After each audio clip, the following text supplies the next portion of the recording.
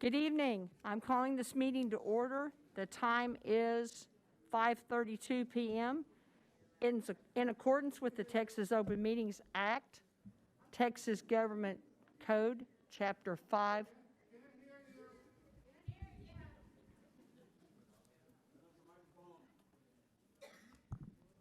Let's try again. Is that better? If you're in the back, thank you, Coach Fesley. Okay, we'll start over. Is that okay with everybody? All right, good evening. I'm calling this meeting to order. The time is 5:32.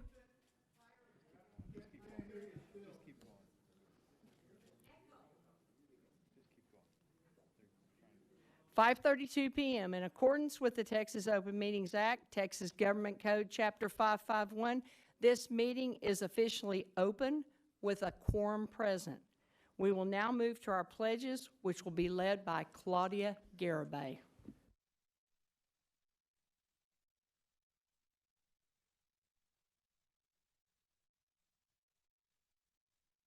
I pledge allegiance to the flag of the United States of America and to the republic for which it stands, one nation, under God, indivisible, with liberty and justice for all. Honor the Texas flag. I pledge allegiance to thee, Texas, one state, under God, one and indivisible.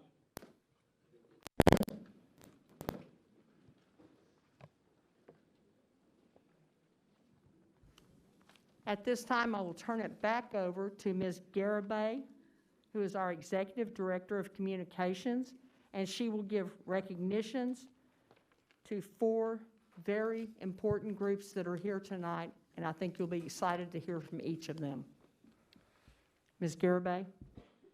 President Jackson, trustees, and Dr. Scribner, tonight we would like to recognize the work of our Fort Worth ISD school counselors and the impact they make in helping students achieve academic success and plan for the future.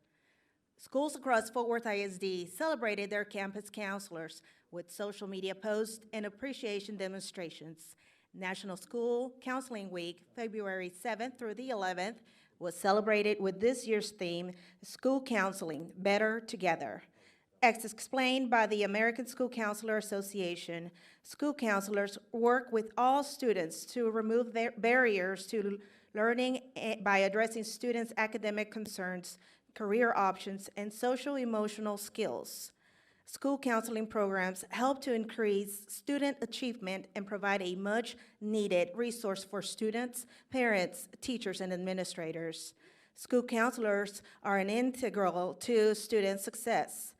The district is incredibly grateful for its school counselors who inspire students and provide them with social-emotional support to thrive. We are delighted to honor here tonight the following Fort Worth ISD school counselors and counseling department representatives. Region 1, Allison Stevens, Burton Hill Elementary. Region 2, Rosa Paulson, Diamond Hill Jarvis High School. Region 3, Keisha Edwards, O.D. Wyatt, and Cherie Jackson, O.D. Wyatt. Region 4, Dolly Lowry, William James Middle School. And from Fallen Leadership Academy, Sharita Honeycutt. Erica Saval's also here with the YWLA. Student engagement and counseling services representatives are also here with us tonight. Dr. Rachel Lomax, Middle School Counseling Service. Catherine Everest, Elementary School Counseling Services. Jessica Alanis, High School Counseling Services. She could not be here tonight. Also with us is Dr. Anita Perry, Executive Director of Student Engagement and Counseling Services. Mr. Michael Steiner serves as the Assistant Superintendent, and Dr. Cherie Washington as Chief of Student Support Services. Tonight, we would also like to recognize Facebook Meta for their significant donations. Oh, excuse me, why don't we give a round of applause for our school counselors?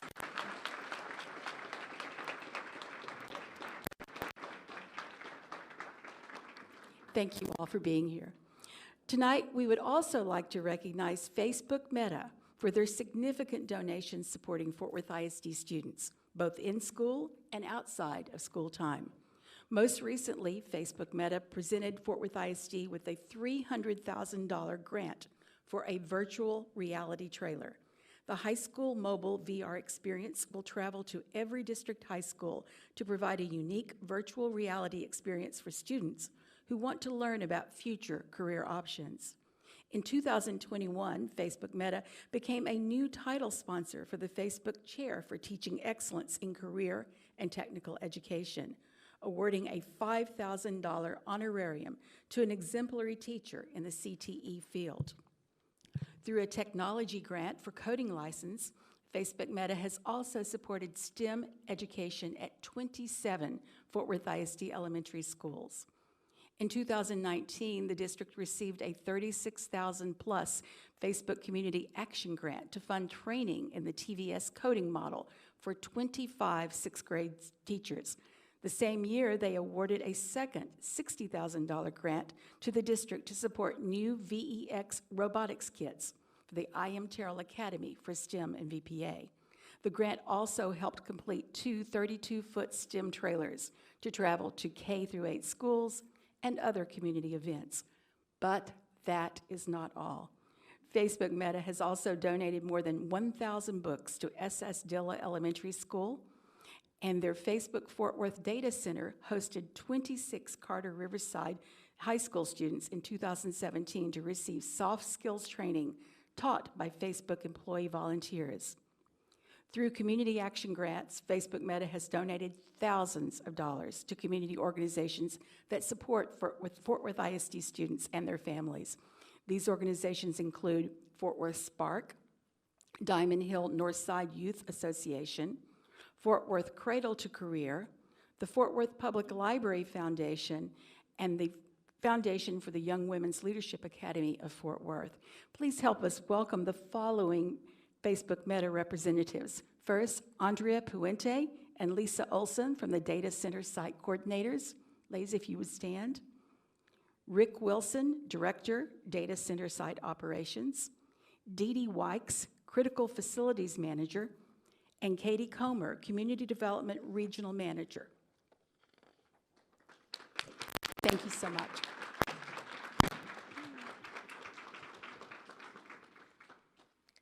Continuing with tonight's recognitions, we would like to recognize Jim and Gloria Austin with the National Multicultural Western Heritage Foundation for their support for Fort Worth ISD students prior to and during the pandemic. Before the pandemic, Jim and Gloria opened their museum doors to Fort Worth ISD students to enjoy tours and learn from speakers about Buffalo Soldiers, Tuskegee Airmen, pioneers, and the cultural diversity of early Western settlers. The Austins have also participated in on-campus programs, the Fort Worth ISD Multicultural Education Initiative Expo, and generously provided free tickets for Fort Worth ISD students to attend the Cowboys of Color Rodeo. As they continue to search for ways to work with schools virtually, Jim and Gloria indirectly support Fort Worth ISD families via community services, such as the MLK Family Fun Day and the MLK Community Health Fair.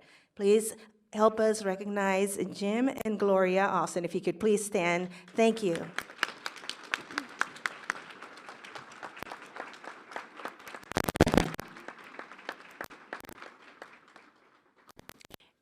And as we continue to celebrate Black History Month, tonight we welcome the grandmother of Juneteenth, Miss Opal Lee.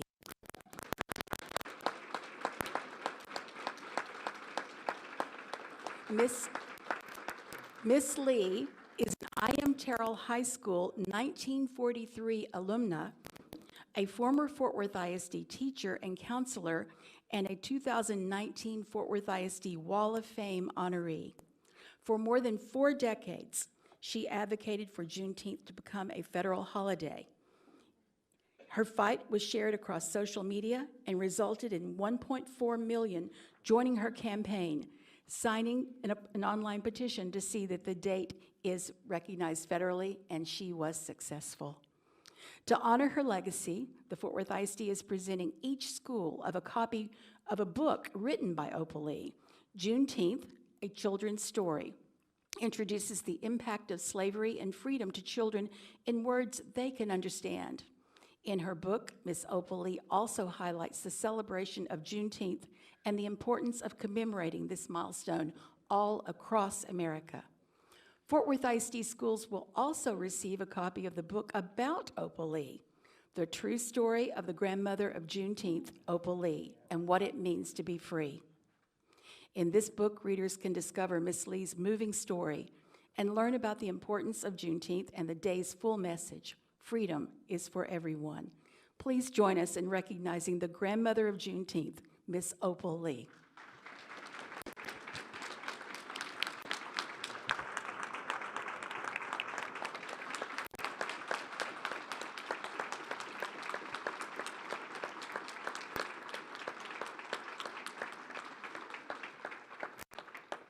And President Jackson, this concludes our recognitions. Thank you so much. Thank you each for being here tonight, and if you can stick around until we take a break, we would love to take a photo with each of you to commemorate this, our first night in our new digs. We'll move on to number 4, which is Lone Star Government's A, Goal Progress Measure Updates, Goal 1, Early Literacy, and Goal 2, Early Math. Dr. Scribner, I'd love to turn it over to you. Thank you very much, President Jackson. At this time, we will turn it over to our staff. Kicking off this presentation will be Sarah Arispe, who is our Associate Superintendent of Accountability and Data Quality. At this time, I'll turn it over to Sarah. Thank you, Dr. Scribner. Now, hold on and make sure that the clicker's on here.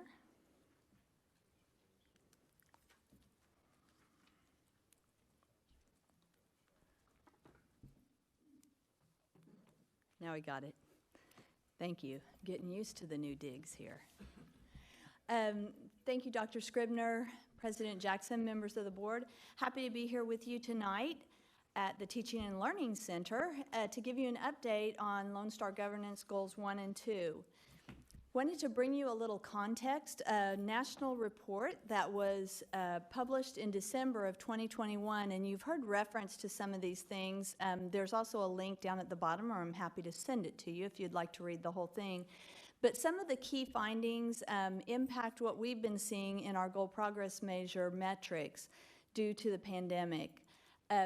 First of all, they noted that student achievement was lower at the start of this school year, 2021-22, than a typical year pre-pandemic, with larger relative declines in mathematics versus reading. Also noted that achievement was lower across the board for all student groups, so the pandemic had impacts on all students. However, historically marginalized student groups or students of color, as well as students in high poverty schools, were disproportionately impacted, particularly at the elementary grades where they're learning so many foundational things. Student gains across the pandemic from the fall of 2019 compared to fall of 21, so pre-pandemic versus during the middle of the pandemic. The norms for growth lagged as well as achievement. So not only were students impacted in their achievement level or where they're performing, but also the growth they made from one semester to the next semester, especially again in math. That impact was greater. And finally, those trends across the pandemic varied by how students were performing before the pandemic. So higher achieving students were less impacted in growth than lower performing students, which is widening some of the gaps for lower performing students. So we're going to talk about what our metrics look like and how we're going to close some of those gaps. Goal 1, of course, is early literacy. We know that our goal this year is circled there in green. It's 40% of students at grade 3 meets grade level standards. So more students pass at the approaches grade level, and then meets is the higher standard the board has elected. These are the targets by student group. And then we have our first goal progress measure, which is CIRCLE, our pre-K assessment. Our goal here for 2022 is 83% by the end of the year. And those are the targets by student group.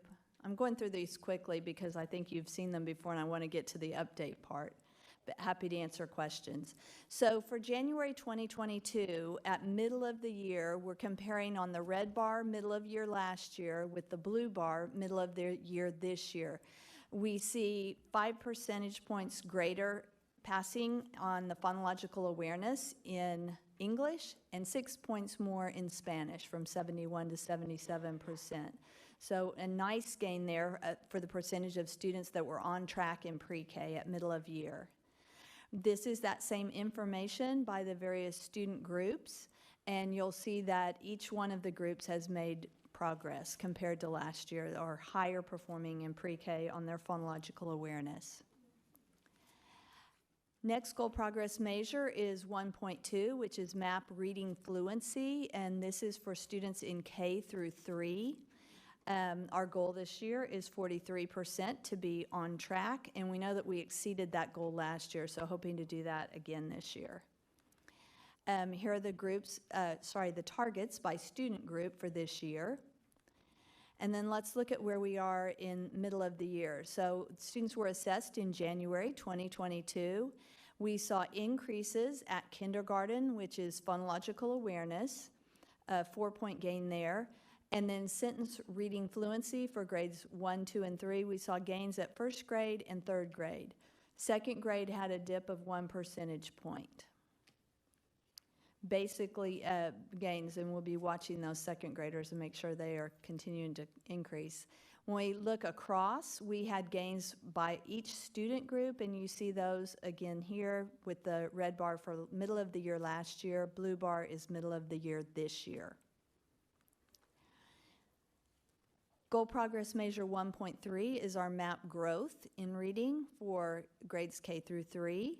Our target this year is 39%, and board, you'll remember that last year was the first year that we gave this assessment. So we were on track to do that, and despite the differences in virtual learning and in person, we went ahead and moved forward so that we would establish a baseline. Our goal this year, 39%. Here's the proposed targets for student groups based on that baseline. And then here's the middle of year update. The red bar again is last year, blue bar is this year. You will see that performance is a little bit lower. Some of that may be due to the virtual testing last year. We know that we saw some unusual high numbers in our lower grade levels where students were testing at home and may not have been doing all their work independently. As a parent, it's really challenging when your student's struggling on something not to give a little help on that. We know that all the kids this year are testing in person at school, but we do see that slight decline, especially in those lower grades. Here is a comparison now of the RIT score within years. So from beginning of year this year, which is the gray bar, to the blue bar, which is middle of the year, we see that each group went up in their average RIT score. And remember that RIT is the unit that MAP uses to measure performance. So like inches measures length, RIT measures performance on the MAP test. So increases are good. The red bars there are the national norms for each group. And then you'll see down at the bottom actual growth compared to the growth norm. This is important because it affirms what we looked at in those national trends, that while students are growing, some of them are not growing as much as the norm, which was set pre-pandemic. So the growth norms and the performance norms were all based on pre-pandemic learning. NWA did not reset those norms, and so we're still striving to meet those or exceed those. One additional piece of information on reading, NWA also gives us projections toward end of the year STAR. So the orange bar on the left of each grouping is last year's actual STAR scores, and the dark bar is the middle of the year NWA for grade 3. So these projections show us that at middle of the year, we are on track for where we were last year. That is given the pre-pandemic norms and average schooling. And I know that you will be hearing more in this presentation about how we are working to fill in some of those learning gaps and accelerate learning. Goal 2 is early mathematics.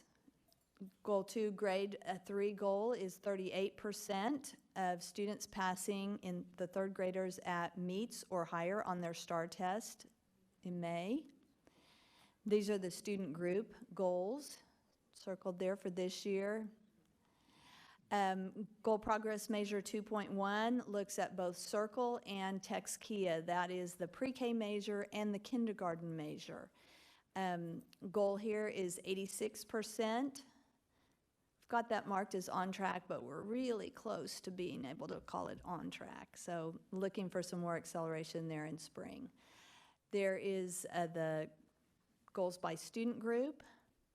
And then for your update, in January 2022, the percent of pre-K and kinder students on track increased by 17 percentage points. So a really nice increase there. From 57 to 74 percentage points as we compared last year to this year. And you can see that the number of students testing was really close to the same. Here's that same information by student groups. So you see that the gains were across student groups. And then we'll break that apart looking at pre-K and kinder separately since they were combined. So here's the pre-K circle math. And you see we had a 1-point gain in English, it had 11-point gain in Spanish, students in pre-K on mathematics. For kindergarten, we had an 18-point gain, it kind of flipped, an 18-point gain in English testing students and a 2-point decline in Spanish testers, but still awfully high for Spanish testers at 88%. You'll also notice one of the reasons we may see that change in Spanish, if you look at the box down on the bottom right, the number of Spanish testers increased dramatically because we changed our bilingual programming where students in mathematics will now, starting at kindergarten this year, we're taking that in Spanish. In prior years, all mathematics had been in English, so there's a slight change in the way that we're working with students in Spanish language here, which is a good thing, and you see that even given that, the decrease is very small, though the number went up greatly. Goal progress measure 2.2, map growth for math in grades 1 through 3. Target for this year is 67%. Those are the student group targets. And then we look at our January update. So we see here that the RIT score, the light bar again is last year, the dark bar is this year. Much like we saw in reading, there are slight decreases with the exception of second grade, which stayed steady at a 178 RIT score. Let's look now at 2.3, so map growth for kindergarten. Kindergarten in this goal right now is separate because we implemented it later, so we didn't have data on that. The baseline year for kindergarten mathematics in MAP was 2021. Goal for this year is 40%, the targets by student group. And then we have the update showing the RIT score last year 149, this year at 147. We've got noted there that English only is reported in these because the national norm data were not available for Spanish. I am happy to say I got an email from NWA this afternoon, and they have published this afternoon the Spanish norms. So on our next update, you will see both the norm data for English and Spanish. We've been waiting for that and didn't know it was going to come today, but I'm happy to be able to share that with you. Here is the mean RIT score change within the current year. So the yellow bar is beginning of year, the bluish-green bar is middle of year, and you'll see that each of the grade levels increase, and that's, the goal is with K through 3, but we're showing you, as we did in reading, K through 8, to see that all groups made gains. Little less gains at those upper grade levels, but that is accurate across elementary. The gains are generally greater than they are at the upper grade levels. And then finally, the projection for mathematics, percent of third graders projected to be at meets grade level based on the middle of the year is up 2 points from the actual STAR last year. Go ahead and say Clearly, 19% is not where we want to be. We are happy that it's projected to be higher than last year, but this is based on pre-pandemic norms and given an average schooling experience. And so teachers in our classrooms are working very hard to fill some of those gaps in learning that students had due to closures, quarantines, all the various things that they have experienced, as well as keep them on grade level and keep on track on the grade level curriculum for the grade that they are in right now. So we're hoping to bring you something higher than that, but it is good to see that we were projected to be higher than we were. We have some ground to make up in mathematics. With that, I'm going to turn it over to Dr. Sorensen and Mr. Moore. Thank you, Sarah. Can you hear me? Thank you. So we wanted to talk a bit about the response to the data, and I know that I have sat before you before and talked about the shifts in our curriculum and the shifts in our pedagogy, but I thought it would be informative for all of us here to actually dig a little bit deeper into what those shifts are so that we truly understand that the work that we're doing is seismic and is like moving a Titanic, because we as a district are changing not only our practice, but our pedagogy as a district in terms of how we teach our students how to read. So we are grounding ourselves in the science of teaching reading. And I want to point out that the science of teaching reading is not a specific curriculum. In 2000, the National Reading Panel came together, which was a combination of the government and the education sector coming together and saying, what is the very best way that we know that students learn how to read? And they examined studies from multiple sources across the nation, across the world actually, to say, what are the best ways that students know and learn how to read? And what does the evidence tell us in terms of what is the pedagogy and practice around students learning how to read? It was a meta-analysis on what works and the effectiveness of different approaches. And it really describes the essential components of literacy and helps teachers deliver high-quality instructional practices. It is not a curriculum. So it's not like purchasing materials and we're there and we're done. It is a practice that we have to ground ourselves in across the district. And so this scientific approach to reading, I wanted to share with the board and the community the simple view of reading is one way to look at it. So we ground ourselves in decoding, right? Students have to learn to read first before they can read to learn. So first we ground our students in decoding and letter sounds and blends, and this is the phonological and phonemic awareness that you hear us talk about. And at that point, then students can comprehend language, and they start to identify words and what they mean. And once they can do those concepts together, the phonological, phonemic awareness, they develop fluency. And once they develop fluency, then we get into reading comprehension. Students at that point, when they can comprehend, now we're switching into that concept of reading to learn, not learning to read. So that in and of itself is the simple view of reading that we ground ourselves in as we work with our teachers, both in the pedagogy and the practice. Another view that I would like the board to lean into here is the many strands. So this is Scarborough's rope. And this really is something that we are working with our teachers as we talk about development of capacity in terms of language comprehension and all of the components of language comprehension and word recognition have to be taught every single day. And we have to build both strands together in order for students to truly become skilled readers. And if we're not tending to both of these every day in a way that develops the capacity of our students to both have background knowledge, engage in vocabulary, language structures, literacy knowledge, and the phonological phonemic awareness that they need in order to then know how to read, we're not truly developing skilled readers. Mr. Moore and I talk quite a bit around knowledge and the knowledge gap that some of our students have, which is why we've really leaned into social studies and science and content in elementary school. And that's part of that background knowledge that students need in order to become competent readers, thinkers, and writers as they develop. So quality daily literacy instruction, it is explicit, it is systematic, and it is interconnected.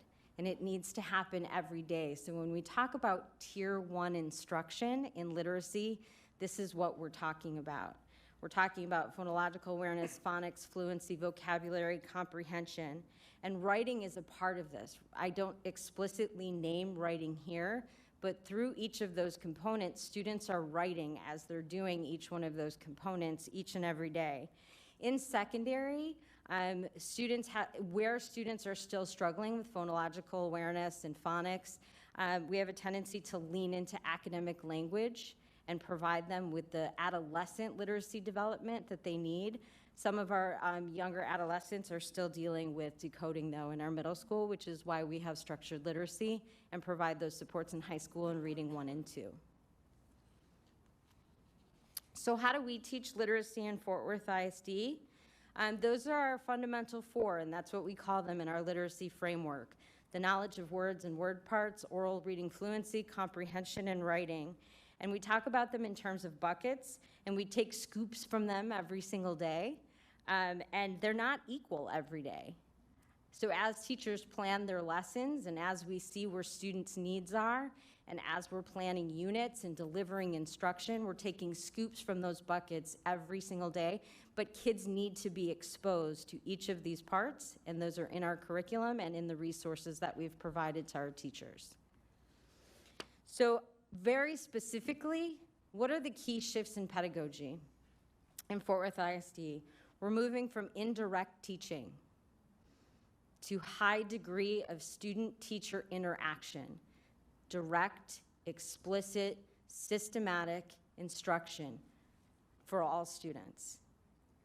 Whole word recognition and whole word memorization, we're switching to, again, that explicit instruction where kids are recognizing letter sounds and they're sounding out words. 3Q system, the guessing of words where we point at pictures and we ask kids to guess, to actually explicit letter patterns and letter sounds. And this is happening both in English and in Spanish. We have Spanish resources that are supporting our students in both languages to do this, so that kids are becoming fluent readers in both languages. Leveled readers, we're moving away from leveled readers. There's a saying that leveled readers lead to leveled lives. And so we are exposing our kids every single day to complex text that is at their grade level and providing them the scaffolds and supports that they need in order to achieve grade level competency. Wanted to also immerse the board into the Texas Reading Academies that our K through teachers are deeply engaged in. These are our numbers for this year, total participants enrolled. This year, we're focused on our Tier 1 and 2 campuses. Last year, we focused on our Tier 3, 4, and 5 campuses, so the numbers are here for you. And at this point, teachers are moving along, principals are moving along, assistant principals are moving along really nicely. Last year, we had very high participation rates and completion rates. And wanted you to see the coherence that we are providing because these are the Reading Academies modules. I know Trustee Dar is in the Reading Academies modules herself, and these are the modules. So what I want you to see as a board is that what we are asking our teachers to do is in alignment with what the state is asking our teachers to do as well. So there is coherence in what the state is doing and what we are doing and the practice in pedagogy in classrooms. So now moving on to a support that we've talked to you about and that the board has granted us the funding to support, which is Lexia Core 5. Lexia Core 5 is the elementary program, and Power Up is the middle school program. And so we have supported our campuses through very intense professional learning and individual campus support. So we have offered many modules of professional learning, both in person and asynchronously, in order to meet our teachers' needs. And the information is there for you where participants can register for multiple modules of Lexia Core 5.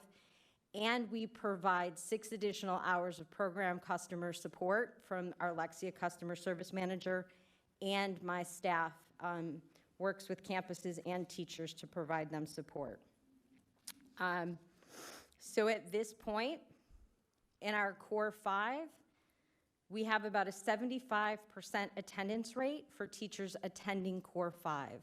Now, Lexia is a Tier 1 intervention resource. It is part of our core curriculum. It is not a Tier 2 intervention. It is part of our core curriculum. Students work with Lexia every single day. And so teacher attendance at this professional development across the district is at about 75%. Now, we know that board goal 1 is around early literacy, but we thought we would also share with you where our middle schools are.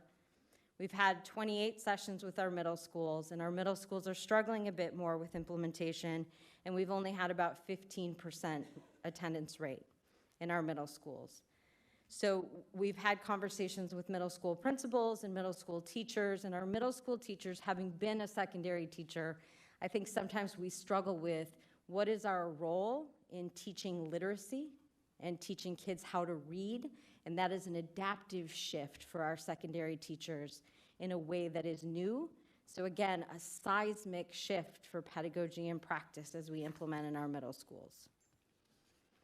But did want to share some different data with you to show you that Core 5, when implemented with fidelity, when used, when students meet their usage, our students grow.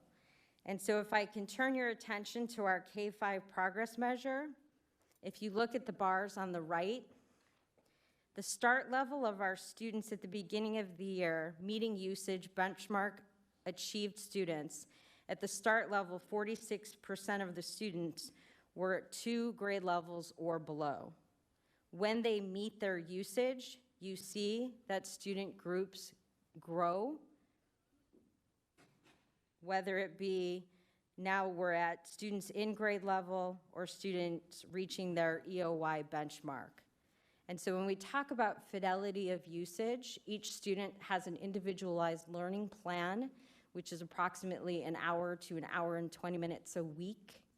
And so when the program is implemented with fidelity, students grow. And you'll see that with our African American students. You'll see that with our Hispanic students. You'll see that with our emergent bilingual students. And we wanted to point out one school, a spotlight school, and we wanted to talk about Carroll Peak, a school that has implemented with 95% fidelity, where 93% of the students at Carroll Peak are meeting usage goals, using on average about 117 minutes per week. And you see at their start level, 42% of their students were 2 or more grades below. And with their fidelity of usage, now they're at 20% of their students, 2 or more grade levels below, where they were 40%, 1 grade level, now they're at 28. 16% were at grade level, now there are 42% at grade level. And then the same thing with EOY benchmark. And so when we invest and when we do programs with fidelity, we see growth in student progress. And so I wanted to share with the board an investment that you've made, a program that we are using in our schools, and the effect it's having on our students. And with that, I will turn it over to my colleague, Mr. Moore. So a lot of information to share this evening. We started with your goals, goal 1 and 2, and your goal progress measures. What I'd like to recognize is in your goal progress measures, the majority of your data that you're looking at are your MAP scores, your MAP growth both in literacy and in math. And then we dug into Lexia as a part of our core instructional program. So I think the question is, how do these two connect with each other? Why are we sharing both MAP information, our goals and our goal progress measures, and Lexia? Lexia is the core resource that we're supporting our students in their development and their growth to be able to achieve at higher levels. With this information, we wanted to make some connections with our strategic priorities for educational excellence. This whole presentation speaks to the work that we're doing with our teachers, our campus leaders, and just highlighting a couple of these areas. The work that we're doing around implementation and monitoring of the use of our district curriculum and resources, and then how we're creating and modeling a data-rich culture on campus focused on student growth and achievement. I'll share this slide with you also as we identify some of our leadership priorities, the work that we're doing with our campus-based leaders to say, what does it mean to lead a campus, to lead a school here in Fort Worth ISD? We're digging into the professional development, building our own campus leaders in their professional skill and craft. And then we're also looking at what it takes to lead from a data-informed culture. How do we create that data-informed culture? I share these priorities with you because for today's presentation, you received a level of data that you haven't received before. Prior to this evening's meeting, we shared an executive summary with each of these trustees. In that executive summary, you saw detailed information for each campus in Fort Worth ISD around the growth our students are achieving with their MAP, both reading and math data. I wanted to call that to your attention so that you would understand we are sharing that information with you so that you are clear what's happening at each of our campuses. As we provide you information around Lone Star governance from this point forward, you will also be receiving campus-specific information. We sit here and we share what our plans are around the district design and how we're moving our instruction forward. We want you to be better informed about what does it look like at each of our campuses. In those executive summaries, you will see not only our RIT growth from beginning of year to middle of year, but you'll also see the percent of students who met their projected growth norms. Wanted to share that. Dr. Sorensen, myself, our principal supervisors, our executive directors that are here that directly work with our principals every day are more than happy to go through that data with you if you have questions about anything that you see in your MAP data. But today I also wanted to share another level of information. We started off with what's the connection between MAP, our goals and our goal progress measures, and the Lexia information you were just speaking about. You heard Dr. Sorensen say that the connection between Lexia is the more time that you spend in your program, and not just the time you spend in the program, but the fidelity that you're using the program with, the progress you're making with your lessons, the engagement that our teachers have with our students while they're developing their literacy skill, translates into greater growth for our students. I share with you on the slide in front of you now, Lexia usage by school, broken down by each of your pyramids. You'll see information at the elementary and the middle school level. You heard us speak earlier that Lexia is implemented at Core 5 at the elementary and Power Up at the secondary level. What you will see when you look at our elementary campuses and their percent of students meeting usage, and let me clarify percent of meeting usage. This does not mean we only have an example. Diamond Hill Elementary has 72%. This doesn't mean only 72% of our students are using the program. It means 72% of our students have been on the program each week for the prescribed number of minutes for each individual student for the number of weeks that we've been enrolled this school year. When you start looking at some of our campuses that are anywhere from 70 to 90% of their students meeting their growth targets, that's what we want to see to be reflective of that bar on the right-hand side on those slides. When students are meeting their growth measures, they're making the gains that they need to meet the standards that we're looking at this year. When you look at the information for each individual campus, and you have all of your campuses here, I'll show you regions 3 and 4 as well are in your presentation. You will see that some campuses aren't at the same level. Some campuses are down at 50% or lower of students meeting usage. That doesn't mean students aren't in the program and aren't using the program. That means we're working on the implementation. We're working on the fidelity of what we're doing, what is the individual campus plan, and how are we making sure we support our principals to use this core Tier 1 instructional resource the way that it's designed and the way that we've seen the results benefit our students so that we can get the gains in our achievement that we're looking for. I call out earlier that you're seeing a difference in the data between elementary and middle as well. Our rollout for these two levels is different. We rolled out last year a pilot at both middle school and elementary. We saw the results that we were looking for when we rolled out at the elementary level a full campus implementation. All students are expected to be using Lexia at the elementary level. At the secondary level, in our middle school levels, we've targeted students in one of our literacy courses called Structured Literacy, a course that we've put in place, a double-blocked class for students who are struggling with their reading levels. This is an area that we've learned from. This is an area that we know we need to look at the implementation and work with our secondary principals to stay focused on the need to develop literacy skills for those secondary learners. It's not something that naturally comes to our middle school teachers, but it's something that we're asking all of our teachers to invest in. When we have kids that aren't performing at levels, we need to spend more time with them in structured programs so that they can really get the benefit of recovering from some of their lost learning opportunity. I just wanted to share this data with you so you would see two new data sources that you see today for this presentation, and just point out that we will be sharing campus-specific data with you in each one of our Lone Star governance presentations moving forward. As I said before, we're more than happy to take any questions now or at a later date if you would like to dig deeper into how your campuses are performing. But right now, I believe that's our presentation, and we're all three happy to take any questions you may have. Thank you. Dr. Ramos. Thank you, President Jackson. And yeah, I'm going to agree 100%. A lot of great data. Very, for me, it's definitely easier to read. So I guess if we could just begin at page 4, whoever's got the presentation. And I think this is the part that, I think this is probably like the final phase for us as a district, that on page 4, I'd love to see, well, I don't love too much about it, and it's not you all, it's the not on track part of it. And I know we've had conversations that our goal was, we were gonna keep them where they were because of the pandemic, and we've been having conversations about what our goals are.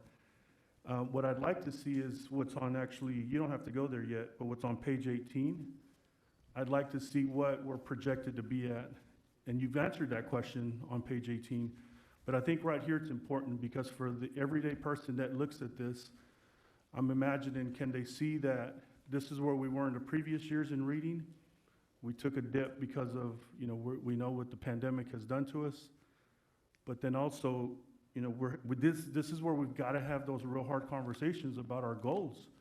And if we're going to keep them where they're at, or if we're going to adjust, because then it looks like we may have in the coming years, I feel like you all are getting this, what'd you say, moving the Titanic or something like that? I think that noticing and acknowledging that that's as important as that first page, page 4, this is where my stomach dropped when I first saw this presentation. We're not projected to get better at reading this year, even after the pandemic. And so as I look at the goal progress measures, and I'm seeing that some were on track and some were not, and that's the world that you all live in, right? Because you've just given us a presentation of the inputs and outputs. I'm still baffled. So 26 is what we're projected, and I'm going to isolate race in the conversation. Our black children gained we have a projection of 1 point better. Our brown children are going to take 2 points back. Our special ed goes from 21 to 10. I'm wondering what those and I know it'd be a heck of a lot of answers because we've covered two entire goals. But can you give me an example of like what are we doing around those populations that are struggling? And so I'm making an assumption, right, that the work that you're all doing, and I will also say that is not only the most detailed, but that is a very, very impressive approach as to how we're going to tackle this reading challenge, but that's not okay. So what are we doing specifically, like even for those populations? And I say that because we know that the state mandates us to disaggregate the data so that we're conscious of where our challenges are. So I want to start there. So I will answer it from an academic standpoint and a practice in pedagogy. We are changing across our district the way we teach our kids how to read, which is fundamental to them learning how to read. It is not a practice that has been done here in over a decade, to be candid. And so we are dealing with not only the technical shift of teaching our teaching population, and this is not to criticize, right? We are in a place where we are building capacity, not only in Fort Worth ISD, but across the nation in this evidence-based, research-based practice and pedagogy.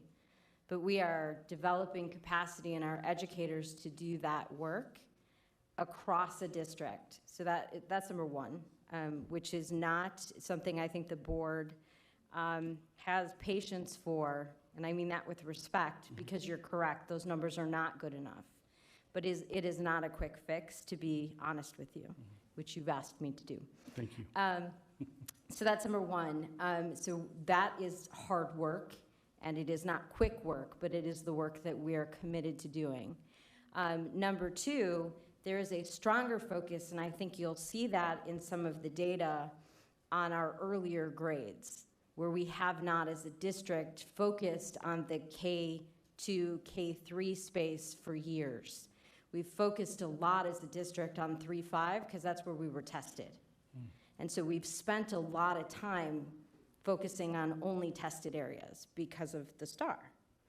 And so we are making a strong investment in early learning and in our earlier grades, ensuring that the highest quality practices and materials and supports are in our earlier grades so that those numbers change. Because you are correct, Trustee Ramos, those are not acceptable.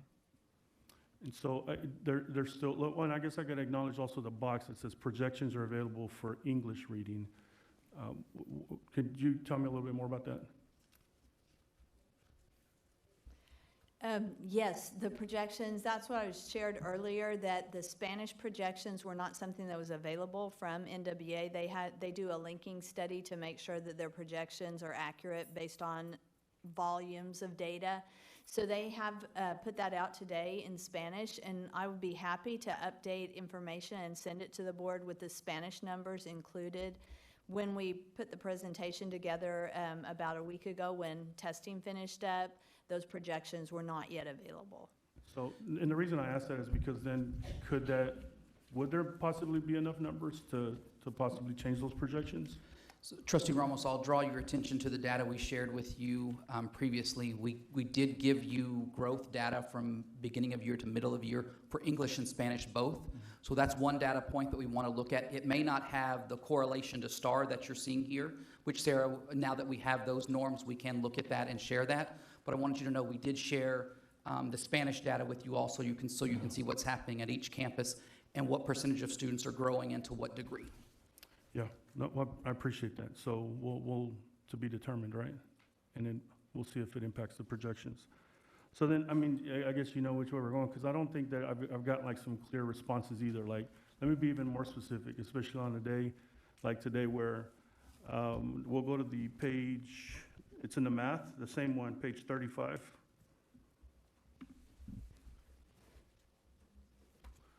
So same pattern, right? Luckily, we see a 2-point projection increase. But I look at our black children in Fort Worth ISD and, 7-9%. I guess let's just isolate it even more. What are we doing to support our black children in Fort Worth ISD? It's because there's one, and SPED took another dip again, right? It's projected to. So I guess like even with those two student populations, what are some things that we're doing differently? So I can answer again from two perspectives. One being, so for the past year and a half to 2 years, we have focused on a literacy framework and shifting our pedagogies and practice around literacy. I will be coming to the board next in April with a mathematical framework, new pedagogy and practice in math, and we will be going through a very similar process in math in terms of adoption of new materials, a framework, working with a national consultant, so on and so forth. That again will be a major shift in how we teach students math, specifically Black and brown students, but all students. But secondly, and again, I think that we want to lift up that in our campus improvement plans, just like last year, we have asked all of our campuses to really drill down in their campus data. So when you talk about special education or you talk about African American students, we've asked our campuses to look very specifically in their data and say, what is each campus specifically doing based upon their data to work with those very, with their strongest priority populations and align their campus improvement plans and dollars and professional learning, so on and so forth, through their campus improvement plans to address the needs of those particular learners and lift them up through targeted interventions. And Trustee Ramos, if I can add one thing from the school leadership perspective, I'd like to go back to the school leadership priorities I identified for this board in the presentation. We're in the process of looking at professional development for our principals themselves, and professional development around what does it mean to lead a campus from a data-informed culture.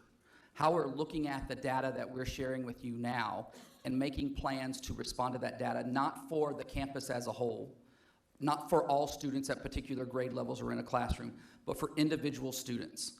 What you see here is the pedagogical shift that Dr. Sorensen is talking about, of moving away from a tested grade level, content specific, what do we need to do to get ready for a state assessment, to how do we look at the levels that each individual student is performing at, and how do we create an individualized pathway and plan for those students, and work with our teachers to understand what resources do we have, what data points do we have in place that will inform us of what is the individualized instruction that we need to provide for our students, and how we do that in each of our classrooms.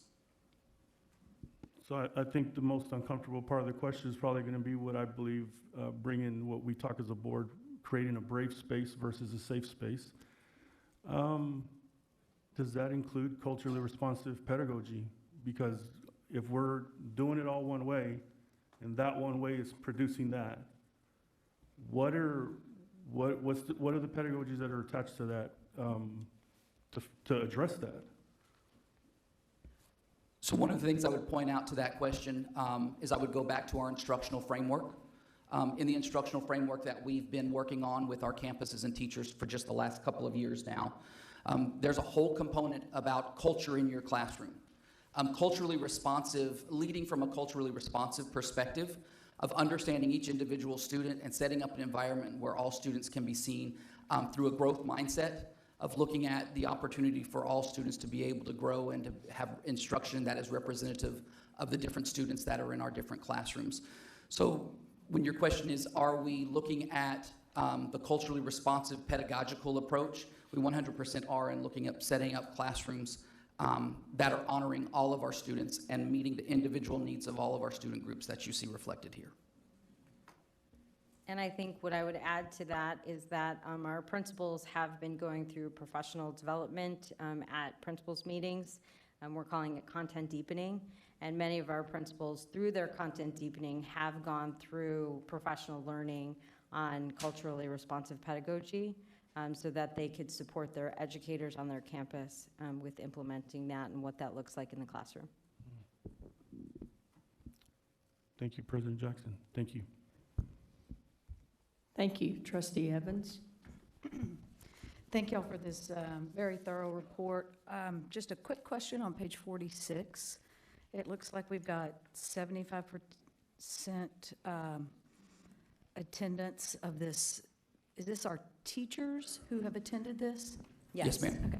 Oh, do we know what 25% haven't attended? Is it like an identifiable swath, or is it just scattered throughout? That's where I'm concerned, is these teachers who haven't gotten this training. So it's a two-pronged answer. One, yes. We are super granular about the data. We could tell you which school, which teacher, which classroom, so on and so forth, and we share that with the principals on a regular and consistent basis. Just ask them, they'll tell you. But two, I want to take you back to slide 45 around professional learning and individual campus supports. So just because there may be a teacher who did not attend a module or a professional development does not mean that they have not received individual campus support.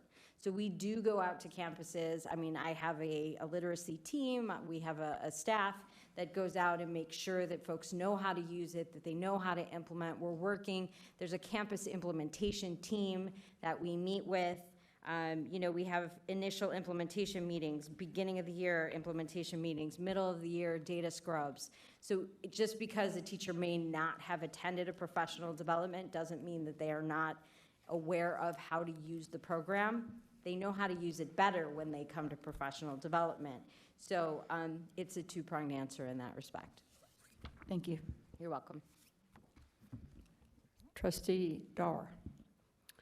Thank you, President Jackson, and thank you for this report.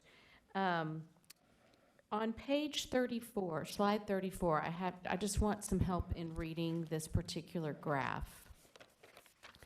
So with the red line at the top, that's the national norm. Is that the national norm for where kids are expected to be at the end of the year, or is that the national norm for the middle of the year? Great question. It is the middle of the year. The norms do change from there are beginning of year norms, middle of year norms, and end of year norms. Okay, thank you for that clarification. Also, Dr. Sorensen, can you please define what a complex text is? If we're talking about moving to a complex text, what is a complex text? So I think that this is Marcy's definition, right? It's not, out of the National Reading Panel. But a complex text is one that would involve academic language. It is one that it is knowledge-based, so it would be in content. So when we talk about disciplinary literacy, it would be engaged in content. It would have grade level appropriate vocabulary and sentence complexity for that particular grade level. It would have fluency patterns that are appropriate for that particular grade level. And it would allow kids to infer, summarize, draw conclusions, all at that grade level appropriate category that they should be for, say, a third grader, where it would allow them to engage in discussion and discourse around a particular subject. Thank you for that definition. I am currently working through the Reading Academies, and when people ask me about them, I say they are stout.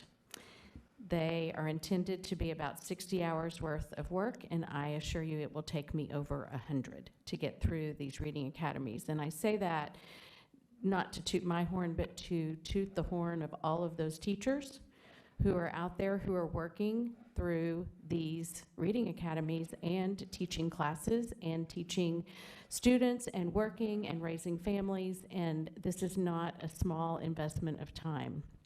It is a major investment of time. So I appreciate and I want to applaud the district for supporting the Reading Academies with the financial stipends that teachers are receiving for the additional hours that they are spending working through this program. And I'm glad to know that Fort Worth is putting some money where the mouth is.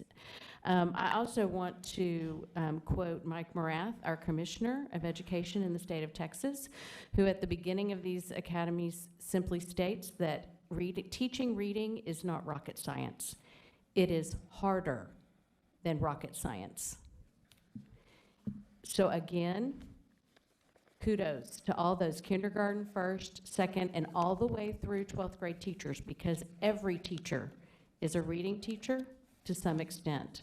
So thank you very much for supporting those and for reminding us that teaching reading is harder than rocket science. Thank you. Trustee Martinez. Well, you may have already answered parts of this, but I want to go back. First, I want to say that I'm glad to see a shift to an evidence-based instructional practice because we have the data that shows that what we've been doing, not only here, but as a nation, hasn't been working. And so I'm glad that to see us shift that, and even considering like how big of a size of the district is and how long it'll take to implement it to fidelity. But I'm grateful for the data that you provided today. It's been very informative. I've also been excited to see that some of this data has also been shared at the campus level and with the parents. I recently attended a school function where this information was also being shared. And so I'm excited that it is not only being shared amongst the district, but with the parents. One of my questions is, what does our instructional equity look like? Are we ensuring that the teachers who've completed these reading academies are on campuses that need them most, where there are the largest gaps? And then you've already touched on some of the things. What other ways are we supporting teachers and staff so that the implementation of the science of reading instruction, can be carried out in fidelity? And then how are we also informing the parents about this shift? If I can start, and then Dr. Sorensen, please feel free. I want to go back to our strategy around the reading academies and how we first identified teachers to participate. If you will remember last year, we were given the option to postpone a year in starting of the learning for our teachers. We chose not to.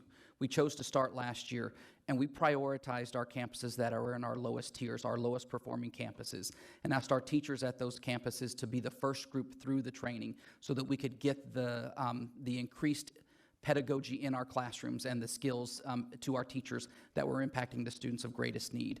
We've moved on to our higher performing tiers this year, so that at the end of this year, we will have all campuses that we will have gone through reading academies, and then we'll be getting the teachers that are new to us that haven't been through those reading academies yet. So our entire strategy was about impacting the campuses of greatest need first and continuing the support at those campuses. And then what I would add, and you'll see a little bit when we go through the Esser proposal, in terms of continuing support, it is about continuing to develop capacity. And so it is ongoing professional learning and leaning into adult learning, not only through external professional learning, meaning from the district or from, partners that we have, but also really shifting the way we do professional learning communities on the campus. Mr. Moore knows that I talk a lot about, when we talk about professional learning communities, it's more than just planning your lesson, but how are we creating those spaces to really learn from each other, with each other? How are we implementing these practices in our daily instruction? How are we talking about instructional delivery, not just instructional design? And so the best learning is with each other and with our peers. And so how are we rebranding that time on our campus in order to focus on the delivery of instruction, not just the creation of the lesson plan?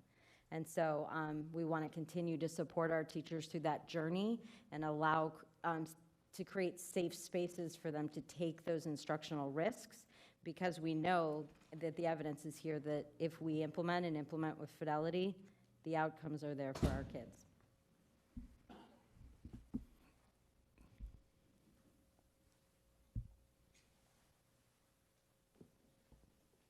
Thank you.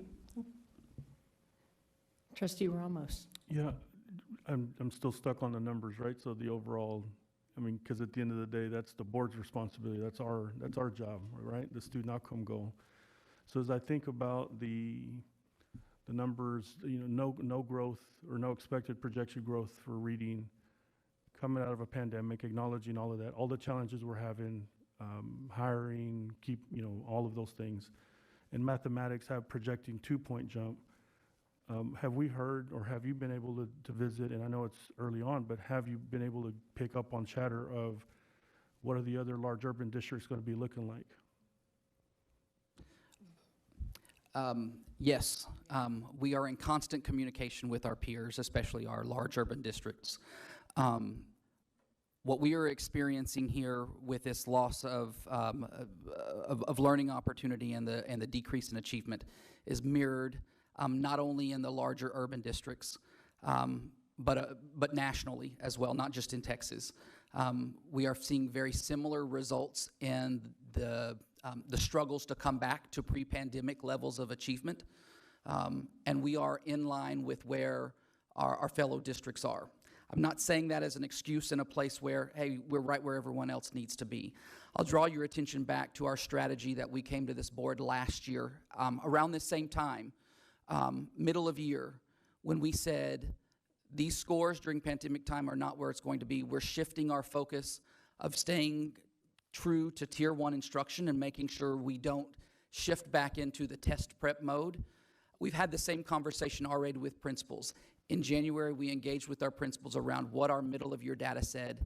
And I will remind you that while this is projections based off of a test data that we took in January, it does not mean this is where the reality needs to turn into. We saw huge increases in our student performance from where we were January last year on middle of year to where we ended the year. If we're already at this level right now, we have the time and the capacity, and we have the focus already with our campuses to see larger increases so that it's not just a stagnant growth in reading and a 2-point growth in math. We'll stay committed to that work so that we actually realize greater gains. But simply, yes, we are aligned with our other large urban districts in our performance right now as well.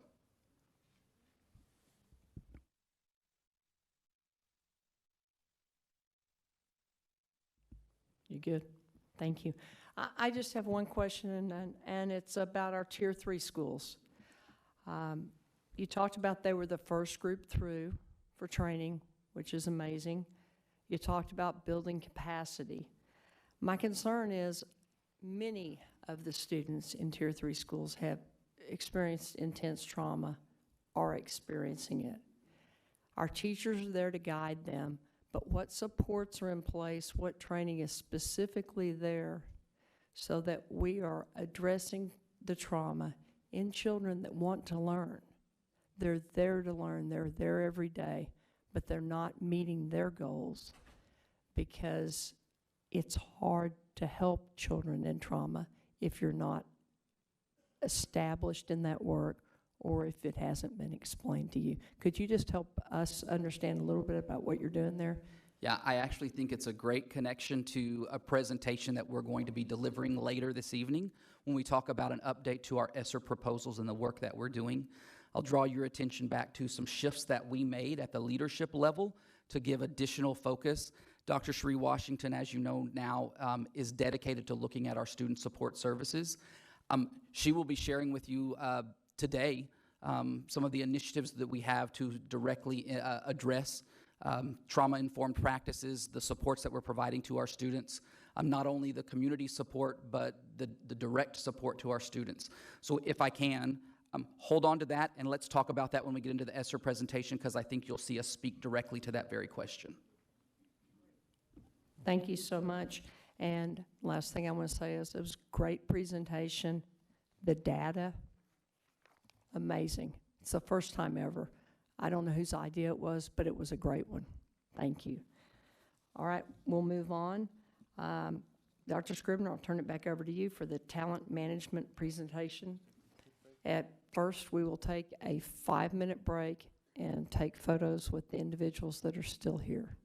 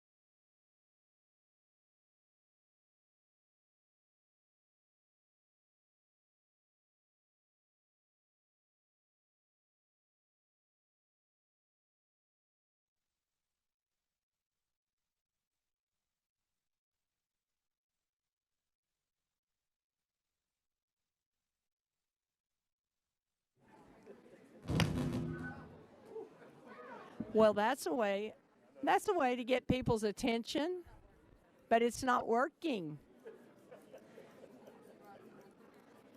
I know you guys want me mic free, but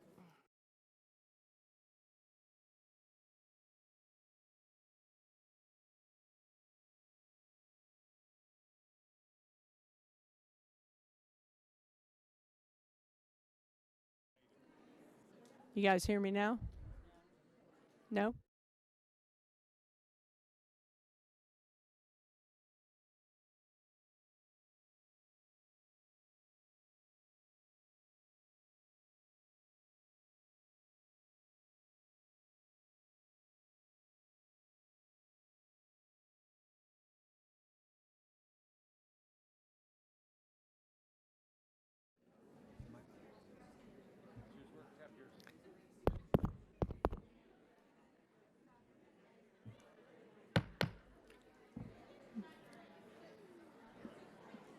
Dr. Scribner, I'll turn it back over to you for the talent management presentation. I'll give everybody a moment to get seated. I apologize, we had a technical difficulty with the microphone.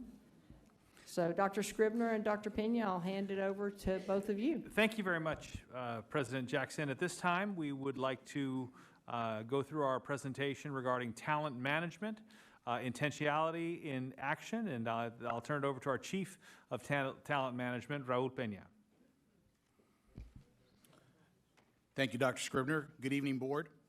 I sit here today to share with you an update on our talent management initiatives, again, intentionality in action. Let me wait for the presentation to load.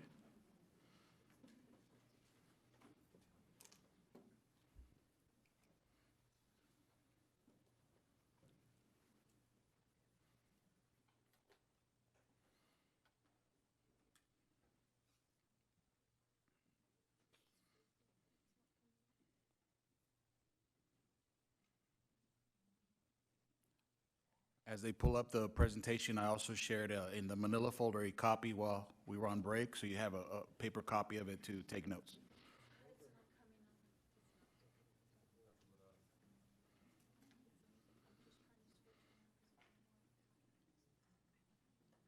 I can see it here on this screen.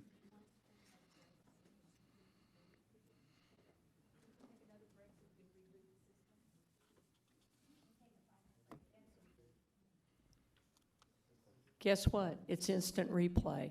5-minute break so that we can reboot. Please hang with us.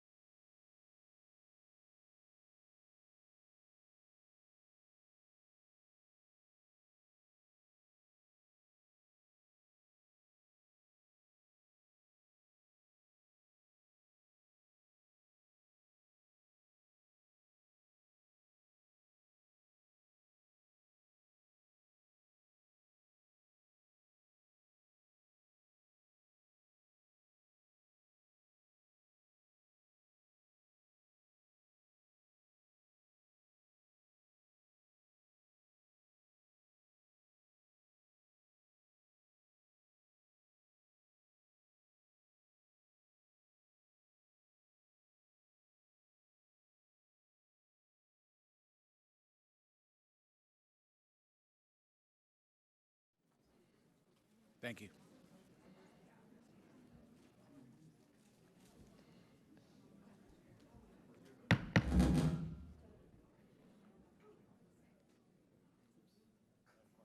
Two, three, four.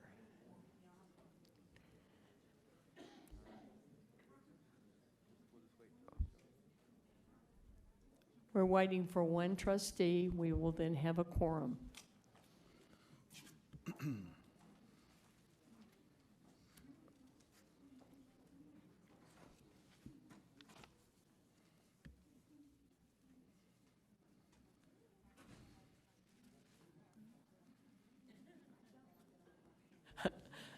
Dr. Pena, please. Test. Once again, good evening, Board. I'm here today to share with you an update from Talent Management, Intentionality in Action.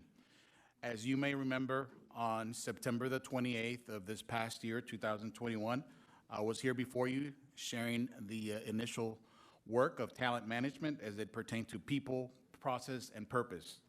Today, I'm here to discuss the intentionality work that continues to be at the forefront of our work. 5 months later, I'm excited to share some of the successes that we've experienced as we move forward with intent. I'll start off with our hiring team, led by Dr. Yasmin Lee, who joins us here in the audience today, thinking differently. So let's take a look at what looks different with hiring team. When I was here, I had this same slide just this past year on September the 28th, a laser focus on improving not just only the candidate experience, but also the hiring manager experience within our district.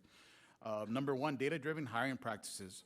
We have enough data on vacancy trends that we can use to proactively meet with division chiefs and anticipate hiring needs before they even occur.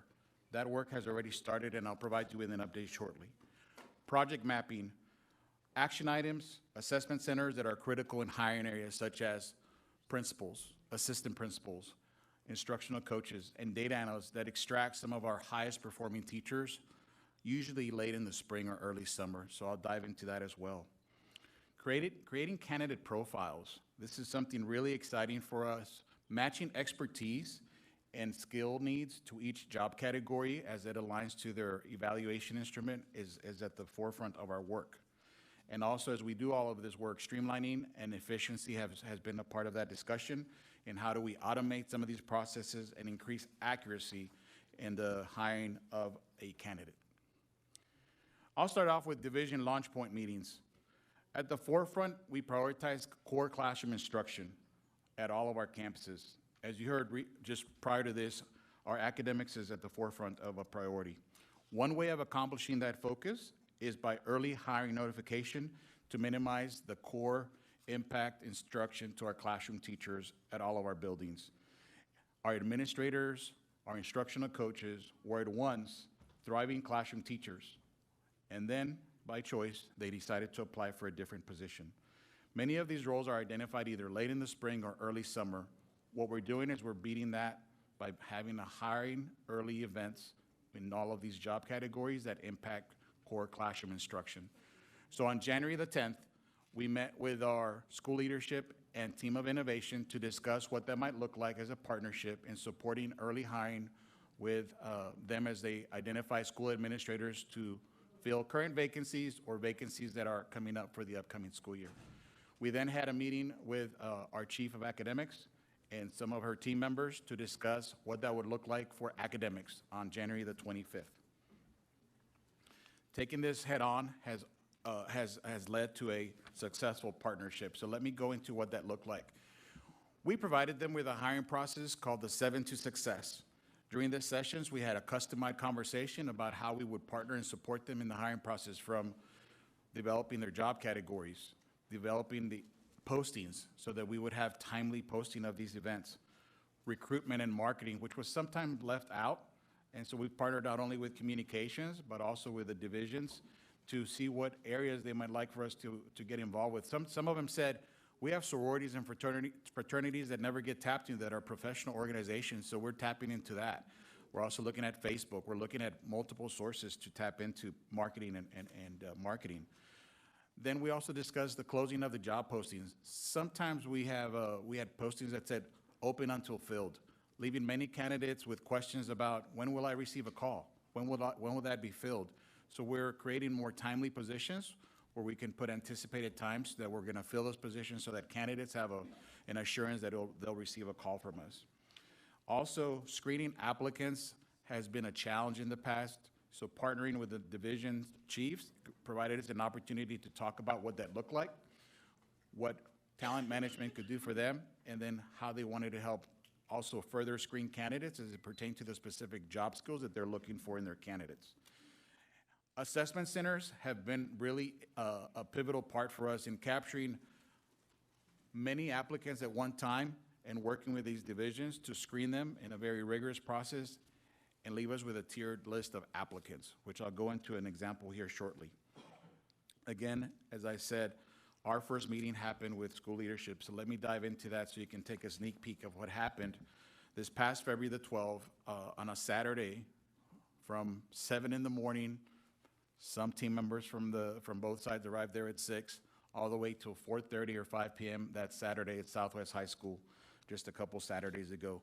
We were able to screen 175 principal and AP applicants, 124 which were internal, 51 which were external applicants, in a very rigorous process, a 3-part interview vetting process.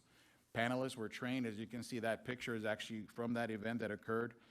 You can see our multiple principals and principal supervisors working together as panelists to screen applicants that arrived there, staggered throughout the day to get vetted and have a future home here in Fort Worth ISD.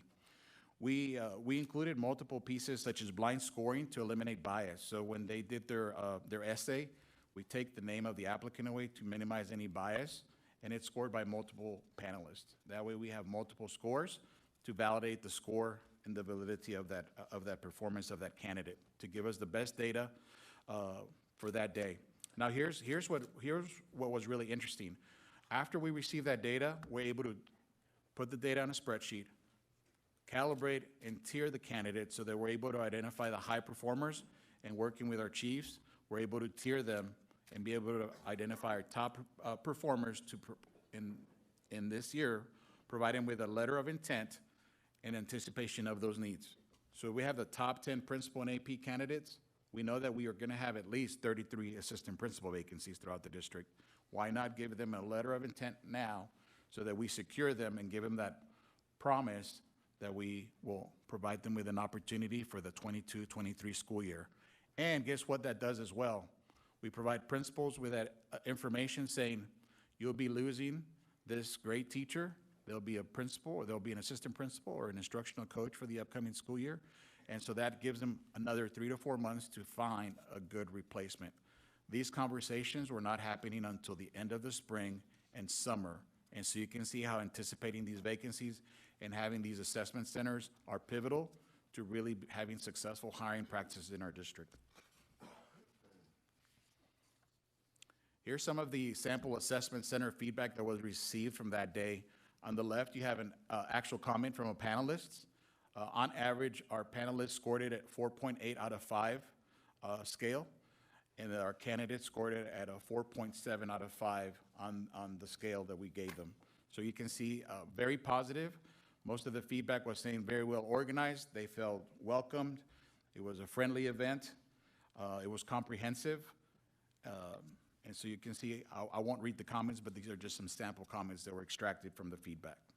This was gathered so that we can continue to become better and serve our applicants and our divisions much, much better. Our next event that's coming up is Instructional Coaches and Content Coaches. That happens on Saturday, March 5th. So we're excited to work with Dr. Sorensen and her team, and it's going to be here at the TLC. And so we're looking forward to supporting another long Saturday of work to support them with those hiring needs. And again, we'll help inform principals of the teachers that they may potentially be losing for the upcoming school year. Here's another example of intentionality. On December the 4th, we had our first in-person teacher career fair, again here in this beautiful facility, that yielded 58 new welcomed employees to Fort Worth ISD. So what did that look like? We targeted a push of our exciting new hiring incentives, intentionally spread the word. Thanks to Barbara Griffith and her team, we were able to get new spots on CBS 11, Fox 4, Telemundo, and others. And we received a slew of questions from the beginning. That day, we welcomed over hundreds of candidates. As you can see, for this school year, we hired 41 teachers, 1 counselor, and 5 teacher assistants that day. For the upcoming school year, we hired 11 teachers with a letter of intent, meaning that they are committed to us in writing through the agreement. But that means they're missing either certification, they're finishing their program, or they're graduating this spring semester or in the summer, but they'll be ready to start teaching for us next fall. So that is really exciting. Again, another example of working with intentionality. Once again, we were targeting December graduates and anyone that was willing to come back to work amidst the COVID pandemic. And we were having another in-person event on January the 22nd here at this same facility. In the midst of the Omicron surge, we pivoted very quickly to a virtual event to make sure that all of our employees and any candidates would feel safe in a very safe environment. So what did that mean? That gave us another opportunity to shine and to grow as talent management team. So here's what we did. We had received principal feedback saying, many of these Zoom interviews are taking too long. I sit in these virtual rooms without candidates showing up. It's very scattered throughout the day. So we screened 68 candidates for this event, of which made it to the hiring event. They were scheduled throughout the half day. It was an 8 to 12 event. Candidates appeared. Principals were in these rooms along with our hiring team members and jointly screened 68 candidates, of which 25 new teachers were welcomed to Fort Worth ISD during that event. Previously, on any of these virtual events, we were hiring between 1 to 2 teachers at max. So you can see that 25 teachers really maximized our time during that virtual event. Another thing that happened as far as intentional scheduling, we became very intentional with the interview questions. In working with school leadership, talent management, and others, we realigned our interview questions with the T-test instrument. Again, it's the performance evaluation instrument for teachers, where the interview questions were aligned to each domain, and we used a very specific scoring rubric to make sure that all the teachers that were screened that day would be ready to go on day one. Another great output of this was the creation of candidate profiles. We were also able to tier teacher candidates based on their performance, as it was aligned to T-test after they finished their virtual event hiring fair. And for the first time in Fort Worth ISD history, principals received a tiered list of top candidates, not only by performance, by certification, but also interest area.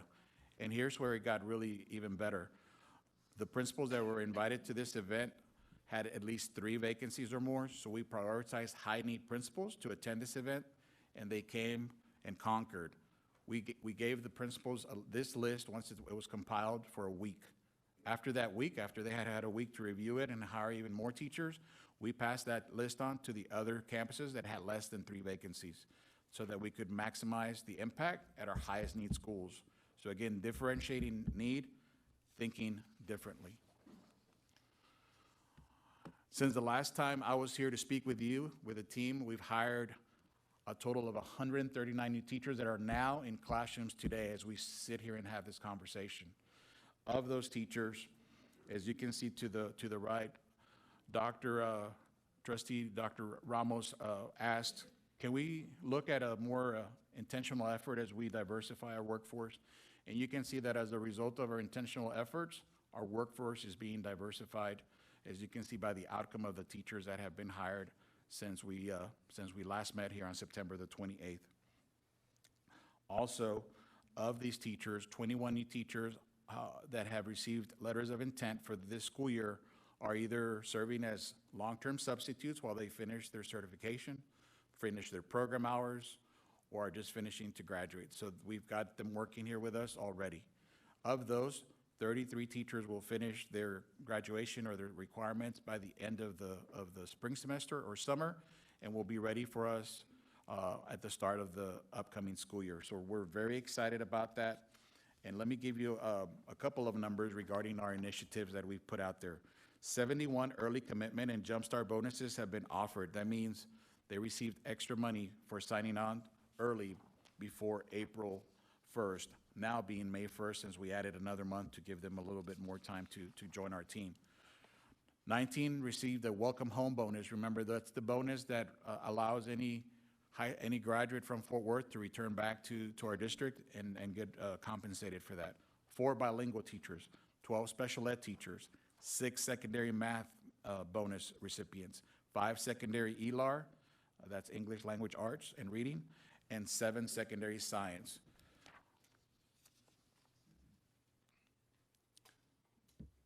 Here's another part of providing better customer service to our hiring managers in our divisions.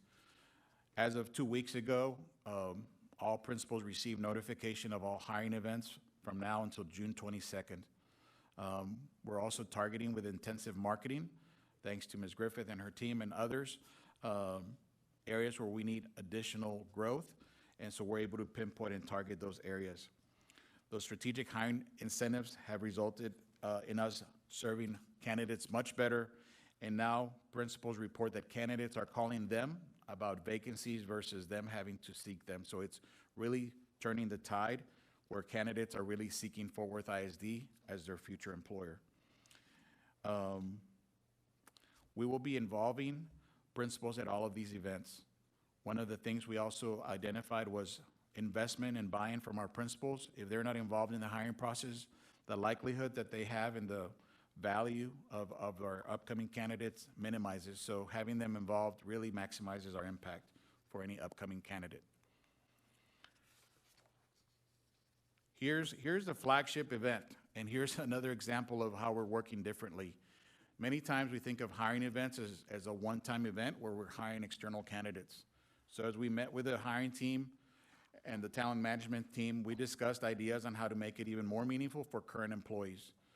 So as this flagship event occurs on April 9th, our Career Advancement Mega Fair, we'll be inviting current employees, and universities will be placed here at the TLC to provide opportunities such as our recent MOU with Grand Canyon University to extend master's and doctoral program opportunities to our current employees at a very reduced cost, even offering a $3,500 scholarship on our behalf. Grand Canyon is going above and beyond. We're also actively seeking other universities that are willing to partner with us to create MOUs that will support our current employees and help them financially as we do so. Also recently, we've partnered with Region 11 for alternative certification options.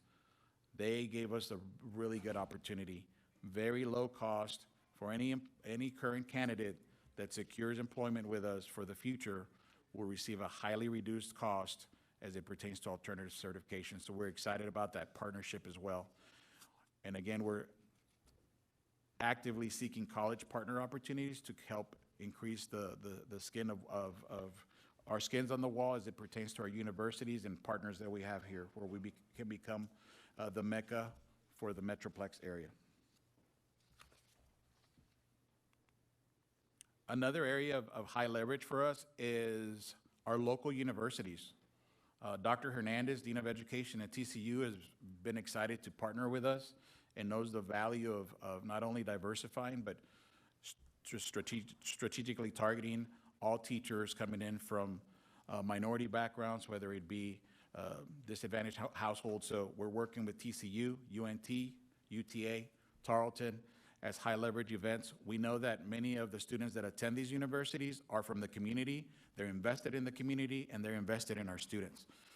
Principal participants, again, will be exclusively invited to screen and hire on the spot at all of these events. So we're excited to share that with you, and we'll continue to provide letters of intent on the spot as we have our principals be a part of this process. Coming soon, for those of you that go to Oklahoma or Louisiana, on the border of Oklahoma and Louisiana, you'll be seeing this billboard. Your future is in a Fort Worth classroom. So we will target the Oklahoma and Louisiana border as we are able to, thanks to the board, offer a much better salary for our teachers than some of our sister cities in Oklahoma and Louisiana. And that'll be up for about a month between April and May, targeting teachers in Oklahoma and Louisiana, attracting them to become Fort Worth ISD teachers and serving our students. And again, thanks to Ms. Griffith for these efforts and helping us leverage some of these partners to get this moving quite fast. Compensation, the compensation team is also on the move. We have Ms. Brenda De Leon, our Director for Compensation here. making improvements in valuing the workforce, and recognizing our loyal district employees. So what does that include?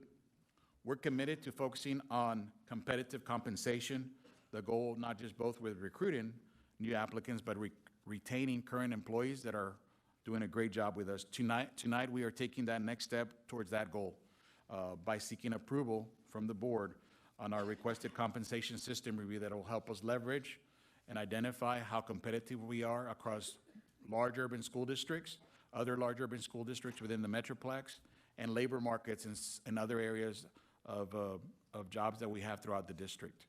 Review of salary compression will also be helpful so that we can make sure that we're rewarding internal applicants that wish to continue working with us and we're able to retain them. So conducting a transparent third-party review will allow us to ensure that compensation of employees continues to be at the forefront and that we're equitable and aligned to market compensation and critical. We know how critical it is right now as we experience post-pandemic loss, not just in our district, but throughout the country. So we know that this is a very important part of the work that we do. Here's something that is in the works as we speak. As you know, most of you assuredly are aware that filling daily absences has been a challenge as we have declining substitutes filling in vacancies throughout the week at our schools.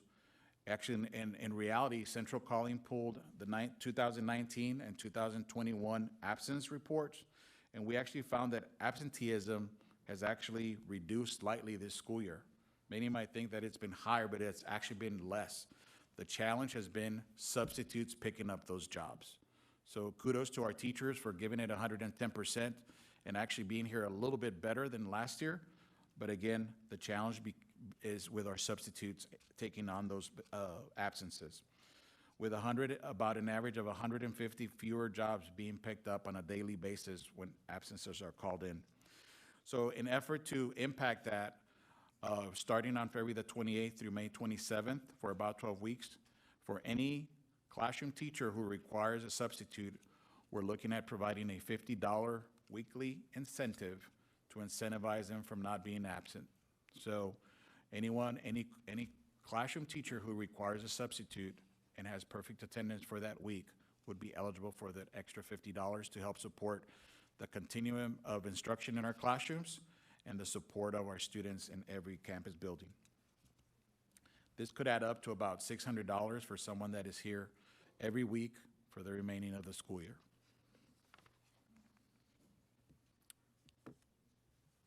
Fort Worth ISD is home to over 10,000 employees with an average of about 10 years of internal service per employee. So as you can see here, broken down by years of service, we have quite a few employees we have almost 2,000 employees with 20 or more years of service.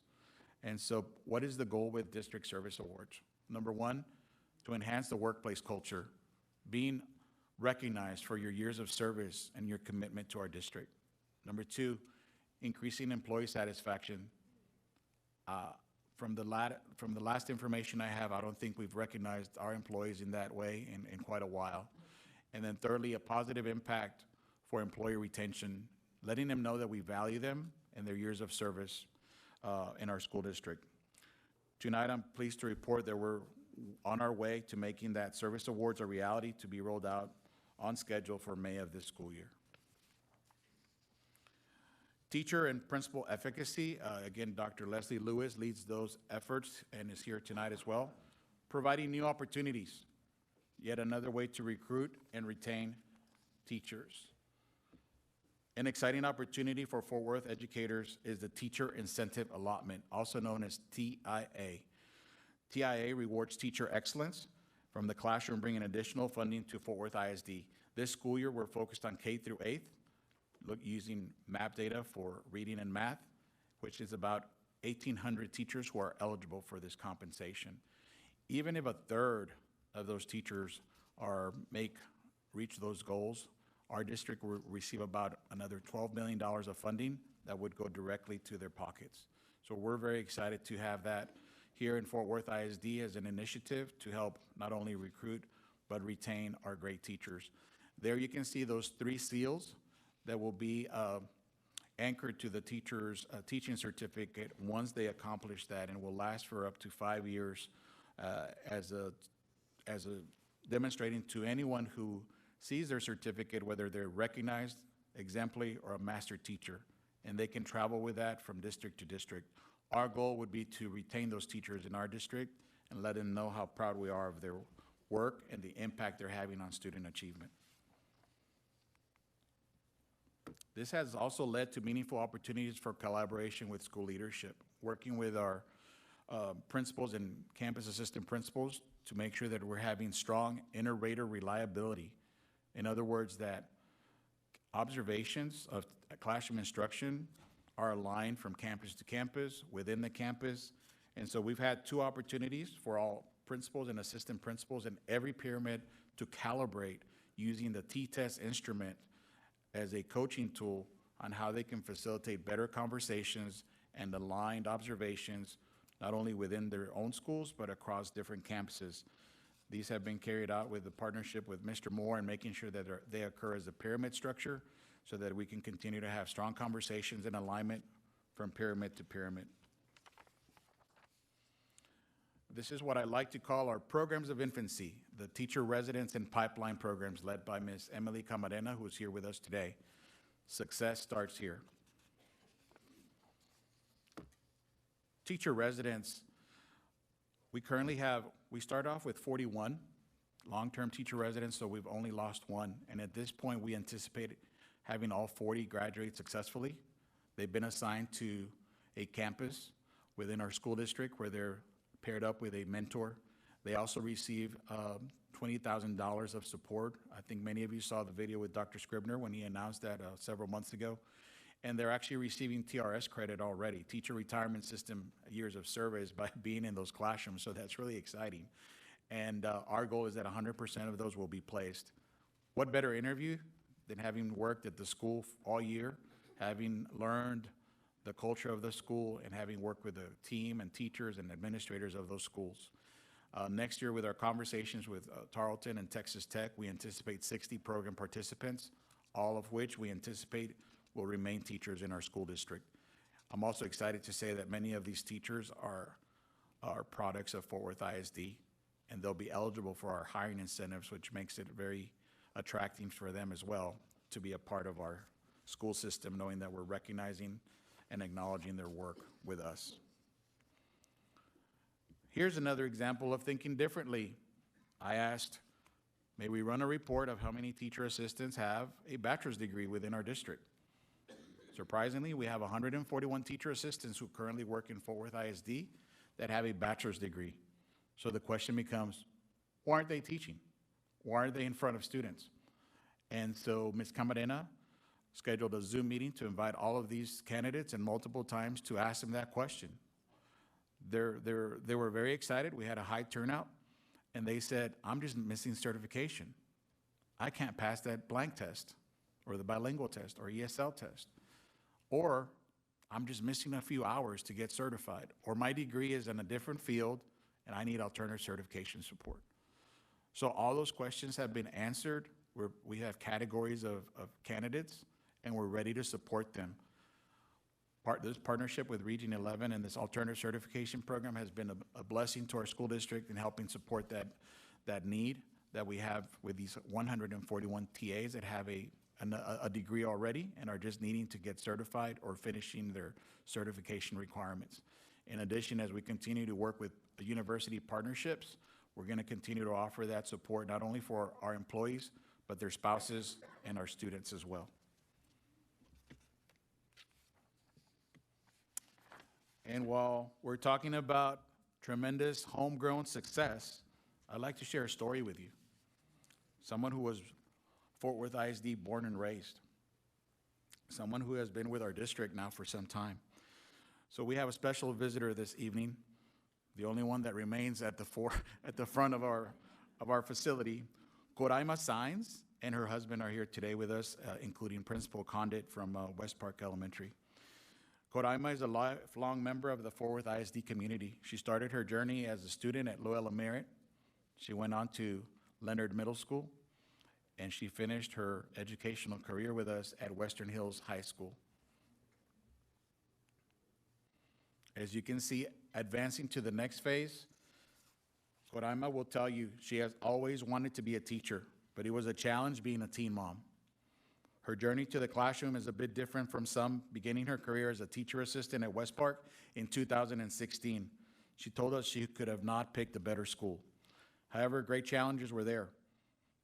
They didn't deter Coraima from that path, and she is now a proud graduate, first-generation graduate from Tarleton University, as you can see there on the left.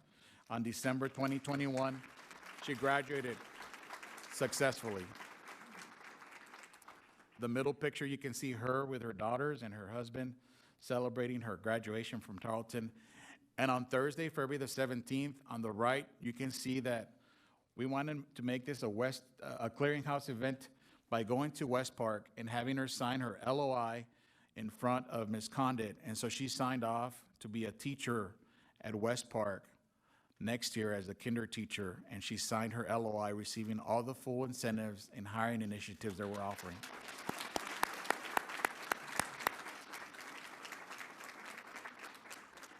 One last story.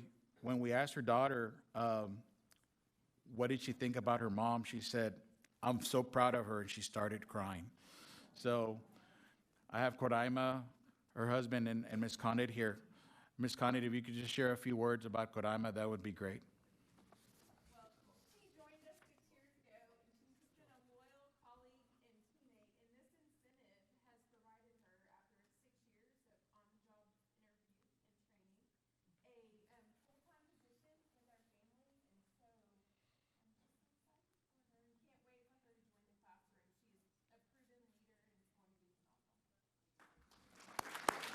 going to be phenomenal. And that is all we have tonight. I'll take any questions. Any questions? Trustee Karen Evans. Thank you so much for this report. It is evident you've been busy, intentionally busy, and have covered a lot of ground since you first reported to us back in September. I like to see that we're continuing to prioritize early hiring and we're getting those LOIs out. Thank you for your work. Trustee Dar. Thank you, President Jackson. And again, thank you for this report. You have been busy, and there is a real purpose behind the work that you're doing with your team. And I am thrilled to see all of the incentives to bring people to Fort Worth ISD. What incentives are in place to keep the teachers and the staff members that are already here, that are working so hard to educate our kids? Are there any incentives to retain? That's a great question. I think part of the conversations with the leadership team is to really discuss what motivates and what approach do we want to take to retain our employees. One of the career advancement fair that I discussed as our flagship event is just one of those strategies that we're using to support and motivate our current employees into advancing their career, whether it be through a master's degree or a doctoral program. So that's step one. As we continue the conversations, we'll continue to see funding and what other opportunities might have. From what we're seeing with some candidates and even our substitutes, offering more money is not helping right now either. We've prioritized substitutes and providing extra incentives for them to come on Mondays and Fridays, as those are our highest absenteeism rates days. So we'll continue to examine and have some focus groups as our next piece, and getting some input from them and see where we're at in terms of incentivizing and really showing people that we value them. Again, the third piece would be the service awards that we're just really recognizing people for their years of commitment. Thank you.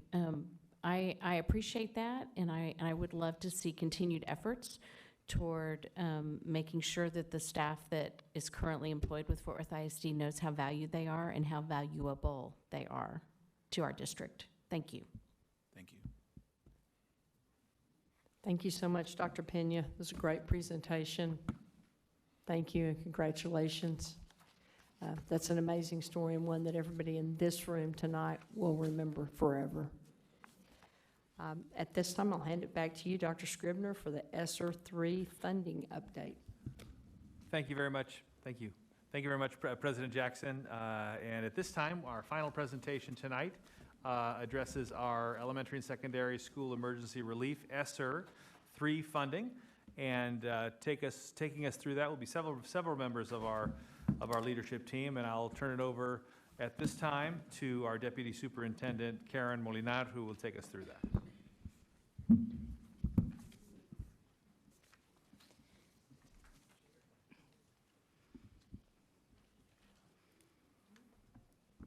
Thank you, Dr. Scribner. We're going to go ahead and we'll get started where our team is coming up. So this evening is our 6-month review of our current Esser plan and our initiative that we're going to be sharing feedback with the board and our community stakeholders. As you know, in July, we received over $260 million allocation for our Esser plan that's really focused around short-term spending, learning recovery, and initiatives to really improve instruction for our students as well as our staff and teachers and employees as well. With this plan, we are required to have a safe return to in-person instructional plan that has been posted on our webpage that we are asking for feedback on, and we're going to go later into our survey results concerning that feedback. This evening, we're going to be discussing key initiative updates, and you'll see these listed here, and Dr. Sorensen also already kind of touched on building teacher capacity, how we're utilizing the Esser funding, literacy, around our enhanced math and structured literacy programs, and then of course our virtual learning option that we presented to the board in the past, and some of the other CCMR initiatives around our freshman success, our STEM trailers, and some innovation labs, and of course our Saturday Learning Quest. One of the things that we will end our presentation is about our survey and really how we are communicating with our stakeholders, and more importantly, how we need to improve with that communication. At this time, I'm going to turn it over to our CFO.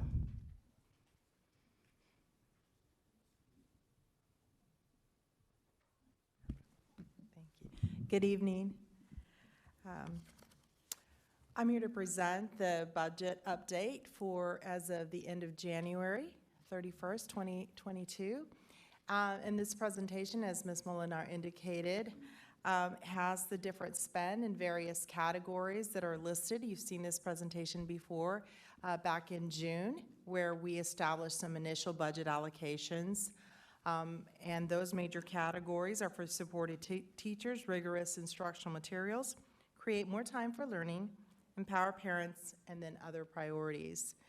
At the time, in June, we broke it down into those various spend categories, and as you know, the Esser 3 plan is flexible and adaptable to the needs of the district as they evolve. And so in February, we've made some adjustments in those various spend categories as listed there. The first and largest category is in our build teacher capacity at $71.7 million. And then we have the adding additional support staff in the amount of $19.6 million, adopting high-quality instructional materials at $26.5. In the category of creating more time for learning, we have 4 subcategories. Summer learning, we've allocated $10.9 million. Extend instructional time, $12.8. High dosage tutoring, $18.5. Acceleration Academies, $5.2. And then empower parents, we have 2, family engagement, $15.7, and $17.9 to provide wraparound services. The virtual hybrid blended instruction and connectivity category, $16.8, and then our facility and instruction now has $24.5 million for a total spend allocation of $240,581,000. And then we've allocated, we're able to earn indirect costs, which is money that goes into the general fund to support the fund at $21,058,000 for a total spend of $261,640,223. It is slightly different than we presented in June because of the final notice of grant award, otherwise known as ARNOGA. We did receive it and it went up slightly. As of January 31st, we have expenses in those various categories of $42.1 million. This is our 7th month into a 36-month program, which I'll indicate in the next slide.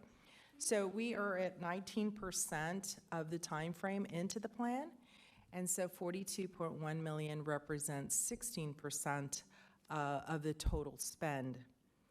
So if you look on the next slide, here we have a 3-year look at how we project to spend over the next 3 years of the plan. So we've allocated $106 million to this year, or 41% of the total spend. In 22-23, we project that we will have $76,603,000 of the spend, and then in the last year of the grant, 23-24, it'll be 22%. So as I indicated, 41% of the budget has been allocated to 21-22, and we have spent 40% of the allocation, $42,152,000 divided by the $106,570,000. And this particular slide also breaks down in the different categories that we have our targeted spend: personnel, contracted services, supplies and materials, travel, miscellaneous costs, and capital outlay. As I indicated, we are at the end of January, and so as the process moves forward in the grant spend, and we take an opportunity to look at where we actually have those needs finally identified, you may see some movement in those categories. And that's all I have for the update.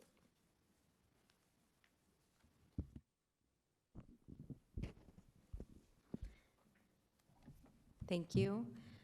So I will take us through the building teacher capacity part of the Esser funding plan. We had done a professional learning survey of our teachers. Total survey responses were almost 2,700 principals. Total survey responses, were 2,700, principals 106, assistant principals 105, and teachers a little over 2,400. So pretty decent response rate, because we wanted to know during this time period, what did our teachers want to learn? How do they learn best? How do they feel about the learning that they've already received? If we know that we're adopting new materials and going through dramatic shifts in pedagogy and practice. And so we had talked, a question that we wanted to pull out and share with the board is, how often do you participate in any of the following professional learning opportunities via your school's professional learning communities? I had spoke to you previously about the shift in how we use our professional learning community time.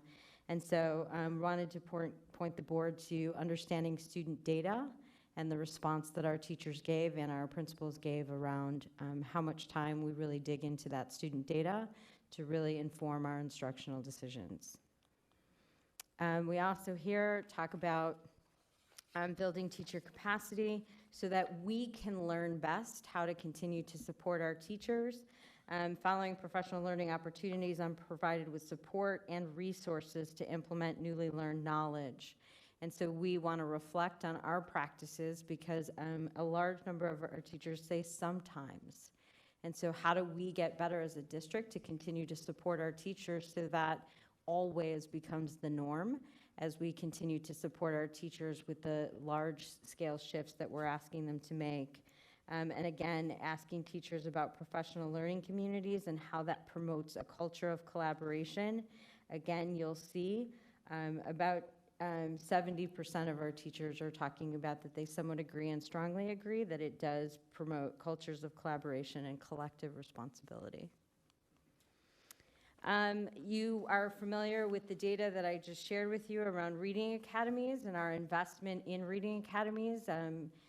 Trustee Dar had talked about how we're using Esser funding to support the stipend that we are compensating our teachers for. We also do compensate, we provide a stipend for our principals and our assistant principals and other staff members for going through the reading academies. And we've also invested funding in supporting our school libraries and our classroom libraries through our Esser funding in order to make sure that our students have access to rich and robust text with an additional $1.1 million allocated this year. There was an investment in structured literacy and enhanced math in our middle schools with an additional 35 FTEs in grades 6 and 7. Targeted students in that population are the students who are below the 25th percentile. And so the numbers here are broken out for you. And one of the things Mr. Moore and I neglected to mention in the last presentation was that we know that our students go from having approximately 120 to 140 minutes in literacy as they're in elementary school. And so one of the ways we're looking to change that as our students transition to middle school is that we are looking at doing structured literacy different in 6th grade and changing the norms where students at the 65th percentile or below will be in a structured literacy class in order to make sure that there is more time on task as they transition from elementary school to middle school to support them in that transition. But again, using the Esser funding, there was a major shift to the funds to support these two initiatives to close and accelerate gaps. Freshman success, we talked about quite a bit at our last board meeting. There were 23 freshman success coaches purchased for each of our high school campuses, which is resulting in a 10% lower failure rate than we were last year in terms of our freshmen being on track. So we find that this is a great investment, and we continue to track and monitor our data to make sure that our freshmen are thriving and growing. So we want to continue with this work and have it become institutional. Saturday Learning Quest. We've talked about the expansion of Saturday Learning Quest next year, a total of 14 additional instructional days this year for the 21-22 school year. This is targeted support this year for our students in grades 1 through 3, but next year we are going to expand this to K through 5. Currently, over 3,000 kids are registered, and there are 24 campus sites. Wanted to really celebrate some great news and give some SLQ teacher feedback. We recently surveyed our teachers who are teaching in SLQ to say, would you want to teach this next year? Would you want to come back and do this again? And so here are some quotes from our educators around their experience in SLQ, as well as attendance rates from our Saturdays throughout the year. We do find as the weather gets chillier, our attendance rate tends to dip a bit. Getting up on those cold Saturday mornings is a little challenging. So we continue to work with our SLQ principals as well as our campus principals, targeting which students are missing so that we can continue to raise attendance. High dosage tutoring, I'm very excited to announce that we are kicking off our high dosage tutoring vendor fair this Thursday. You guys will see on the slide that our CFO presented that there has not yet been a spend in this category. It was a larger lift than we had imagined. There were 38 vendors who applied to work with Fort Worth ISD, vetting the RFPs to ensure not only for quality, but legalities around background checks and legalities. It was a larger lift than we had imagined, but the vendor fair for our K through 8 spaces is actually Thursday. So we will kick that off. Services will be provided at 107 schools, and in addition to that, our high schools will receive tutoring funding for their EOC retesters. So we will also be supporting our high schools to ensure that our high school retesters have that opportunity to get some extra time on task so that they can pass their STAR EOC exams. And then I will pass it over to my colleague, Dr. Sines. Thank you, Dr. Sorensen. It's my pleasure to provide a quick update on some of the unique additions to our programming here in Fort Worth ISD afforded to us by Esser. The first one is the temporary virtual learning option, TVLO. And the first update I can report is that it went a little less temporary from the fall to the spring because we extended it once we knew that our families wanted to still take advantage of that process throughout the spring semester. So we will go through this spring semester and end at that point after this school year is over. However, I will show you some numbers from enrollment. In the fall, we were about 582. As you can see, most of those students were in elementary. We did offer our families that were in this program right around December and January to see if they wanted to stay or continue the program or go back to in-person instruction. As you can tell, about half chose that option, but we still continued the program that we started back in the fall. As we continue to do this, I also want to remind not only you all, but our families, is that we also continued the option to return to the choice program as well. If you remember, we created that opportunity when it was going to end in December to be back in January. We made sure to let those families know that they could return after this ends this next semester for the following school year. Another update is on remote conferencing. This is something we've been trying to get up and running. It was an opportunity provided to us for our students that get quarantined or catch COVID and want to learn from home, if able. We've been trying to get this off the ground. I'm happy to report that this should be up running shortly. We want to make sure that our students have that option to learn from home if they are able. What that will look like, it will be in K through 8th. As you can see, the numbers from TVLO did show that mostly elementary was taking advantage of the at-home options that we had available.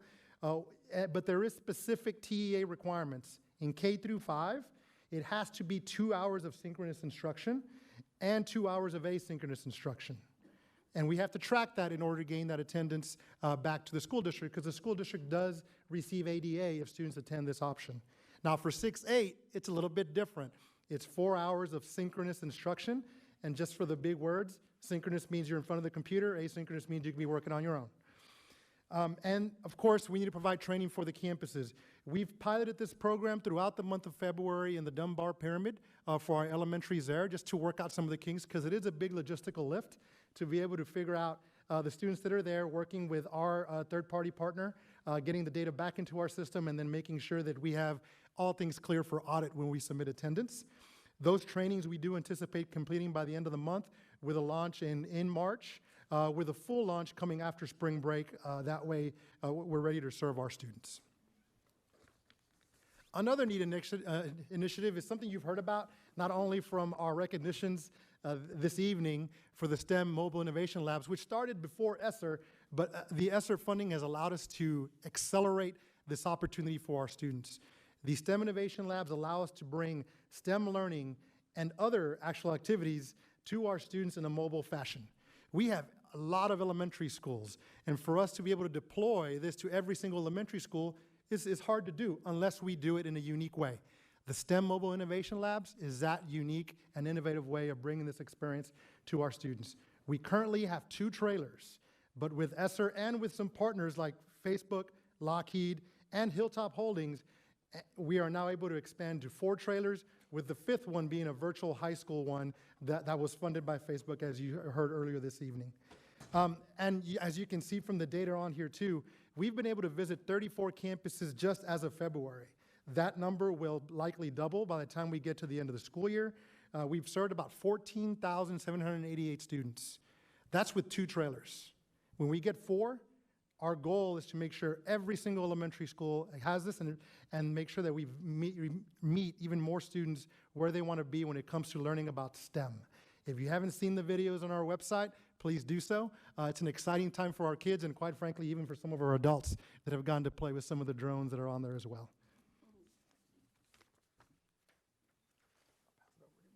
I'll pass it over to Dr. Washington. Thank you, Dr. Sines. So in October, we hired a district coordinator to help us assist in standardizing our attendance taking processes and credit recovery processes. This was really important as far as attendance is concerned, as we had an increase, obviously, of COVID cases, which led to an increase in quarantines. And as you know, TEA has requirements for attendance, and students must be in attendance 90% of the time. So our district coordinator was able to support campuses in putting in place processes and procedures for taking attendance. We've also partnered with our friends in Budget and Finance to ensure that that meets ADA requirements. And according to TEA, an absence is an absence, so we had to ensure that there was a way for students who were quarantined to be able to recover days and absences. So with that process, the attendance coordinator was able to train attendance committees and attendance administrators, and through the process, we were able to have over 2,500 elementary students recover attendance days from COVID quarantines, and we also had almost 5,000 secondary students recover attendance. So that was a total of over 7,500 students that recovered attendance that might have been more challenging without this process. Additionally, the coordinator has been focused on credit recovery. And through this process, she has trained our web-based teachers, and they have a standardized process for us to monitor credit recovery. And as you can see, in the fall of 2021, we had almost 8,000, a little over 8,500 students that failed at least one course from grades 9 through 12. That number has decreased for the second semester, and that's just right now in February. We also had an increase in the number of students that were enrolled in web-based courses. Additionally, we've had an increase in the number of students that are taking, the number of courses that are being taken by our students, as you can see. So all of the fall semester, you can see that we recovered. Students were able to regain credit in almost 1,051 courses. Just through today, the first 6 weeks, we are on track and have recovered courses credit in 527. That's just the first 6 weeks, so we're on track to meet that number and surpass that number that we had in the fall. Additionally, the funds have been very helpful in us securing family engagement specialists at every elementary and every middle school.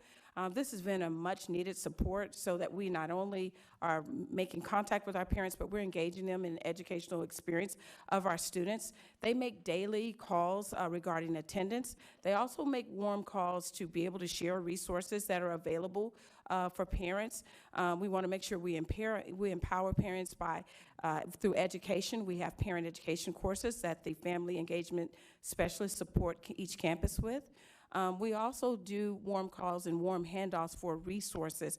So instead of sending them a link, we actually connect them to the resources that might be available. Sometimes that's for behavioral health. Sometimes that's their mental health and well-being. Sometimes it's just for the basic needs that parents are needing to be able to support their students and families at home. To date, we've had over 62,000 calls with our families that have been logged. They have engaged and partnered with our stay-in-school coordinators and our intervention specialists, so there's a concerted effort to make sure that we have resources and human resources that are able to touch every family and support them. And President Jackson, I think you mentioned this a little bit earlier today. We've been very, very intentional using Esser funds. We did do an RFP, and we secured 3 vendors to be able to provide services to our highest need campuses. We've targeted 56 campuses. We have not only, as we've heard today, seen the need for academic support, but again, parents, teachers, even students themselves has shared the need that they need other resources. So we have intentionally placed these resources on those campuses, and you can see the vendors there. 47 of those campuses begin implementing those services this school year, and then we have an additional 9 that will begin implementing campuses services in the fall of 2022. Like many of our businesses, they are still working through staffing and hiring challenges. So we will be fully staffed in the wraparound services at the fall, beginning of the 2022 fall school year.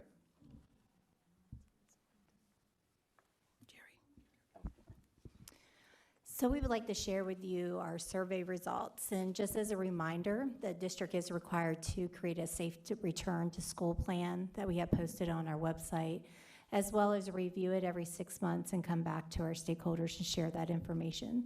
And more importantly, it's about a feedback from an online survey. So this evening we want to share some of that feedback. The survey was released last week. We are keeping the survey open to Monday, February the 28th. So we have extended it an additional week. And you'll see why in a few minutes, why the extension is needed. Also, we have taken the survey questions and pulled those out and posted them separately. So all of our stakeholders can review the survey questions before taking the survey and responding to it. We just would like to be transparent about what is the survey asking beforehand, before you start engaging with the survey. You'll see a QR code there that we encourage everyone to participate in the survey, as well as give us feedback from our Let's Talk, on our Let's Talk platform. So this is our transparent part, our vulnerable part of the meeting for this presentation. We are not doing well in this part, getting feedback from our stakeholders. If you look at our survey responses of 1,700, 48% are from our teachers. And when we look at our parents, which their voice is extremely important to us, we're only at 18%. And then, of course, our students, 8%, and then our community members, we have 1%. This is very disturbing to us. We are not doing well in this area of getting the feedback that is so needed to push through what are initiatives, how are we doing, what do we need to do differently, and any other feedback that our community wants to give us. So this evening, we're sharing these survey results, one, in hopes that our community stakeholders will take the survey and give us the feedback that we're asking for, and to also let our stakeholders know we are listening and we are recognizing that we are not doing well in this area. Here you'll see our first one of our questions. And it was, very simple. And I want to remind you that 48% that took this survey are our teachers. So if our teachers feel this way, we all also have an issue here when we said, do you know how to find our back to school plan? And we have only 58%. Sorry, I don't have my glasses on. I'm getting older. 53%. Let me put those on. Are saying yes. And then you have, our other families here at 47 saying no. And really, that's our teachers. So our communication, even internally on our webpage, is not working for our employees, let alone our parents. Here you'll see the second questions. Are you familiar with the rediscovery plan? That means, are you just familiar with it? Do you understand what we put in there? This is everything from our Esser funding to our COVID back to school plan, quarantine information, vaccination information, how do we clean our schools, absences, how do you report your absences, how do we mark those for students? And when we see 7, we see, yes, I was familiar with the plan, we're only seeing 44% that said they were familiar with our plan, and 56 are not familiar with our plan. You'll see the next one here. It says on a scale 1 to 5, how would you rate the helpfulness of the current version?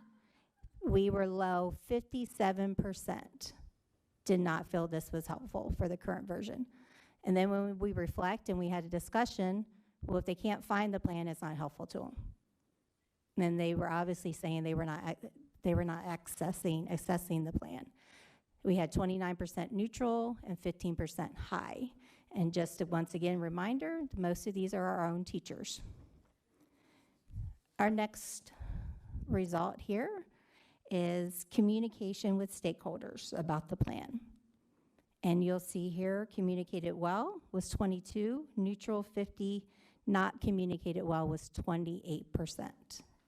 So a reflection of our leadership team, we looked at neutral and we actually added that with not communicated well, because if you're neutral, if you knew the plan, you would have already put communicated well. So we put those bottom 2 together. I'm going to let Mr. Moore go into the survey results that are specific to different areas with leadership. So as you heard Mrs. Molinar share, we need to do better about reaching our community and communicating with our community. These next few results that I'll share with you really speak to why we need greater feedback. These are the areas of our stakeholder survey that we're looking for input. We're looking for the response to our community of how satisfied are you with the practices that we are employing as a part of our return to instruction or recovery from COVID plan. As you will see when you look at these graphics, of the 1,700 responses we've received, the largest percentage of respondents are saying satisfied with the plan in place. And we combined either extremely satisfied or satisfied to get that largest percentage. However, we are looking at 1,700 respondents, and as you saw earlier, the majority of those being campus-based employees. You will see the different categories around health and safety, a large area of concern for the return to safe school for our community. You'll see the different subcategories that are listed there that we are seeking input from our community. The second area that we are talking to our community about are our academic needs, our academic recovery plan. How are the plans that we've shared, the initiatives that we discussed with this board earlier this evening, how is that working from your perspective as a member of our community? Still, again, you see the large majority of not the large majority, but the largest percentage of responses being in the satisfied category. However, once again, need a more diversified group of responses. We also talked about the social emotional support. We shared with this board this evening all of the initiatives that we're moving forward and the progress we're making, but looking to hear from our community about how that's working not only for our students, but for our family members as well. We also wanted to get feedback around how are we doing with availability of meal service, both breakfast and in the classroom, and then after school snacks for our community. And then we get into where we're really looking for input. And I think the next two slides are very telling about the responses that we have to our survey right now. This is asking our adults that took this survey, what do you believe are the highest priority needs for Fort Worth ISD if we're going to address this learning recovery and the impact that COVID-19 has experienced? I highlight these because you will see that the majority of these categories are somewhere around 10%. There's not any one category that really jumps out to say our community is telling us this is working. This is a positive plan. We want to hear from more of our parents, from more of our students, from more of our community, so that we can really understand the perception of our community and the areas that are working to recover from this COVID experience. I said these next two slides because I want to pull out the responses that we've also received from our students. You'll see very similar to what our adult responses were. They're all somewhere around 10%. However, we did hear loud and clear from our students here that they want to see improved technology in the hands as their learners in our classrooms. But then once again, we have 134 students that took this survey. I point this out right now from a leadership perspective. Our principal supervisors, our school leadership executive directors are working with our principals on how to communicate the opportunity for our families to still take this survey, to give us their feedback. And we will be continuing to put forth effort to get more feedback and a higher number of responses, not only from our community, not only from our parents, but from our students as well. We'd like to see, as we increase the number of respondents, we appreciate the feedback from our campus staff, but want to hear more from our community as well. I'm going to stop there. I believe that's our presentation this evening, and I know everyone's happy to take any questions. Trustee Ramos. Thank you, President Jackson. Team, I did what you mentioned, Mr. Moore. I tried to go back and see what was one of the last presentations we had that would be remotely close from our Lone Star governance. And I saw the one from last year, May of 2021, which was when you all spoke about constraint 3, 4, and 5. But what's the similarity? I mean, like, so I look at the slides from last year, and like two of the main slides that jumped out at me are what I would have expected: parents as partners. And in that slide, there was an increase of 3,658. And I know that that constraint is related to, by the way, for my colleagues, just in case you want to know, constraint 3 is transparency and communication. It's the superintendent shall not reduce transparency and communication regarding the impact of strategic initiatives on student learning. So just to be clear, right, I know that that's a constraint that's separate from this, but I would have thought there would have been some kind of correlation with if we're engaging that well on student learning, why would we struggle with engaging on feedback like that? Because the second slide after that was the stakeholder average feedback score was trending. It went from 6.7 to 9. Why would we have trouble getting feedback? So we discussed this, and honestly, we need to get with our stakeholders to ask, what are we doing wrong to not, receive their feedback? We're receiving it from our teachers. And I do want to recognize Wanda McKinney has been emailing this past week and this week around the survey. But we are not doing something to get the feedback. There's a lot of surveys. We understand when you have grants, you have a lot of requirements, and most of the time that is through surveys. Is it survey fatigue? Are we using the wrong platforms? Are our titles not engaging our parents to be able to answer those, or they don't want to? Do they believe that we're not going to take the feedback and make changes, so they don't feel like the feedback is necessary to give us? We are recognizing that, and that's why we're calling it out tonight with these survey results, because that is, we've, 76,000 students, at least one parent per student. And we were, at 1,700 responses with mostly teachers. And some of our teachers are parents, so we recognize that. And their voice is so important to us, but we need our community voice and our parent voice to be better, because that's the way we're going to recover. So, and I guess I should have started with that, the level of courage I'm watching from you all as a leadership team to put things bluntly out here. I mean, just months ago I was saying, give us the good, the bad, and the ugly. This is my truth. I can't thank you enough for being real, because this seems more aligned with the outcomes that we've been getting. And I can't imagine what that dialogue looked like. I can't imagine what the debate might have looked like. But I'm actually seeing things on the screen for once that kind of align with what I hear from just my own community, right? So I only want to speak my truth to that. With that, though, is also, I don't want you all to feel like I'm throwing you under the bus, because as you know, in the governance framework, I am the genesis of transformation. And I have a responsibility to partner and to support and to push for forward progress. So let me state that publicly. Like, I'm not blaming you. I'm just really looking for that partnership portion of, I can't sit here, a couple of more years like I've sat for 8.5 and seeing a similar pattern or similar trend. And I also got to keep it 100, as the young people say, to acknowledge that the pandemic hit us hard, but there's each quarter I've been looking for signs that we're going to push, we're gonna do great. And now I'm really concerned with the board goals. My colleagues, I mean, we noticed that we didn't see shift or enough movement. I think that's where the work is going to fall for us as well, because I think that the board has done a tremendous job in leaning into governance, setting the goals and the constraints, and working all of that again. But I'm not blaming you. I'm throwing myself in the mix for that one. Thank you.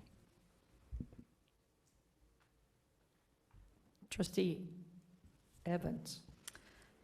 Thank you all for this report, and you packed in a lot of information in here. And so I have just a few questions. Page 10, where it talks about the freshman success and the stat about failing one or more core classes. What was that percentage pre-pandemic? Oh, boy. So I can't recall, I don't have it, and I'm more than happy to send it to you, but if I can recall the data off the top of my head, we had a dramatic decline because we had changed policy when we had closed. Okay. And so we had a dramatic decline, and then it rose again. Okay. To where 2021 we were at 38%, and now we dropped down to 28%. I'm more than happy to send it to you what it was in the 1920 school year. I don't have it committed to memory. Yeah, I'm just curious, just since it can maybe demonstrate. To see trends and patterns over Yeah. time. I'm more than happy to follow up. Thank you for that. Then in another past presentation about lost learning, and it's been a while because in my mind's eye, we were in the building off University, so it's been that long. But in a presentation about lost learning, looping was cited as a best practice for learning recovery. Are we using any of these Esser funding for looping? So I will combine this answer with Mr. Moore. I think we had those preliminary discussions, and we had talked about maybe having conversations with some leaders on campus about piloting that at some of our campuses where leadership was on board, where teachers were on board, because again, there is research and evidence around looping, and I think I will hand it over to Mr. Moore in terms of implementation with campus principals and leaders that wanted to look at that as a practice. I'll just echo what Dr. Sorensen is saying. Where we're at right now is looking at where it makes most sense at campuses where we have leaders that are seeing strategies and seeing teachers that are ready to learn a new grade level and be effective in that looping so that we can take care of kids. And so we are starting those conversations for staffing for next year. And we'll be looking at where it may be of interest and make the most sense to support students next year. Great, thank you. And then just one last point. With these ESSER funds, I'm happy to see such a continued effort in parental engagement. Someone mentioned earlier in one of the reports that our absenteeism is down, and it seems like this comes from a direct touch with the parents and empowering our parents and grandparents and families to be that leader in their child's education. And I want to thank administration for making this a priority, and thank the principals and the classroom teachers, because it is a lot to take that extra step for parental engagement. So thank y'all very much. Trustee Ryan. Well, we just had a great presentation by Mr. Pena, and I'm looking at the personnel, and back 6 months ago when we talked about this, we were looking at adding over 460 people. And my question would go back, we're spending half the money in ESSER funds on personnel just about. What do we do in the future to keep those people instead of just having to tell them after 2.5 more years they got to go? So Dr. Ryan, on tonight's agenda, you'll see that we have a, one of your consent agenda items is around the evaluation. And we put an RFP out, like we shared in one of our initial ESSER, that we would like an outside neutral partner come and evaluate our initiatives and use data to see if they work. And when we do that, we like to call it, our team, clean the plate. Then what do we want to keep after those evaluations, and what do we want to get rid of to sustain what's working? So you'll see that's on your agenda this evening, and we're looking forward to them working with us, helping us look at things through a systemic, build those systems in place, but then looking at the data and saying, this is working, this is not working, and stop doing it if it's not working. Okay. Thank you very much. Trustee Luebanos. Thank you, President Jackson. Dr. Ryan asked my question because I was on page 5 of this report, where we have for 21-22, 54 million, and then in two years we are down to $31 million. So that gap of $23.5 million. But yeah, thank you for that. Answer my question, that we are looking into this, see what's working and what's not working. We do want to remind our stakeholders that we did not fill many of the positions that we initially put into ESSER because of a shortage of instructional staff. We put a freeze on any pulling from any classroom once school started, when we saw that we were not going to be able to, one, even get the teachers for current vacancies, but we internally did not want to cause even more extreme with not having teachers in front of our students. So some of our initiatives that we did bring forward to you in the summer, we have not been able to really lift up, because we said we are not pulling from the classroom. We have to keep that sacred. And that's why Dr. Pena shared how we're starting our hiring process early with some of our assessment centers. So this way we can let teachers know and our principals know if we are going to be pulling for instructional coaches and some of our parent specialists as well. But we did not intentionally fill many of those positions to keep our classrooms intact. Thank you. Trustee Martinez. Looking at the Saturday Learning Quest on page 12, what is the teacher-student ratio for the Saturday Learning Quest? So I think it varies per campus. But I would say what we aimed for is no more than 1 to 15 is what the ratio is that we aimed for. But again, as you can see, the attendance varies from week to week.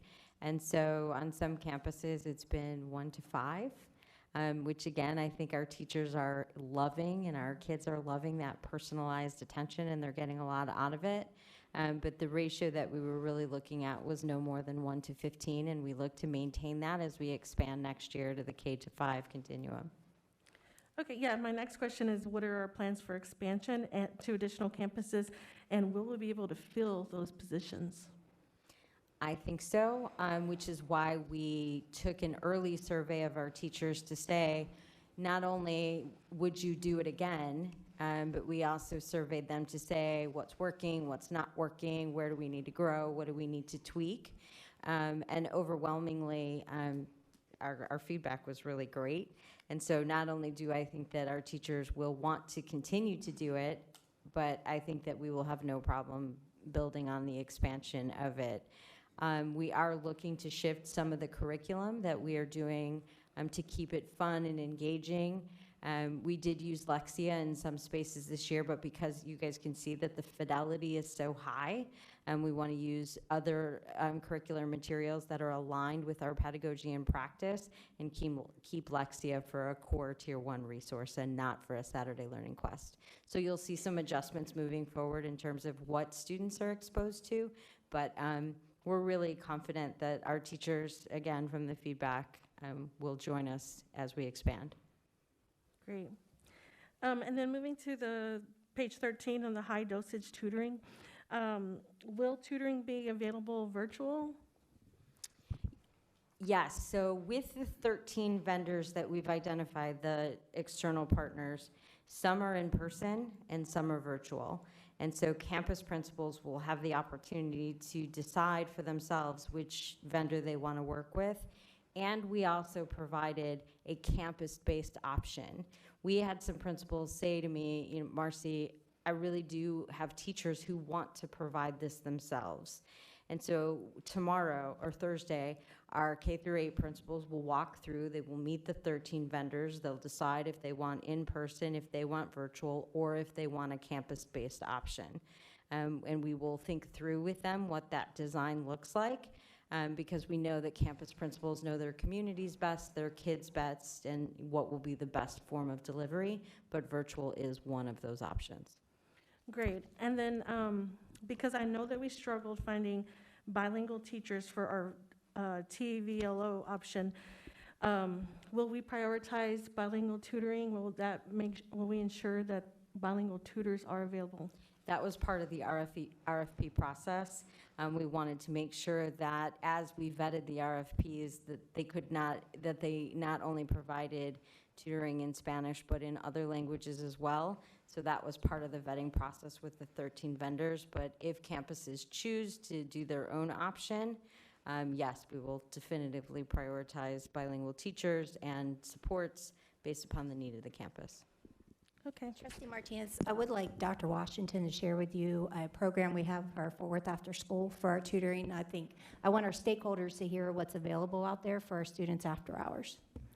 Thank you, Ms. Molinar. So we've been working with our Fort Worth After School, and they do have a virtual tutoring program where they do compensate our teachers. There's a process where students get one-on-one tutoring. They're able to sign up in advance and then they have a time specifically designated for them. It's worked well. I think we began that last fall, and so we have increased and doubled the amount of students that we will serve, as well as the amount of teachers that we've recruited.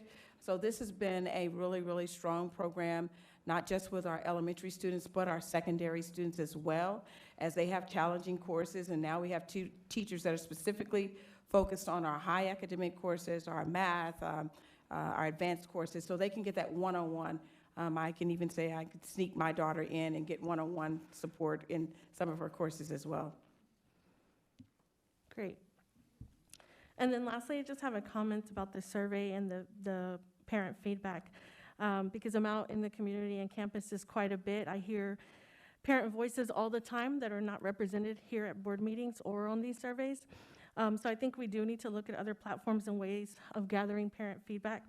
For example, just last week I was at Diamond Hill Drivers for the Freshman Success Parent Meeting, and there were 75 parents there. That would have been a perfect way to gather feedback. And then as a parent myself, I started the survey, and then it was just kind of lengthy and I didn't finish. But just looking at it initially, I was thinking to myself, like, will our parents even understand like some of the terms and language that we use? And I think there's just probably more effective ways that we can gather parent feedback. That's all. Thank you. We'll move on now. Dr. Scribner, unless you have any comments. Okay, we'll move straight to number 6, public comment.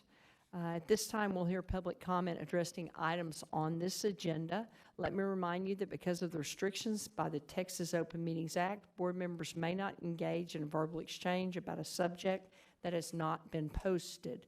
We will listen and take notes, but the board is prohibited from responding to any inquiries made during a board meeting on any topic not posted on the agenda.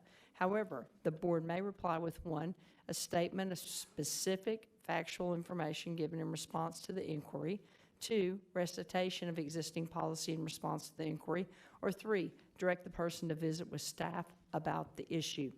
While this board listens to concerns of a general nature, speakers should practice normal rules of decorum. Vulgar language and profanity will not be tolerated, as this is a public meeting and our students are indeed watching. Additionally, disruptions of the meeting will not be tolerated. We ask the audience to refrain from interrupting speakers while they present to the board during this portion of the meeting. Any employee, parent, or other member of the public is asked to comply with the appropriate grievance policy to have a complaint heard pursuant to the applicable board policy. Tonight, no presentation may exceed 3 minutes unless the speaker has prior approval for additional time because of the use of a translator. Speakers who require the assistance of a translator are permitted double the allotted time of speakers who do not require the assistance of a translator. As soon as the speaker begins speaking, the time clock will start. Furthermore, a speaker may not relinquish his or her time to another speaker. It is essential to gain as much public input as possible, and we understand together we're stronger and build better solutions when we maximize public input. I ask that you please observe these rules for the purpose of effectively accomplishing the business of the meeting in a timely manner. Our first speaker is Ms. Miriam Lambert.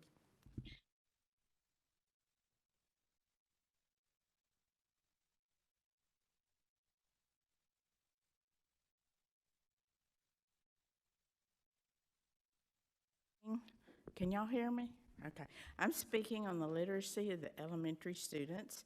We know the percentage of the elementary students meeting grade level is one of the lowest in Texas, and I was somewhat appalled when our goal at one of the meetings was just to increase the percentage of students to meet grade level rather than exceed grade level.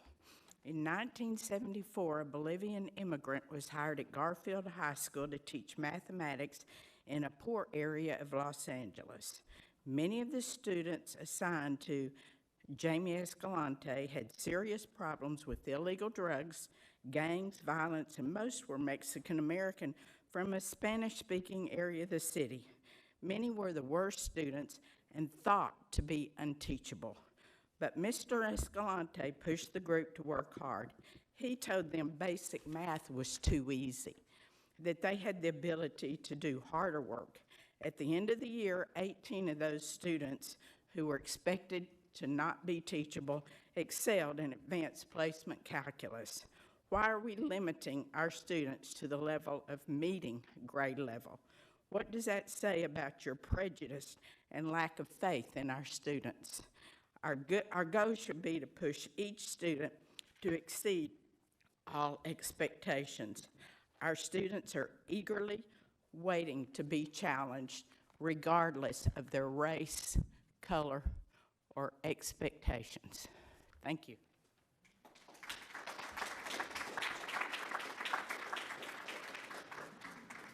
Jennifer Crossland will be followed by Mike C.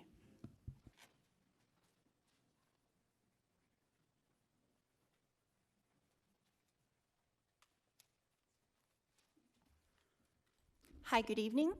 I'm here to talk about recruiting or capital management. I'm not quite sure the name of that. But one thing I did want to mention is if this organization of the chairs over here is how we organize, how we recruit people, we're in trouble. So it's very hectic and chaotic over there. You don't know a lot about me, but I actually have a career in hospitality, 15-year career of running restaurants, big restaurants from New York to LA to Napa Valley to Vegas to Austin.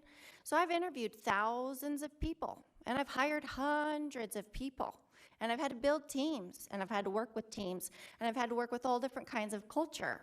And what I hear in these presentations is, in my opinion, a lack of experience.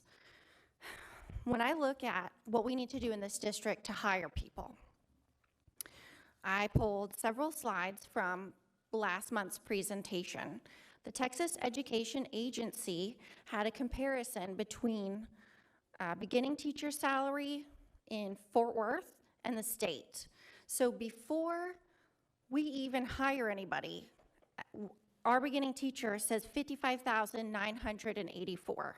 The state says $50,849. So we're already starting out $5,000 higher. I don't know if you guys knew that or not. And then not to mention we have new Jumpstart bonuses.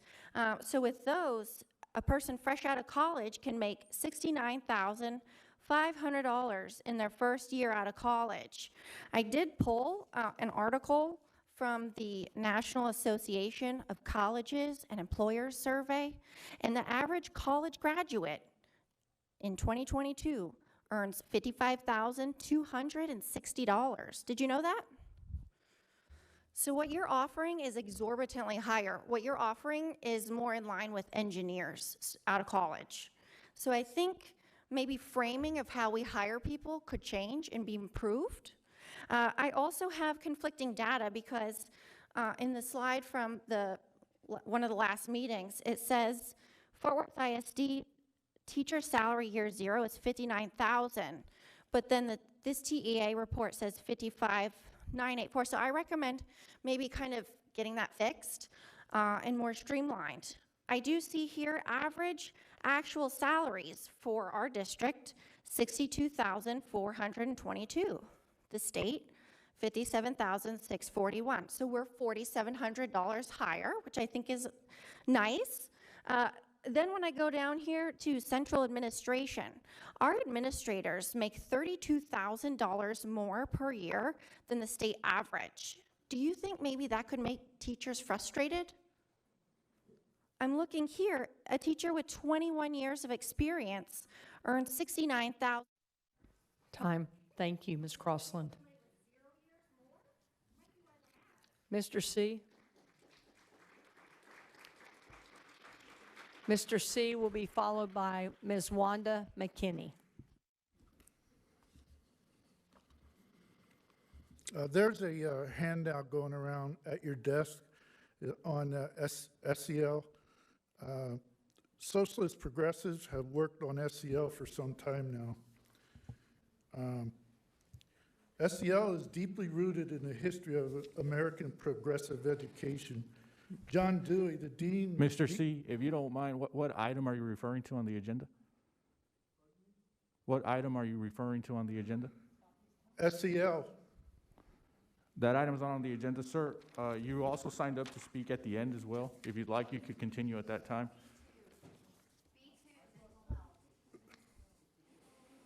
I signed up for this.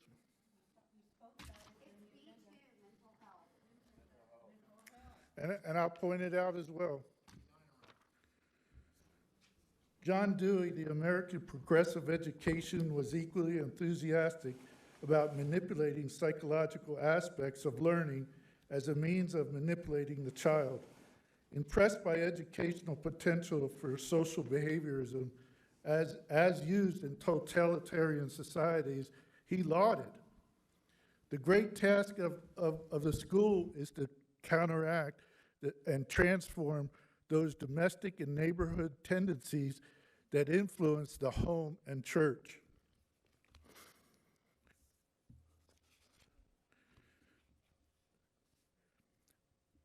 Here at Fort Worth ISD, social emotional themed classes for parents to mitigate the outside of staff contract hours. We're talking about over $200,000 for EduSolve, which is basically SEL. And one of the, Kelly Sapp, subject matter expert of EduSolve, states that she had presented both nationally and internationally with their most recent session at Deeper Learning China in 2020. China is not our friend, by the way. Also charging Fort Worth ISD, or wanting to charge EduSolve another $200,000 for travel expenses and consulting fees for a 12-month project. That's all in your agenda. Also, as a former individual that actually wore a suit for work and everything, you want to pass out awards, you know, like cups, engraved cups and whatnot, and all this other kind of stuff. It adds up to $30,000 for one set of things, $78,000 for another. My recommendation on that is give them a gas card, you know, give them a gift card. That swag stuff is garbage. It always ends up in the trash.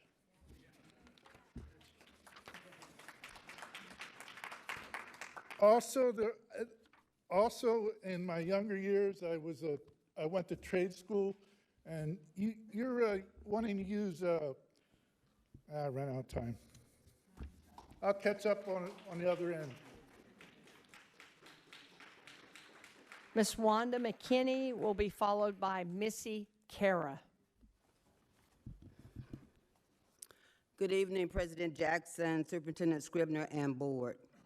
Dr. Scribner, I want to personally thank you for bolding, hitting the ground, running in 2015 with your focus on racial equity as a means by which the racial achievement gap in Fort Worth ISD could finally be closed. You got it right. And to this day, your conviction has not wavered in spite of harsh opposition. Thank you. The $262 million in Esser funds has now given us the much-needed money to do the racial equity work.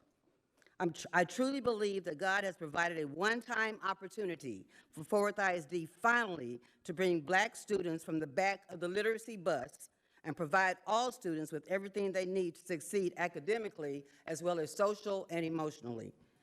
You see, some people would have some believe that reading and math scores plummeted when Dr. Scribner came to the district.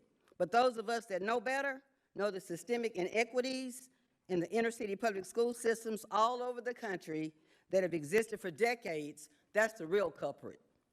Board and district leaders, I appeal to you to drown out the nonsensical noise and instead listen to the students, teachers, parents, and community members who honestly have our students' best interests at heart as you continue to formulate and execute plans to utilize these funds effectively and efficiently.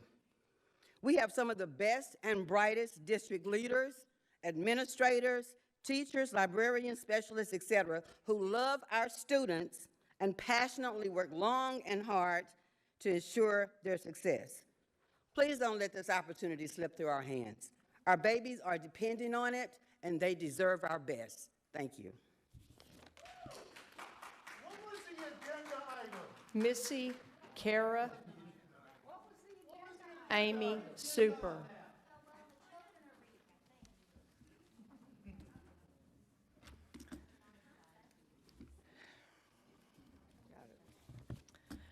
Okay.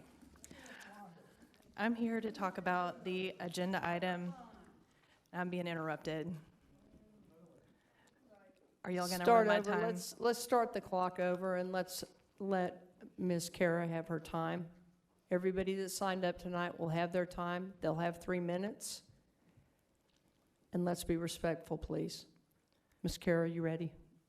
Thank you. Thank you, ma'am. Okay, I'm here to talk about approving consultant services to execute the evaluation and academic return of investment for the Esser funds. So I'm going to ask a series of several questions. One of the first things that comes to mind when we're evaluating a return on investment, what exactly is your measure of currency? Are we measuring children? Are we monetizing the children? Are we measuring teachers? Are we monetizing them? Are we measuring and monetizing programs? What exactly is your measure? And then also wanted to know, once this has been completed, who are you going to be accountable to? We know the money, nothing comes for free. No money comes for free. Are you accountable to the people who gave it to you? Are you accountable to the people who you've hired to do the programs that you're doing? Who are you accountable to? One of the things I wanted to know is who's determining the parameters and goals and guidelines of a good return on your investment. Who's setting that goal? Who's setting that parameter? Is it the people that gave you the money? Is it you? Is it the vendors you hire? Who decides? Is it your stakeholders? How do we know? One of the reasons I'm asking, there's already some concerning numbers I've seen on this presentation earlier. And just for instance, I'm curious about $285,000 spent on travel and miscellaneous operating costs, and wondered to myself, that must have been one heck of a trip. So when we're looking at how we're measuring this data, are you measuring it by the student? Are you measuring it by the class? Are you measuring it by the teacher? Are you measuring it by the school? Are you measuring it by the district as a whole? I'm concerned about that. In these measurements, are you going to account for all different kinds of measurement data? Are you going to take into account socioeconomic status of these kids or teachers? Are you going to account for households? Are there single family households, single parent? Are you going to account for race? Ultimately, once you've done this, what do you plan? When we're adopting these quality instructional materials for this, I want to know who's responsible for choosing these things, and will you choose something that has a good demonstration of efficacy? How do you compare? Will you choose something that's done well in a district similar to ours? I want to know things like, will you be able to tell if your family engagement is measurable and successful? How will you know? I want to know about wraparound services, social, emotional, mental health services. Are you going to be taking data? Are you going to be assessing kids on things that should be private and kept away from a consulting company that's going to measure whether or not that was done? So just in summary, I just want to know, what is your accountability, and how do you set those guidelines?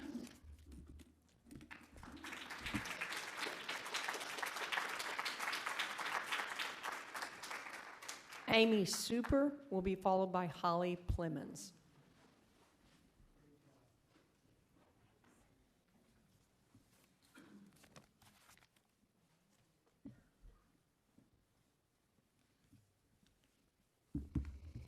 Good evening. Agenda item 4A.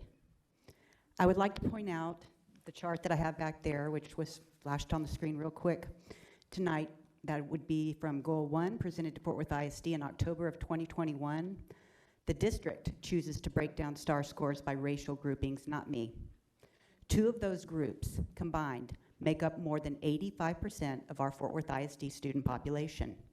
Trustee Ramos tonight just spoke to his concerns about the lack of projected substantial improvements for our Black and brown students. Tonight, I hear that we're shifting to an evidence-based reading program. Is this because, as Trustee Martinez had stated earlier this evening, what we have been doing hasn't been working?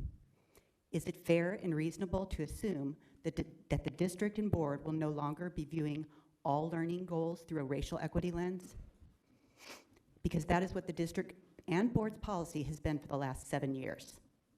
And if this is the case, can we expect the immediate dismantling of the Equity and Excellence Department and the board's Racial Equity Committee? Had I known I had 3 minutes instead of 4, I could have addressed several other agenda items of interest. With regards to that that particular set of goals up there, I would like to know, and I'm sure that someone from over here can get me the information, the category that is listed as all, I'm wondering if we did the simple math, where we just did an average of all of the different categories you broke down, or did we do the hard math?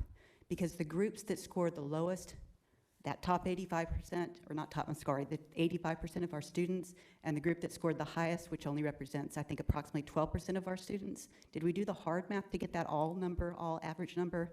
I'd like to know the answer to that one. Thank you.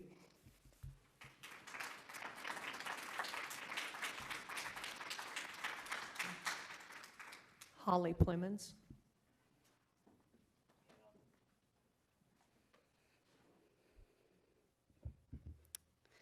My name is Holly Plemons, mother of 3 in Fort Worth ISD. Today, I'm here to implore you to not approve Agenda B2, which is for increased funding for behavioral mental health services. When did mental health become the responsibility of the school? For the record, when psychotropics entered the market, the number of suicides increased. With each new psychotropic drug is released on the public, the number of suicides do not go down, they go up. They have only gone up, never down. This is a scam by Big Pharma. The data is clear. Teen suicide rates only increase as more programs are put in. The psychotropic drugs given to children and teens are documented by the FDA and dozens of other international drug regulatory agencies to cause suicidal thoughts and behaviors in children and young adults. Please recognize and consider this data. Right now, the district has a failing rating. Some of the students who the district is graduating are literally not able to read and write. I'm friends with the business owner who in the past has hired from Fort Worth ISD.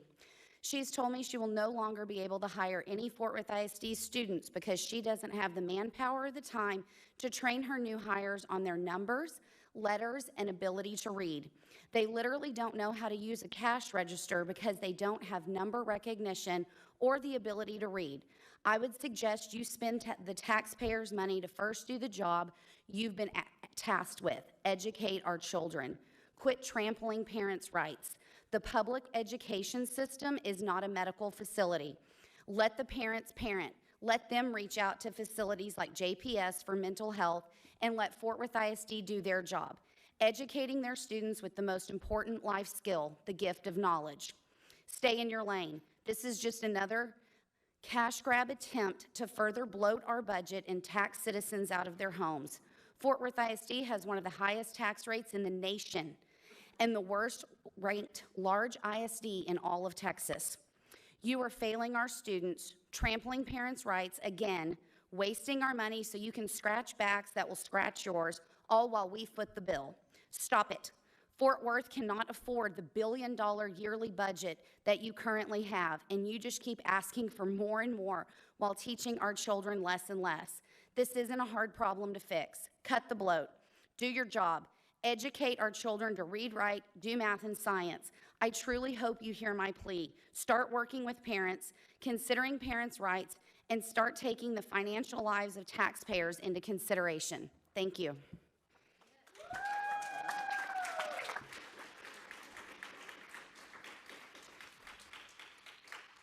Thank you to each of our speakers this evening. We'll move on to number 7, discussion of consent agenda items. As board president, I'm making the following statement in accordance with board policy BBFA local. This is a reminder to each board member of the legal conflict of interest requirements and disclosure requirements you may have for matters under consideration on this agenda this evening during this meeting.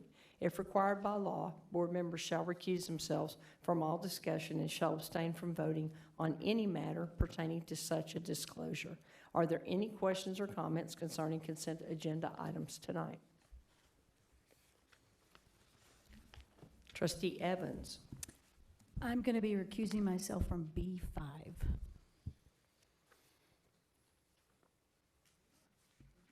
Trustee Evans, B5, you're recusing? Is that what I heard, correct? Boy 5?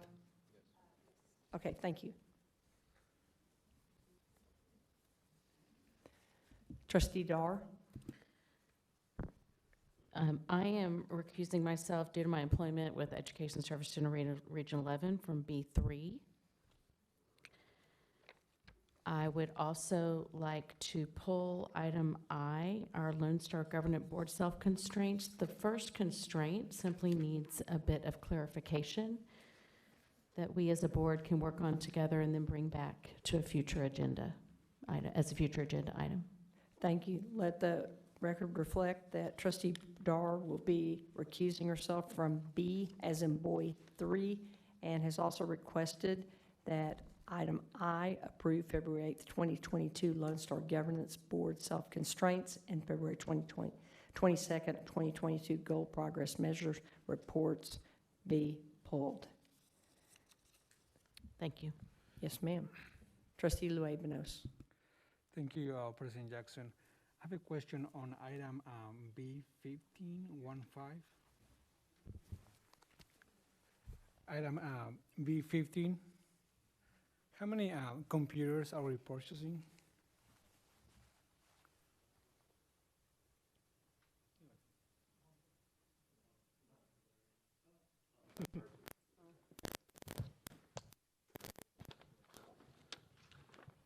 We'll be purchasing 28,000. 28,000.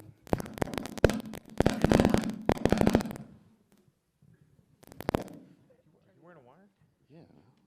And the computers that we have right now for all the high school students, are we going to recite? What's the process on that?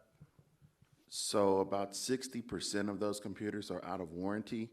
We'll be working with the CFO and operations to establish a recycle process to get monies from the computers that we can resell. Great, thank you. Welcome. Any other questions? Okay, at this time, the board will recess and reconvene in board conference room for executive session. The time is 8:49 p.m. The date's Tuesday, February 22nd, 2022. We will now recess and reconvene for executive session as authorized by Chapter 551 of the Texas Government Code, Chapter under Sections 551, 071, 2, 4, and 6.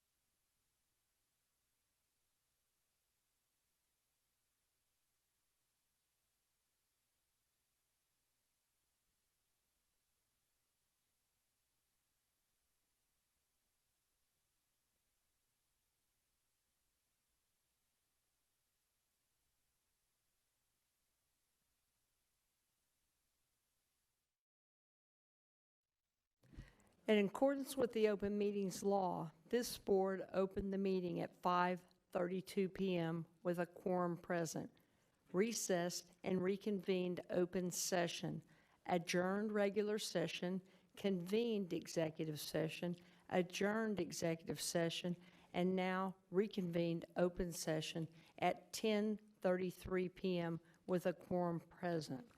This time we'll move to item 12, accept consent agenda items. Do I have a motion accepting consent agenda items with Trustee Evans recusing from B5, Trustee Dar recusing from B3, and we are also removing consent item I? Motion moved by Trustee Ramos. Trustee Phillips takes the second. Any discussion? Seeing and hearing none, please move to voting. Consent agenda.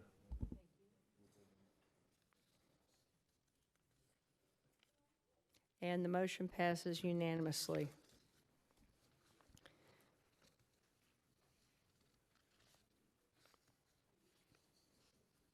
We do not have any items removed from the action items, so we're going to move on to personnel appointments.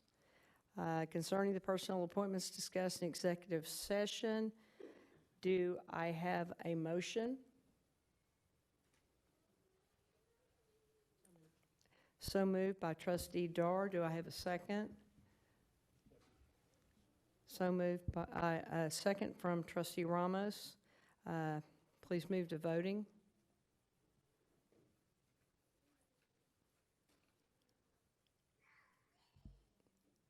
Dr. Scribner, would you like to introduce? Thank you very much, President Jackson. This time I'll have our Deputy Superintendent, Karen Molinar, introduce our new members of the team. Thank you, Dr. Scribner and Board. We are pleased to welcome for the position of Comptroller, Maria Chavez. Ms. Chavez is coming to us from Anthony ISD with lots of experience in finance, Executive Director of Finance, as well as accounting, reporting, and analyst with program accountants. She was not able to be with us this evening, but she will be joining us here in Fort Worth very soon.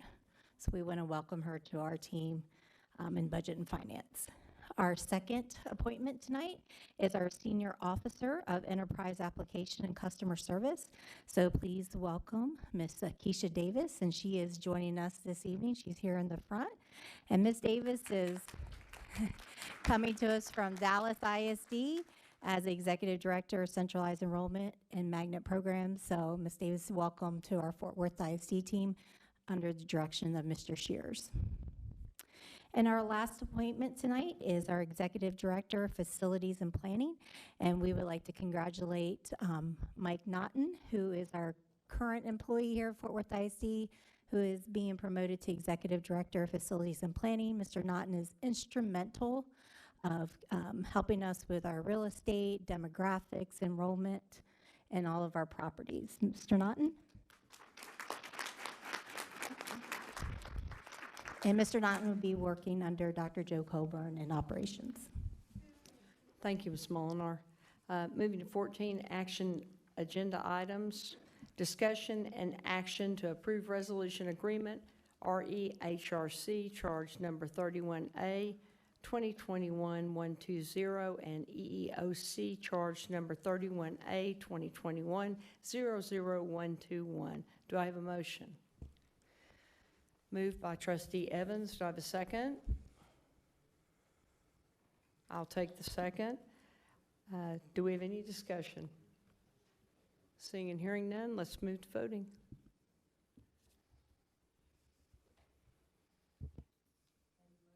And the motion passes unanimously. 14B, discussion and action to approve resolution of the Fort Worth Independent School District Board of Trustees authorizing continued wage payments pursuant to board policy DEA local. Do I have a motion?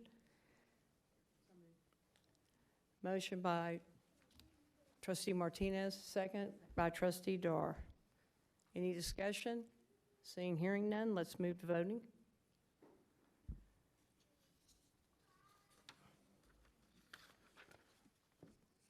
And the motion passes unanimously. We'll now move to action item C, the complaint hearing of Todd Daniel, Holly Plemons, and Carrie Reimeyer. Requires meeting in closed session or open session. Mr. Castillo? Madam Board President, before we get to that item, just for clarification for the record and for the benefit of Christian, item I that was pulled out of consent agenda, was that meant as a no action, or did the board want to take action to table that under item 13A? No action. Okay, sounds good. Thank you for the clarification. Yes, ma'am. My understanding is that the grievance would like for this to be an open session? Okay.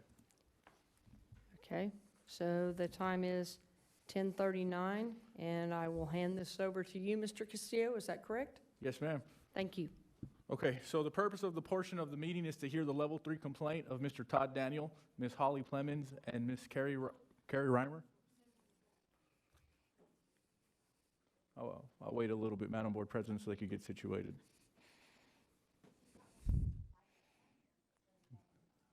There you go.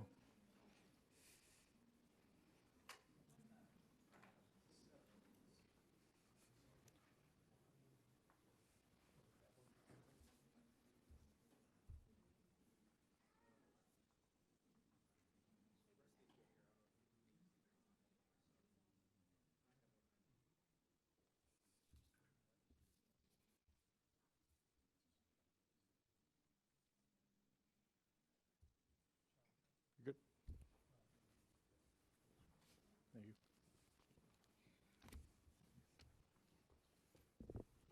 Good to go, sir? Well, let me go with my little spiel, but you guys are okay? Okay. The purpose of the portion of the meeting is to hear the level 3 complaint of Mr. Todd Daniel, Ms. Holly Plemons, and Ms. Carrie Reimer.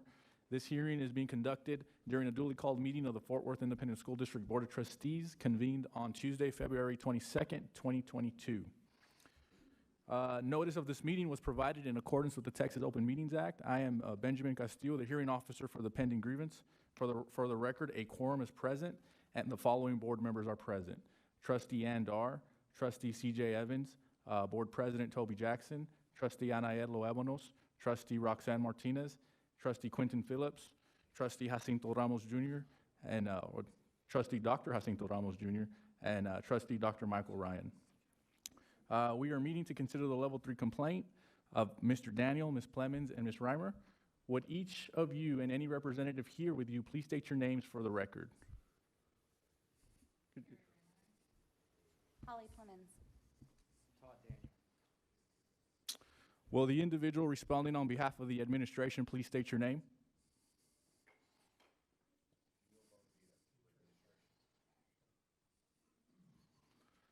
Okay. I will now ask each member of this board whether he or she is able to serve as an impartial member of this body and to arrive at a decision based solely upon the record in this matter and information presented at this meeting, and not on any other information he or she may have heard prior to this meeting. Any member not able to serve should say now and ask to be excused. At this time, does any trustee feel like they need to excuse themselves? Okay.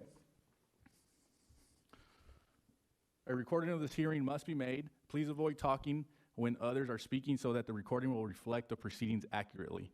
This hearing will be conducted in open session as follows. The complainants and the administration will each have a total of 15 minutes to make their presentations to the board. This is not a formal legal proceeding, so no strict rules of evidence or procedure will apply. Also, there is no cross-examination. The board is not required to consider documentation or claims not previously submitted or issues not previously raised. There will be an opportunity for board members to ask questions. However, board members are not subject to questioning by the complainants, administration, or legal counsel. If at any time during this hearing the board determines that discussion of specific district personnel or trustees related to this complaint should be addressed in closed session, then the board may elect to recess the closed session at that time. As complainants, you will present first. I will keep time for the presentations and will notify you when you have 2 minutes remaining, or would you prefer some other minute marker?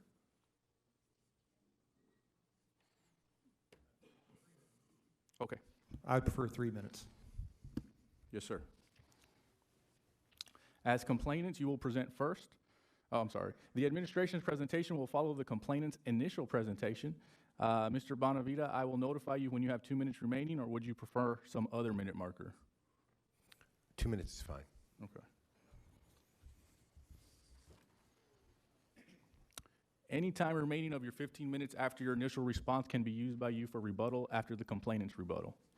Following the presentations, the board may meet in closed session with its attorney for advice and then may return to open session to deliberate and to take action, if any.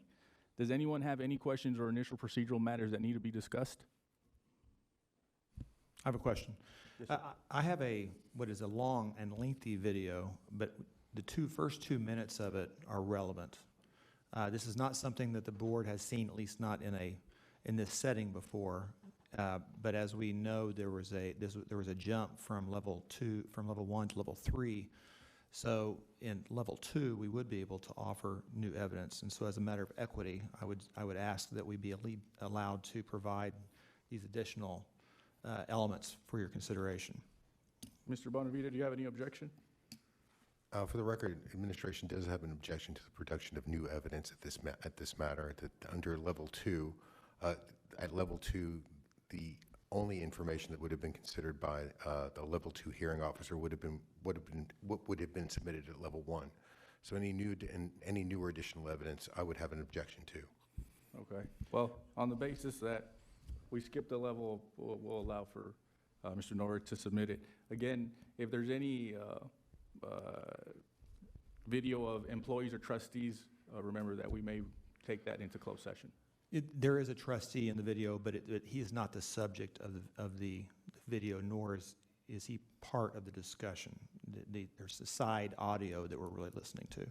But I'm happy to let that be submitted and let you consider that that way. Thank you, sir.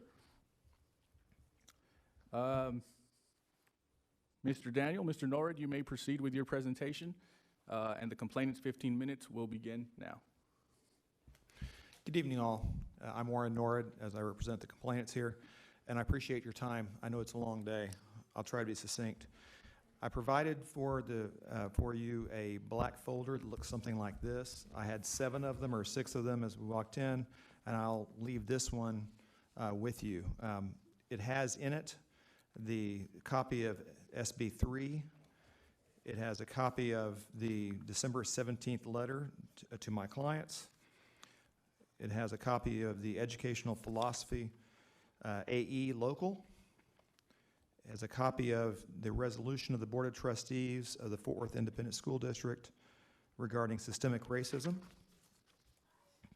And it has a 2-page statement by Carrie Riemeyer.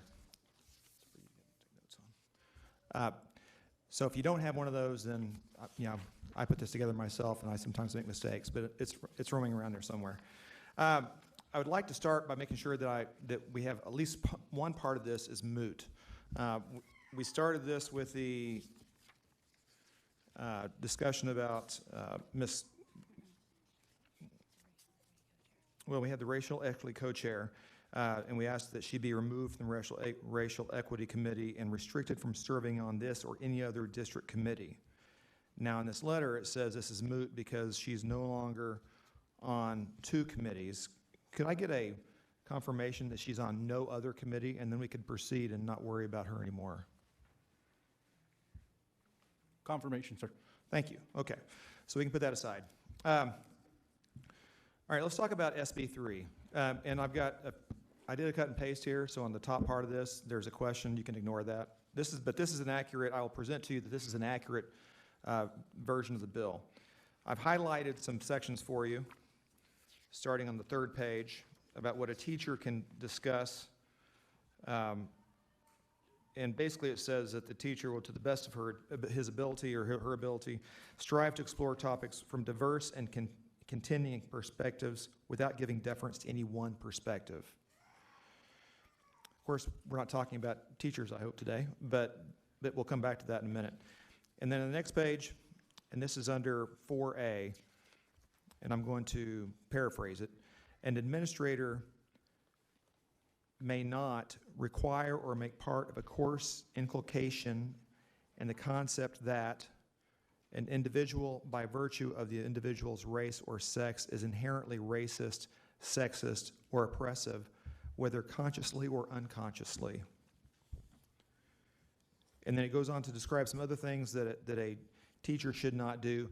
All of them revolve around making somebody feel worse or better based on their race or sex or the history of their of people from, for lack of a better phrase, or their tribe. It includes the advent of slavery in the territory that is now the United States, constituted the true founding of the United States. It also says that an administrator may not train any administrator, teacher, or staff member any of these concepts, including an understanding of the 1619 project. And so what strikes me about this is that it's talking about, well, it's simply saying that we're not going to teach people that the value, their value is better or worse based on their skin color or the history of their ancestors or anything like that. So then we turn to your educational philosophy. Again, that's local AE. And I'll just say this. I get that what you guys do for a living or at this time is difficult. You're trying to educate a lot of kids from a lot of different backgrounds, and it's not trivial. And some people are going to need more help and attention than others. We all get that. I'm on the board of a charter school. Some of you may or may not know. We deal with this and wrestle with it. You guys deal with it on a bigger, much more difficult basis, and I recognize that. Okay, so this is not trying to say that you guys aren't doing your best. But what strikes me about this educational philosophy, it's a mission statement preparing all students for success in college, career, and community leadership, and it focuses on racial and ethnic disparities, and it never talks about income. Now, for some people, they'll say, well, skin color can be a proxy for income. More often than not, it's the other way around. But what this entire philosophy says is that you're going to focus on, let's say, a black kid that's from a two-income household is going to assumed to be struggling more than a white kid from a single-parent household. And you just read this all through this. It all says, time and time again, you know, I'm just going to pick a couple of points. Paragraph 4, the district shall actively work to encourage advanced academic opportunities, shall examine enrollment process and data annually to ensure no inequitable impact on students of color. If you have a two-income or two-parent household that's wealthy, you're going to do better than all of the poor people of all the skin colors, generally speaking. We could just statistically know that. But that's not reflected anywhere in here, and it seems as though people want to just ignore that and just make these assumptions. And we could go on and on through this, and it's not that it's hideous, it's just it seems to be assuming things stereotypically about people and kids based on skin color, which is kind of the opposite of what I think we should be trying to do. But it wasn't hideous. As I read it, it just seems like you're missing this huge component. And I looked through your other policies to see if I'm missing. Maybe this doesn't talk about us, but another policy did. I didn't see it. Maybe I missed it somewhere. That's fine. But I didn't see it. But then I see this resolution, and this is what's really disturbing to me. And of course, the question here is whether or not your racial equity committee is even legal. That's the question. Now, this thing was passed, the rule that was passed, the SB 3. What's that? It's in the folder still. Thank you.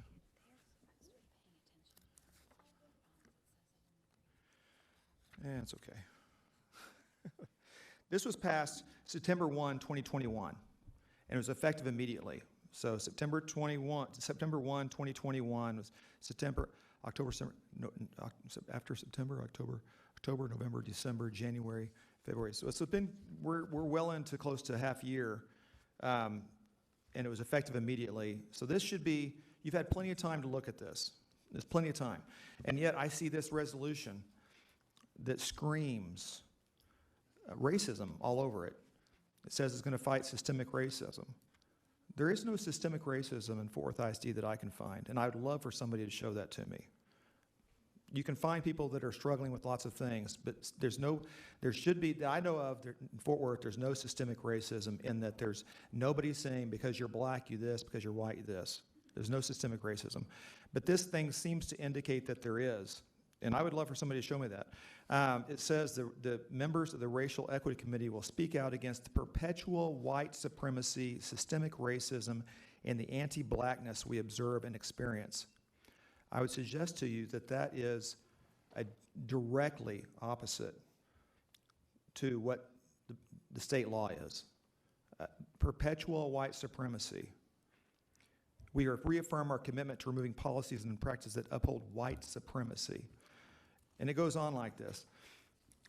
I get that different people have different needs and different backgrounds. I'm not screaming about people saying that you shouldn't be culturally competent or understand what background people have. But this goes too far and it violates state law. And I suspect we'll have to have a lawsuit about this, but you really could just let it go. I went to a wedding today, between a white man or a black man and a white woman, and nobody cared. Nobody cared.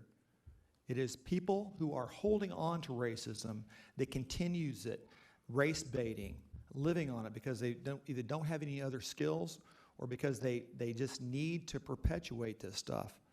But that there's no, I think we could find very easily a statistic that says if you're 6'2" or taller, you're going to do better in life than people who are shorter. But you don't have a whole policy about that. You just don't.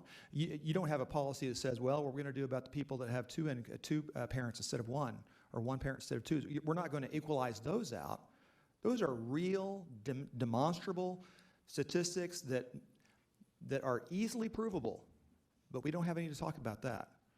So this focus on racism and keeping racism alive is the problem. And you're doing it with this.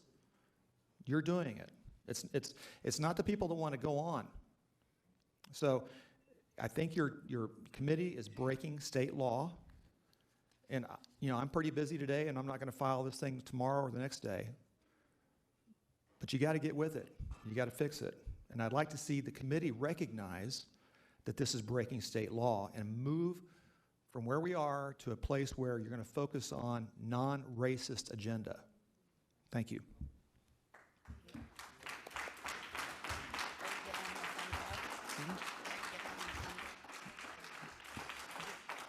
And I have this video, and I don't know if we could play it here or not. And if somebody said scream stop, then we could scream and stop. But if we could just start it for the first 15 seconds and see if you have an issue with it. Well, Mr. Nord, my inclination is to take that into closed session, but do you have an objection to that? I really don't. I just want you to consider it. This is not a dog and pony show for me. This is real. So if you guys will promise to watch just the first 2 minutes, then that's fine. Okay, we'll do that. Thank you. You have 4 minutes and 56 seconds left for rebuttal, just for your information. Mr. Bonavita, you may start your 15 minutes. Thank you, Mr. Castillo. So that we're clear, through the process that we've approached here today, the administration takes the position, and I believe that Mr. Norrid's already acknowledged, that any issue regarding the former member of or former co-chair of the committee is moot, and so that portion of the grievance does not need to be addressed by the board today. With respect to the request on the part of the grievance to dismantle the Racial Equity Committee, I would recommend to the board the fact to BDB local and BDB legal, which is the policy or the set of policies which permit the creation of special and standing committees of the board. Since the board has the sole authority to create such committees, of which the REC is one, the board has the sole authority and decision-making process to decide to dissolve that or any other committee. So we defer to the board on that decision and not go to the issues of the specifics that Mr. Norrid has specifically addressed regarding whether or not the committee itself is legal. We'll defer to board counsel with respect to the legality of the existence of that particular committee, but with respect to the actual action on the part of the board, administration defers to the board in its wisdom to decide to either maintain the committee or dissolve it. Mr. Norrid, do you have any rebuttal to that? Well, we're all in agreement that the individual involved is a moot issue. Of course, you're the board, right? So the board makes committees, but obviously the board could not make a committee that says, a committee in favor of racism, right? Everybody would agree that that's against the Civil Rights Act. The board can't make a lot of committees. It's not legal. And so if I were to bring a lawsuit today, this board, through its astute counsel, would say, we have not exhausted administrative remedies. That's what this process is. Frankly, I'd be amazed, and I would call it a great hallelujah kind of day if you all would say, yeah, it appears, even if you don't like it, this is state law, that you can't have race-based committees that dive in and foist and consider and just wrap their arms around racism and say, no, we can't let it die. I'd be surprised by that. But this is part of the process. So that's why we're here, is we're trying to say, will you please find a bridge from where you are to something that's legal, because where you are is not legal. And this is not a matter of saying, I'm asking you today to fire everybody. My clients may feel some way, but we're not asking you to fire everybody right now and repurpose those dollars. I'm assuming that the racial committee is doing some kind of good somewhere, and these people do have things that they can do. I would say you're going to have to vote to make a change from where you are to something that's legal. And it can't be we're going to study it for 6 more months. Get another committee and say, we got 3 months to figure this out. If you guys will hold off, we'll hold off. But we're not going to hold off. We've been more than 5 months already, and all I see is apologies in favor of continuing the nonsense. And I understand that some of you guys don't think it's nonsense, but it's racism, pure and simple. It's race-based policies that grab hold of skin color and say, we're gonna make policies about that. We're gonna classify people by this. It's crazy. You should be looking at income. You should be looking at family structure, everything but skin color. You have no more good reason to look at skin color than to give somebody a beauty rating, because cute kids get away with things that less cute kids get away with, or don't get away with. Yeah, tall kids get away with things that shorter kids don't get away with. There's lots of things that that privileged people one over the other. I can tell you right now, 2 parents in a home, people that are paying attention, you guys know this, you work in a school. People have parents involved, you win. People don't have parents involved. It's hard to win. It's an exceptional child that can survive that. Where is that? That should be preeminent among your issues here that you deal with. But because you're focused on skin color, you're missing the ball. You have reading and writing to teach. Focus on that. You want to give a kid good self-esteem? You make him an A. You make him so he makes an A in geometry when he's in 8th grade. He'll be fine. He'll be fine if somebody calls him a bad name. It's the simple stuff. You got to teach kids and you have to address real issues, and the priority issue is fathers, and it is homework being done, and it's good curriculum that's being issued and administered, and we don't see that. And I'm telling you, if you think that the teacher can teach a child in 3rd grade, isosceles, this is how you spell isosceles, with a mask on, you're insane. It's insane. You're permanently damaging kids. And I know that we're not masks for the kids aren't right now, but I know that some of your principals are requiring masks before they go to recess, before they take visitors. I haven't made a big deal out of it because we can only complain about so many things and life has to go on. But you're damaging children. People in school districts all over the world have done this. 30 seconds, sir. Thank you. Stop focusing on things that don't matter and start focusing on the things that matter, and these percentages will skyrocket. It's just not that hard. Thank you. I do appreciate your time. Mr. Bonavita, at this time, do you have anything you'd like to add? No rebuttal. Thank you, sir. So just procedurally for the record, the first 2 minutes of that USB will be entered into the record, that video. And then at this point of the hearing, the board does have the opportunity to ask questions, but I suspect that most of those questions will be related to legal questions. But if I'm wrong, you may ask questions of the parties, or if not, we may convene into closed session, so you may get legal advice.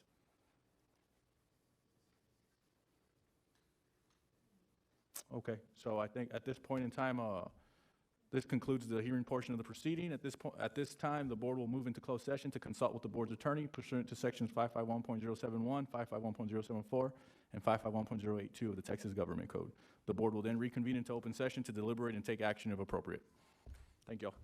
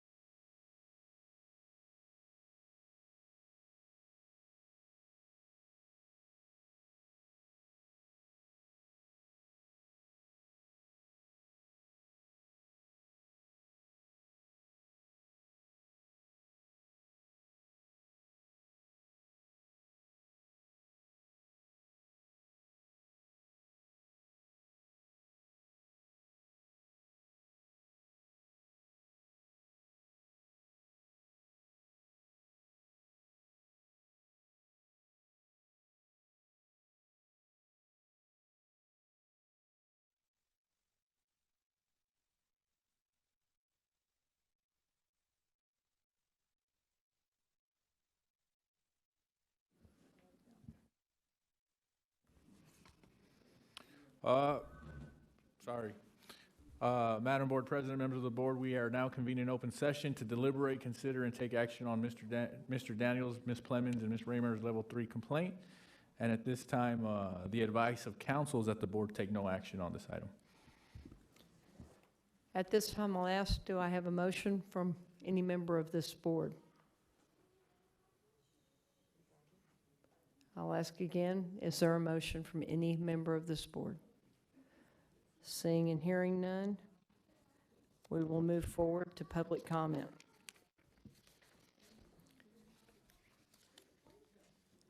Number 15, public comment will be heard addressing items of a general nature or topics not specifically listed on this agenda.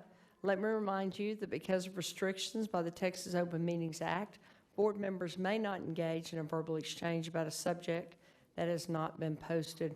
We will listen and take notes, but the board is prohibited from responding to any inquiries made during a board meeting on any topic not posted on the agenda. However, the board may reply with 1, a statement of specific factual information given in response to the inquiry, 2, recitation of existing policy in response to the inquiry, or 3, direct the person to visit with staff about the issue. While the board listens to concerns of general nature, speakers should practice normal rules of decorum. Vulgar language or profanity will not be tolerated, as this is a public meeting and our students are watching.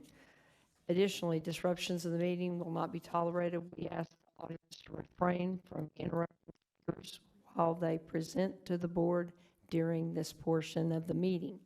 Any employee, parent, or other member of the public is asked to comply with the appropriate grievance policy to have a grievance heard pursuant to the applicable board policy. Presentations may not exceed 3 minutes unless the speaker has prior approval for additional time because of the use of a translator. Speakers who require the assistance of a translator are permitted double the allotted time of speakers who do not require the assistance of a translator. As soon as the speaker begins speaking, the time clock will start. Furthermore, a speaker may not relinquish his or her time to another speaker. It is essential to gain as much public input as possible, and we understand together we are stronger and build better solutions when we maximize our public input. I ask that you please observe these rules for the purpose of effectively accomplishing the business of the meeting in a timely manner.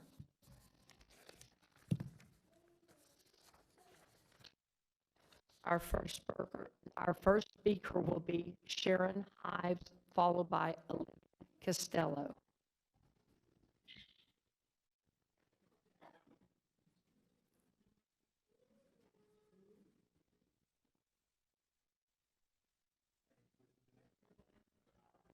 Sharon Hives is our first speaker.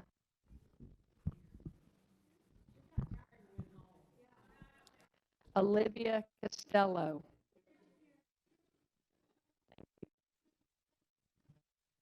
Third will be Maya Perez.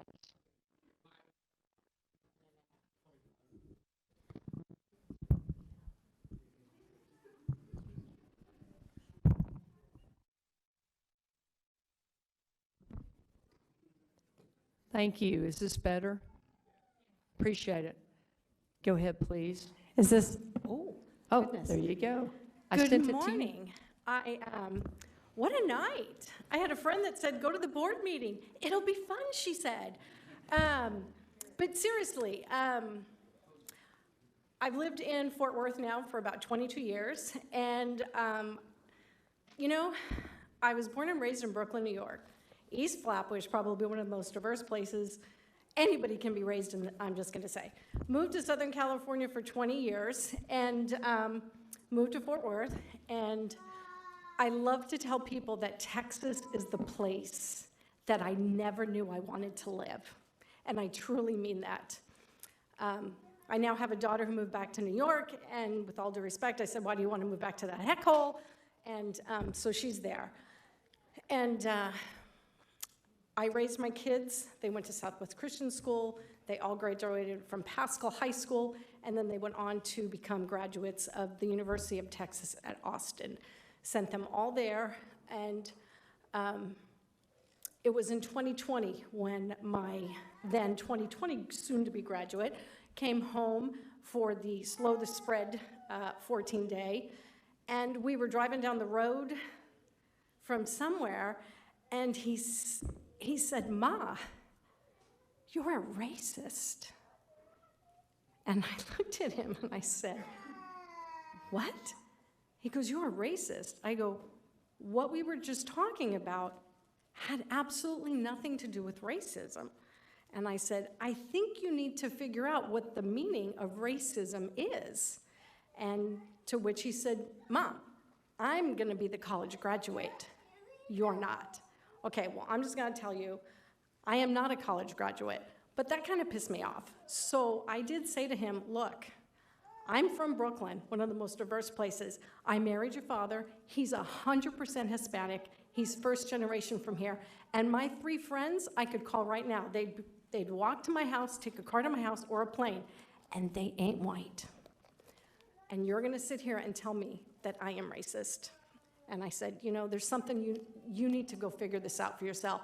And it wasn't until months and months later that I finally started to hear about CRT, critical race theory, all these different things, whatever you want to call it. And that's when my aha moment went off.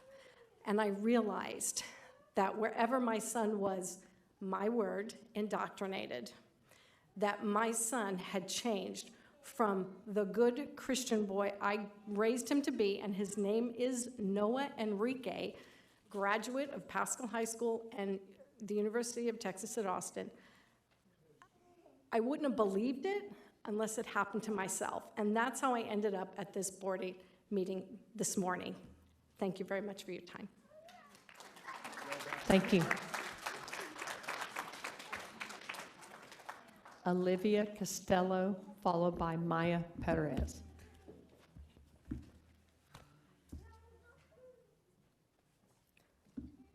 Hello, I'm Olivia Castillo, a student of Fort Worth ISD. I'm a senior at Pascal High School. Menstruation is not a choice, and there are countless stories of periods inhibiting my peers' education. A student going home early so they can get a pad, a student leaving during a timed test to go to the nurse's office for a tampon, a student not focusing on instruction because they are worried about bleeding through their clothes, and so on. According to one poll, 4 in 5 students either miss class because of their period or know someone who has missed class because of their period. Teens are more likely to have irregular periods, so it's unwise to expect all menstruators to carry a tampon every time they use the restroom. Schools are stocked with toilet paper and provide other necessities such as free lunches and even non-essentials like masks and hand sanitizer, yet they do not provide freely accessible period products. Maya Perez and I talked to 10 high school nurses in Fort Worth ISD, and nearly all of them had to purchase period products with their own money at some point and or regularly rely on donations. This is unacceptable. According to a 2021 study, nearly 1 in 4 U.S. menstruators can't afford menstrual hygiene products, with Latinos struggling the most. There also comes a health risk with schools not providing period products. When students can't afford period products, they are forced to wear them too long, which could cause the deadly toxic shock syndrome, increased risk for cervical cancer, and other health issues. We refuse to allow so many students to live in period poverty, and we refuse to force nurses to rely on inconsistent donations. When so many students rely on period products for a positive educational experience, it is imperative for the district to make them freely available.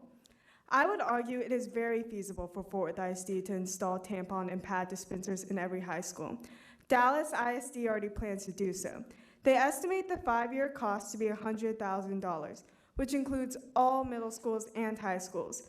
This is not even 1 percentage point of Fort Worth ISD's budget for health services, and Dallas ISD is a more populous district. Other estimates say it would cost $4 to $7 per menstruating person per year.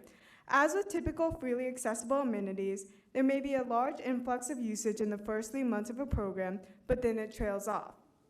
5 states already require schools to provide free menstrual products, and NYC public schools noticed an attendance increase of 2.4% among girls after implementing freely accessible tampons and pads in its restrooms.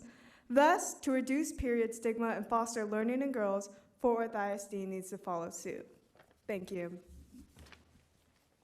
Maya Perez. Good evening. My name is Maya Perez. I'm a sophomore at Pascal High School. I have waited here for 6 hours to ensure that I can call to your attention an issue of importance. Last year, I was remote learning, so this is my first year getting to know campus, and more importantly, becoming familiar with the challenges faced by in-person students. I strongly feel that both the district and our school in particular, Pascal High School, could do a much better job accommodating the health needs of female students. Olivia and I are here to speak for the thousands of students who deal with their menstrual cycles in Fort Worth ISD schools, yet do not have immediate accessibility to feminine hygiene products. We would like the Board of Education to understand there is a direct relationship between the physical well-being of students and both academic performance and attendance. As board members, I am sure you are all aware that 84% of students in this district have been deemed economically disadvantaged by Texas law. 65% of students are at high risk for dropping out. A majority of Fort Worth ISD students live under the poverty line, meaning these families likely have an especially hard time affording expensive hygienic products. Period poverty affects millions of women nationwide. According to the 2018 report for the Alliance of Period Supplies, 1 in 4 women struggle to purchase period products due to economic instability. Period poverty is causing a tremendous physical and emotional impact on women and girls who are affected. Many low-income women are forced to miss school and work due to their inability to access hygienic supplies. A nationwide study conducted by the United for Access campaign found that the lack of period products in schools caused 84% of students surveyed to have either missed class time or know someone who has missed class time. 51% of students surveyed admitted to missing at least part of a class or an entire class period due to menstruation symptoms such as cramps. I can assure you Fort Worth ISD students are not an exception to these findings. Many students skip class when dealing with their period, which comes at an economic cost for the district. Additionally, the United for Access campaign concluded 2/3 of teens have felt stressed due to lack of access to period products in schools. I believe it is important for the district to take measures that will improve the mental state of students, which in turn can improve academic performance. The Board of Education needs to understand the substantial barriers faced by students dealing with their periods in school. No one should have to choose between health and education, or economic security and dignity. In order for the board to uphold their promise of valuing the well-being and academic prosperity of students, there should be some effort undertaken to provide accessible period products in schools across Fort Worth ISD. Thank you for your attention. Thank you. Scott Blanco Davis, followed by Lynn Davenport.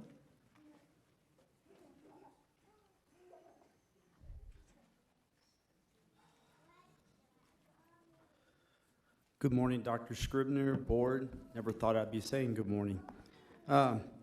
First off, I'd like to say thank you. Last time I was here, I asked about safety in my labs, and I've seen some people now that I hadn't seen in a couple of years, and they're at least looking for where they could put some of the stuff.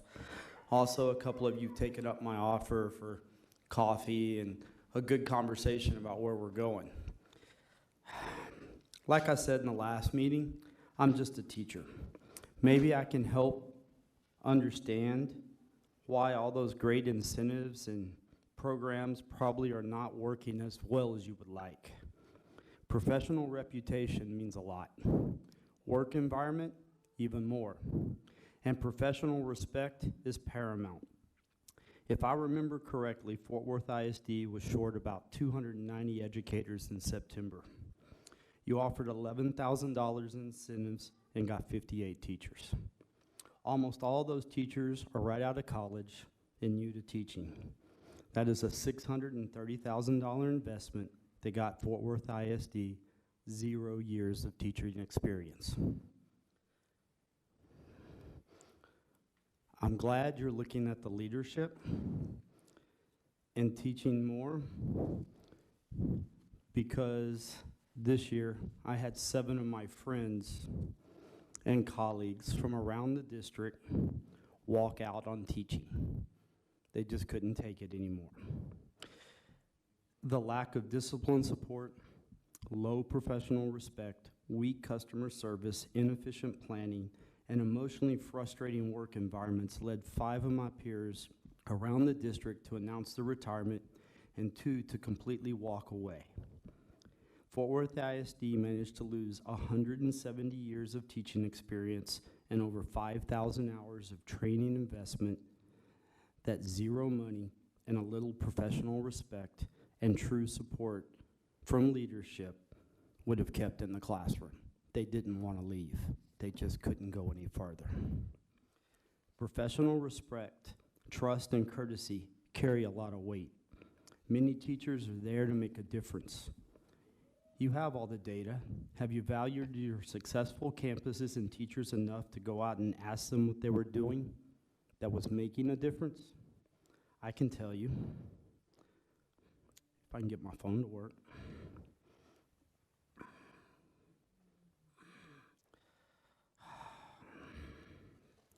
Someone said it earlier. Money was not the big factor. Educational moment. Teachers are caring individuals who have a heavy interest in their students professional and emotionally. I've been to their quinceañeras and their... Thank you.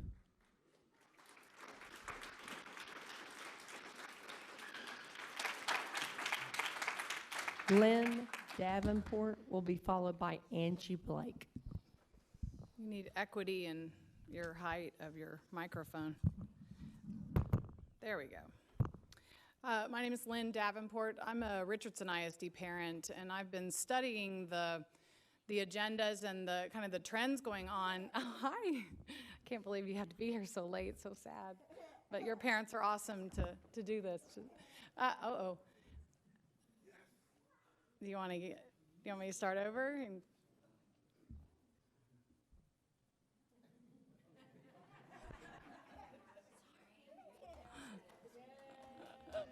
Oh, there you go. All right. Please feel free to start over. It's 12:04. It's after midnight. Yeah, that's fine. But anyway, so I've been researching just the trends going on in education across the state. And it's interesting to be at this meeting. I came to speak about Leadership ISD because I went to a summit that they put on in 2017. And that was kind of back when parents were kind of asleep and didn't realize all of this going on with all this talk about equity. And when I went to the summit, I remember thinking, but they don't talk about what the kids are learning, how they're learning, who's profiting off the learning. And then I started to watch how this has been like a cancer growing throughout the Metroplex and beyond. And to find out where Leadership ISD started, it started with Mike Morath. He was the brainchild of Leadership ISD. And Ken Barth, a tech guy, Mike Morath was a software entrepreneur who's now the TEA commissioner. These are not educators. And I know some of you on the board, you're with Leadership ISD and you promote all of this. It's like word salad and I think what's happened with my superintendent who just left Richardson ISD, she became an equity evangelist. And what happens and why all these superintendents are leaving, and including you, Dr. Scribner, is that the writing's on the wall. These districts are all performing poorly because the focus is not on academics. It's shifted completely away from that with all the focus on emotions and attitudes and values and beliefs and behaviors, not focusing on your primary role. And I heard that mentioned tonight with one of the administrators talking about the shift in pedagogies and practice and the focus on student data. And with all of this data, you'd think that we'd get somewhere, but we're not. And you're seeing the proof is in the pudding. The kids are not reading on grade level.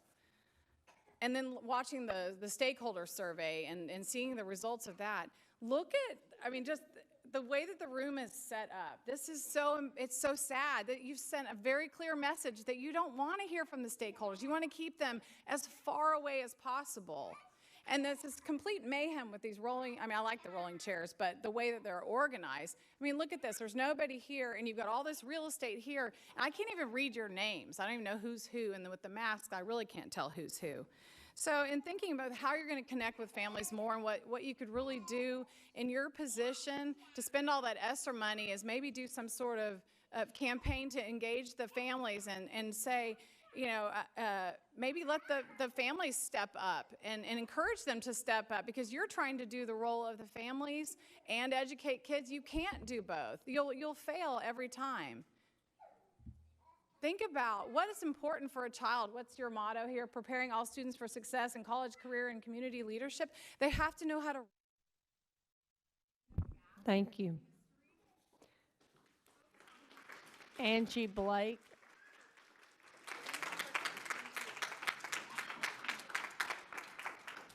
Angie Blake will be followed by Jennifer Crossland. Hi, I'm back. Each time I'm here, it seems like I say the same things over and over. You guys don't listen. Only 30% of the third graders are reading on level. You guys don't care.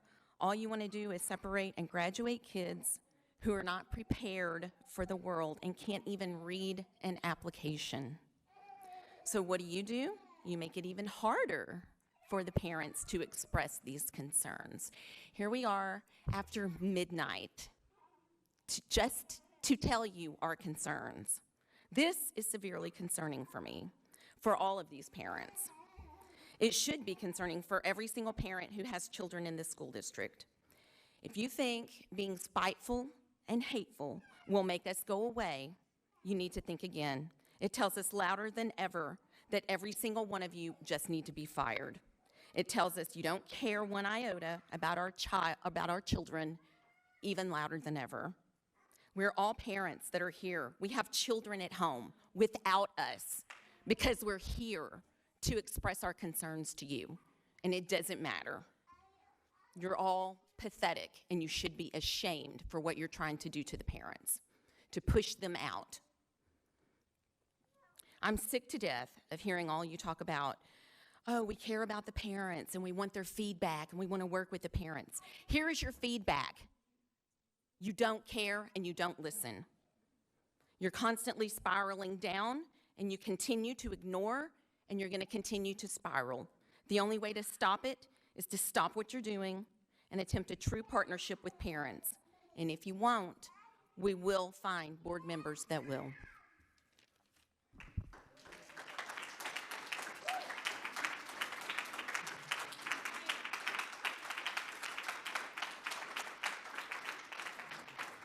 Jennifer Crossland will be followed by Mike C. and then Missy Cara. Good evening again. I just want to thank you for your time. And I do want to ask you, I am a mother of 2 toddlers, as I've mentioned the other 7 times I've talked at a board meeting. I just want to know, is this really the best use of our time, making us wait until after midnight? Is this the best use of our time? I was taught to stand up for what's right. My parents taught me to never back down from a fight. And that's what I'm teaching my children right now. And I hope you know that this was my time with my toddlers. I can't afford a babysitter right now. Are you proud of yourselves? Is this what you want? This is what your egos need? I wonder why teachers are leaving. Why are teachers leaving? I don't mean to be condescending. I want you to think about it. Think about how you make us feel. And we come every month. I'm here all the time. You know my face. I know you look forward to it when you see my name on the agenda. I just want you to think about that. I mean, it's 12:11. You want to be known as a district that causes toddlers to have to stay up so that their mother can exercise her constitutional right? This is my right to talk to you. I just want you to think about that.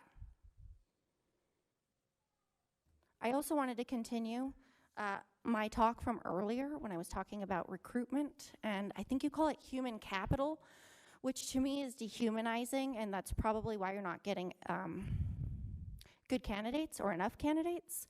I did want to mention on this Texas Education Agency form, it does say that our turnover rate for teachers is 15.2% in Fort Worth ISD. And we have, I believe I read on the website, 5,600 teachers. So we're not hiring even close to enough teachers. I think we said earlier we hired 128 teachers since September, but we need to be hiring more like 300 to 500. I think Jack Welch says it the best. He was a famous CEO of GE for 40 years. He talks about candor. You cannot run a business, a company, a school, a district. You can't run anything without candor.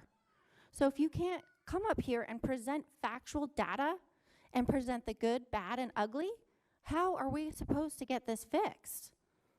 That's what anybody wants. We want to fix it. I put a library in my front yard so that the underprivileged kids could have books all the time. It's been cleared out 3 times. I just keep refilling it, and I love it. And I want you to think about that. Mike C. Mike C. will be followed by Missy Cara.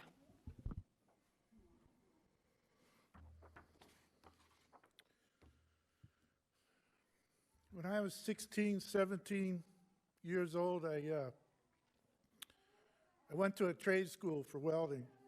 And I noticed that you had set aside some, you were interested in providing welding education. And the way you went about it, though, is it looks like you want to buy some welding equipment, welding simulators. When I saw that, I had never heard anything like that. I understand that this is a new day and age, but I really think that's a waste of money. You need to go out and buy the correct stuff, quit half-stepping it, and spend the money on it. And if you need to put in the welding booths and the ventilation that goes along with it, teach these kids a skill. Well, moving on, right? By the time I was 19, I had 2 years of welding full-time, and I woke up, and I decided I don't want to be a welder the rest of my life. So I moved on. And 42 years later, right, I landed here, right? And I had 2 careers behind me, one in national defense and the other one in public safety. And in those 2 careers, I worked with people of all different stripes. As soon as I left home at 19, I was in a multicultural mode with my work environment, where I lived at. I've been all over the world. I've been all over the country, right? And then I come here, and this is the most racist entity that I've ever seen in my life. I hate to say that. I hate to say it, right? This first desk right here, this first line of people, CJ, Cento, Dar, Q, I see you as the worst of the bunch. You should be ashamed of yourself. That's all I got to say. Thank you.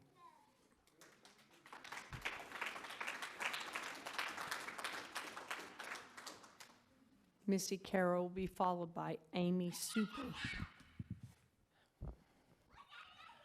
Well, it's super late. I don't know if any of these cameras are pointed back here to show, just for the record, that there's about 30 parents still here this late, and that there's that many concerned stakeholders here that want to talk to you. Just wanted to get that on the record. And also to just follow up that tonight we learned some things about how you've reported the use of Esser funds, and I just wanted to cover a few things. Number one, it sounds like you've used some Esser funds to promote racial equity work and culturally responsive pedagogy. I just wanted to make sure that everybody was aware that we're spending our money that way, and the way we found out was through someone who made a comment about it, though racial equity work was not on the agenda, just to point that out too. Second thing is just to bring up that we learned how much the stakeholder input is abysmal here, and I'm curious to know if we can find some ways to get this taken care of. One thing maybe to suggest is to use your family engagement specialist when they're making phone calls to find out some social emotional issues with the families. Maybe they could take a survey while they have them on the phone. And also, just to toss out, I imagine that some of the students had a hard time filling out that survey because they can't read. Reports show that the academic performance is low and that I wonder why we just keep talking about this anyway, and that basically I want to come back to a question I had at the beginning is, who is this district ultimately accountable to with these funds? I have no idea. I would love to know. And also just curious, when we ultimately find out what we did with those funds and how these things were measured and what actually your return on your investment was, if we find out that it was not good, which is something that seems to be a trajectory we've been on for quite some time, I'm just curious if you have to give the money back. I just wanted to know. And also, just since I have about a minute and I have y'all here and I'm up, y'all kept me up, I might as well keep you up too. I have just got to challenge y'all just for a minute.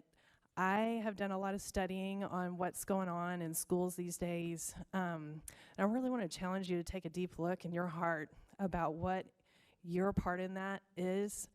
And just to challenge you and say that you are either complicit in some of these agendas that are going on, you're complicit in it. And that at the end of the day, this train wreck that's developing in the public school system is on people like you. If you are not aware of what the agendas are and the outcomes that will be before you, at the end of the day, if you want to know, there are people who want to explain this to you, okay? We don't know everything, but we know some things. We know enough. And that I know that you are intelligent people and that you are compassionate, and I know that there are things that can be changed. I'm not sure all the answers, but I just want to challenge you. Please take a look at down the road at what your involvement is and what is about. Thank you.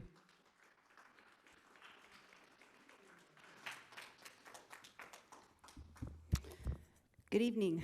Pardon the drama of the robe and slippers. It's to serve as a visual. Maybe if you actually look this way, please.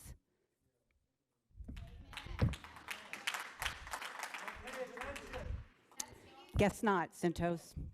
Thank you. Sorry, that's so rude. Madam This is Board meant to President, if remind we you could of what just most remind parents. the crowd to please not disrupt the speaker. Okay, gotcha. This is the way most parents who wanted to be here tonight were dressed about 3 hours ago. If you had adjusted your agenda to suit their schedules, they would be here tonight too. This is the way. They had to get their kids in bed tonight, right? We want them at school tomorrow. Keep those attendance records up. Kind of hard to do if they want to come and be interacting with you now, isn't it? Let's think about that for a second. Pretty please, just pretty please. And let's not forget about the other 11 rules you changed in the last week and a half or so. You added another 13 and 14 tonight when I walked in the door with my little red wagon and my folding chair. As soon as I walked through security, got a call. One of your security guys told me, oh yeah, I just got a call, ma'am. You can't bring that wagon and your folding chair in here tonight. I said, oh, is that rule 13 and 14 tonight? Did we just add that? And he said, apparently so. I just got a phone call about it. I'm going to feel safe walking in here, feeling like I'm being surveyed every time, or surveilled, I should say, coming in, that someone's going to call security about something I'm walking in with, a folding chair, because you want us to sit in these chairs for 6 hours so you can have a meeting? Are you kidding me? Next page. So many comments, so little time.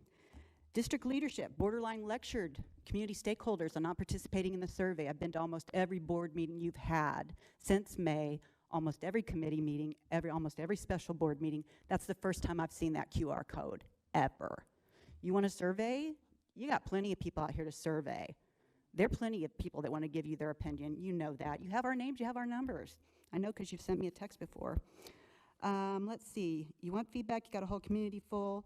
And by the way, we are simply marvelous at engaging in courageous conversations. Just ask Coach Chief Phillips. I never thought I'd be in this room as long as I was the last time I was here. I stand corrected. Speaking of that, the Racial Equity Committee was privy to a similar presentation as tonight about the use of Esser funds, but that was made to the REC committee in June of 2021. Glad we're finally all getting the same information tonight as the REC committee got last June. Thank you.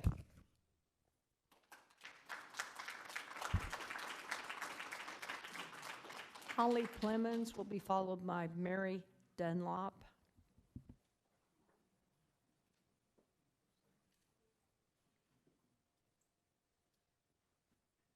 Toby, I've got a question. As the board president, do you not tell your trustees to pay attention and not be so disrespectful like Cinto's doing? You're elected to pay attention to us. Is that not something that you're in control of? Disrespectful. Ms. President Clemens, Jackson. please begin. So no, he's allowed to be Yeah. disrespectful. Total contempt. Disrespectful. Pay attention. If the crowd would please Well, refrain from They- speaking. you don't own me, man, so the way you talk to me, no. You don't own me. We You're not my don't know you, constituent. but So, we see you no. not Madam paying Board President, attention. I think we need to kind And of I, get and I control hope of the you room read this again. book too, by the way. I hope you read this book right here. So disrespectful. Yeah. So, there's a. And it's Dr. The Ramos' board Steve, by the policy way. does not allow for disruptions It's not during public Cinto. comment. Okay, let's stop the back and forth. I'm sorry, counsel. Yeah, so board President policy Jackson, would allow us to. I'll ask that they reference me as Dr. Ramos, by the way, as Okay. disrespectful as they're being. So, board I'll ask policy that be. the back and forth stop, and if it can't, this board will recess for 15 He's minutes. doing it Yeah. too. No, you don't own me. You don't yell out at me like that and expect me to move. Let's go. so- Let's start the conversation. Can you 3 start my minutes, time Ms. over, Clemens. please? Please start Ms. Clemens' time over. Thank you, Ms. Clemens. Good morning. My name is Holly Plemons, mother of 3 children in Fort Worth ISD, back again to ask you to please start working with parents. I've asked for over 6 months, but you just keep trying to push parents out of their children's education. I truly cannot believe the lack of unwillingness by this board to work with parents. Do you really think that your plan to try and silence parents is going to work well for you? It won't. Cinto, you ask why would parents not be engaged in regards to the survey. This is why. Everyone is seeing what you're doing to us parents that are able to step away from their families for the night and push for a better public education for all of our children, all the children in Fort Worth. Each of us here represent thousands. We're the ones who are able to be here at midnight to speak to you, but you make things so difficult for parents. Each month, parents get 60 seconds up to 3 minutes to address you. I have attended every board meeting since August, and we mostly get 60 seconds. That is ridiculous. If you keep up with this lack of transparency, things are going to get so much worse. The 10,000 student mass exodus from Fort Worth ISD experienced after 2020 is just the beginning. Even the executive director of the Texas Association of School Boards, who recently called parents terrorists, is trying to backpedal to save their funding. They sent out a statement that included the following: parental rights and responsibilities are essential for a strong public education system. Schools have the greatest potential to succeed when district leadership and locally elected school boards work together with parents and the community to improve student outcomes. Cinto, you're a part of TASB, but you aren't taking your own organization's advice. Pushing parents to the end of the agenda is a horrible idea. We won't ever stop standing up for our children. Get politics out of schools. Knock it off with this equity garbage. Where I'll also add, you can't even get one person to come and speak in favor of unless they receive money or power by promoting it. Work with parents. Quit trying to hide in the shadows because you don't like our light of truth being cast upon you. I would also like to let you know, my friend was here with her toddlers. She told you she couldn't get a babysitter. I had to get a babysitter. What about the teachers? You guys don't want to hear from your teachers? You're so desperate for teachers that you guys are going to Mexico trying to hire, and you do this? You are destroying our city. Nobody wants to live here because this school district is so horrible. It's on y'all. This is your legacy. Toby, you pushing us to the end of the agenda, this is going to be your legacy, not you giving bicycles to little boys. Have a good night.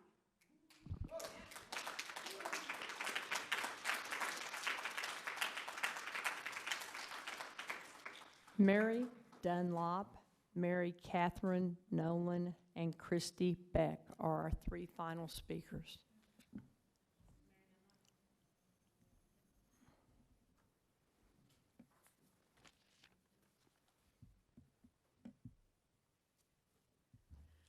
Hi, good evening. I apologize. It's been a busy week, so I don't have anything particularly prepared the way I'd like to, but I was going to talk about the equity program.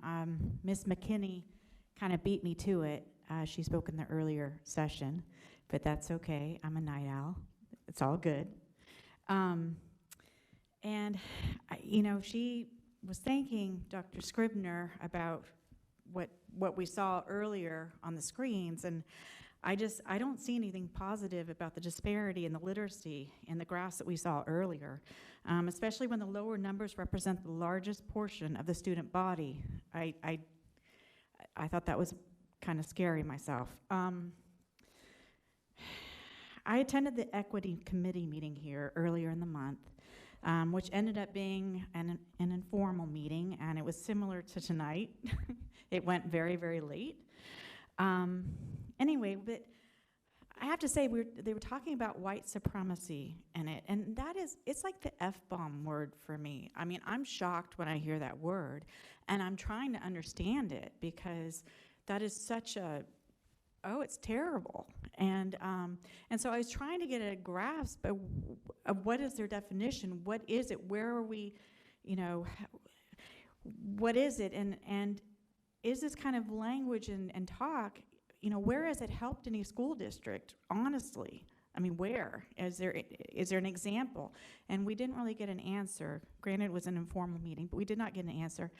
And when we tried to get an example of how they could describe how they're seeing this in the school, where are they seeing the white supremacy, I'd asked Trustee Phillips, and didn't really have a ready answer, but again, Ms. McKinney came and talked, and she gave a story about her childhood. She talked about growing up, an experience growing up from another time, and kind of pretty sure it's probably before I was born. And she was talking about her little sister was happily playing with a little white girl who lived next door, and then until the little girl's mother came out and was very upset that they were playing together, and she took the little girl back into the house. And it was just a really ugly experience, and I'm sure it was. It's horrible. Okay, but the thing that I found interesting, and I don't think she realized it, but her story actually was the answer. Just let the kids play. Just let the kids play. Her mother coming out there, that is exactly what you are doing. You're teaching them racism. When you come out there and you put that wall down there and you're saying, you can't play together. That is essentially what you're doing. And I know that's what you're doing. And I don't know where the agenda is on this. I don't know, but it hurts everybody. Thank you.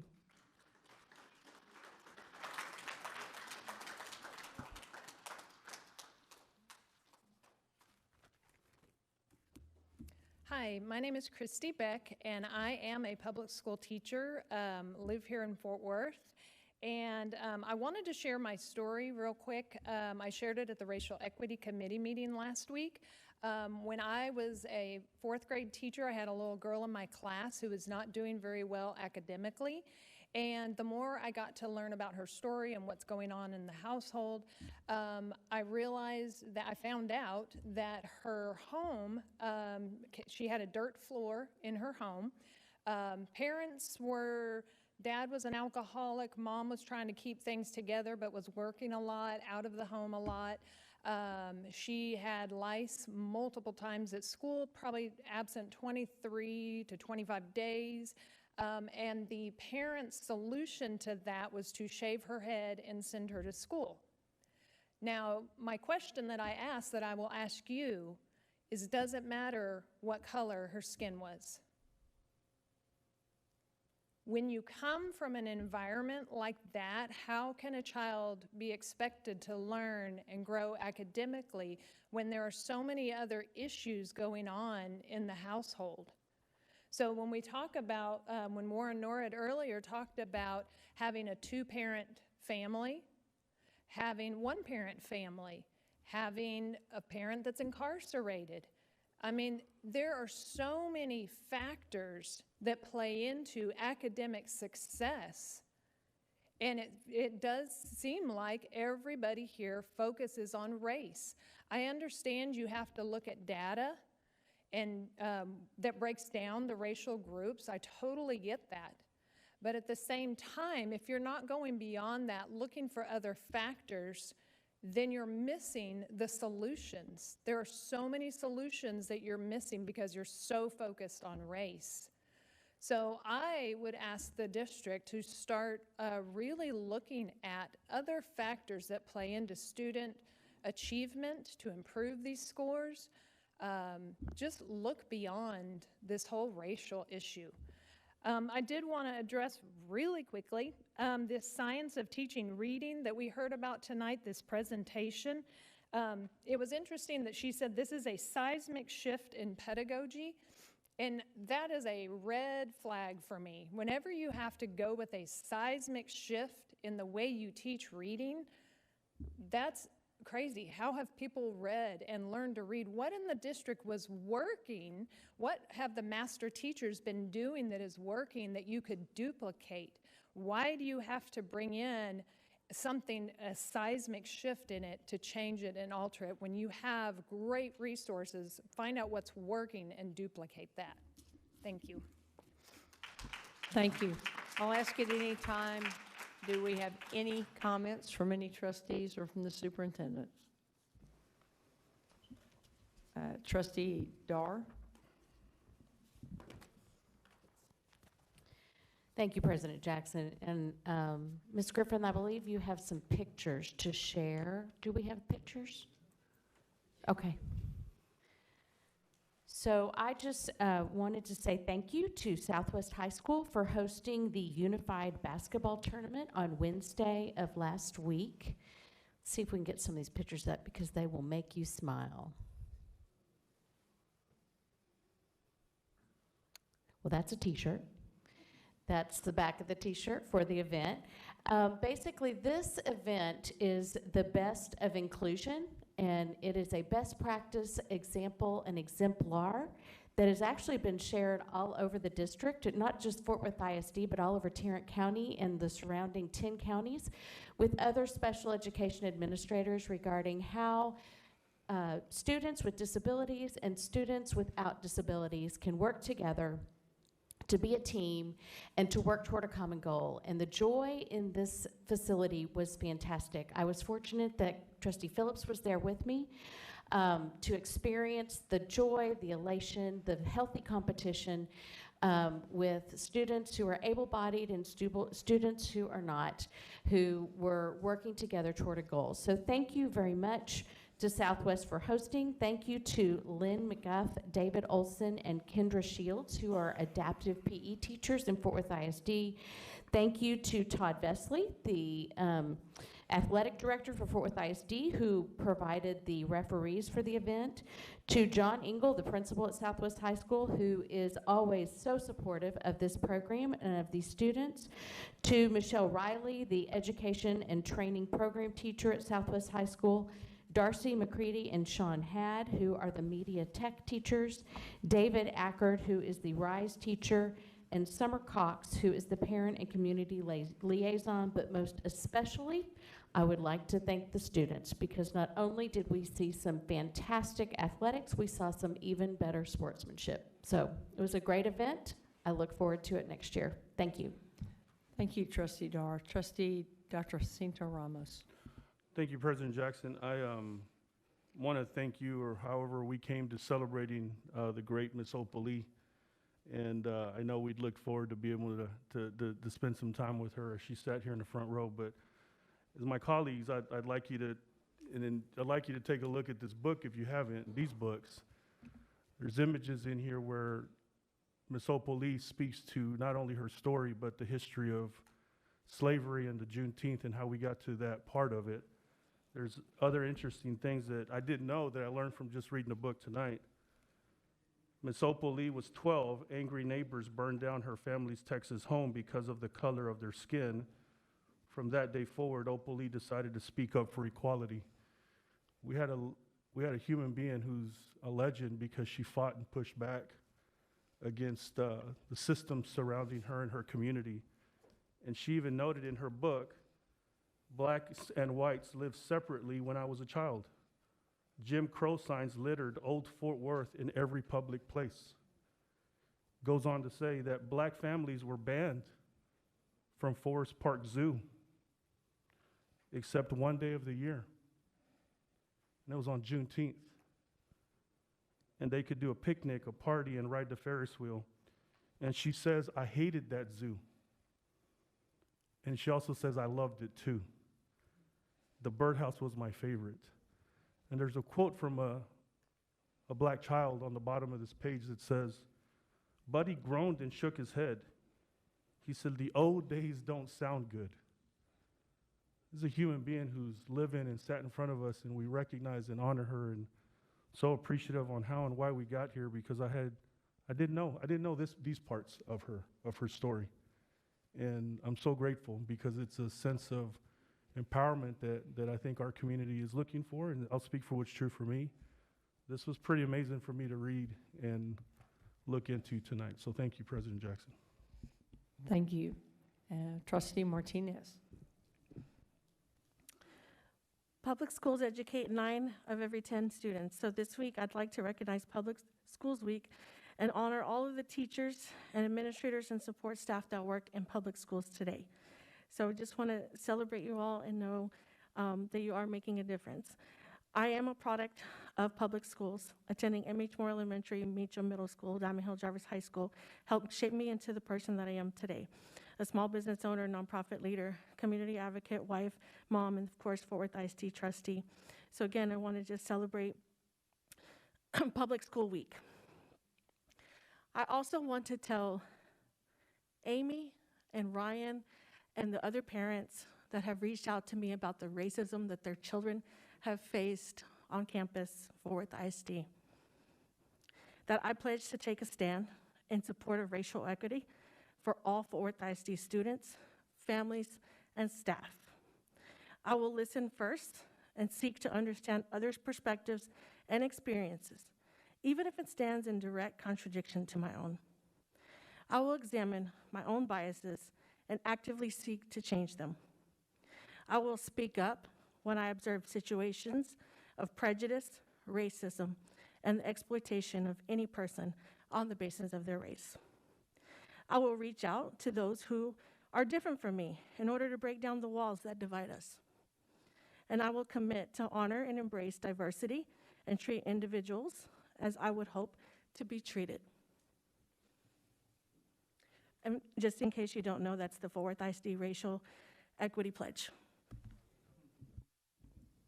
Thank you, Trustee Martinez. And with that, we're adjourned.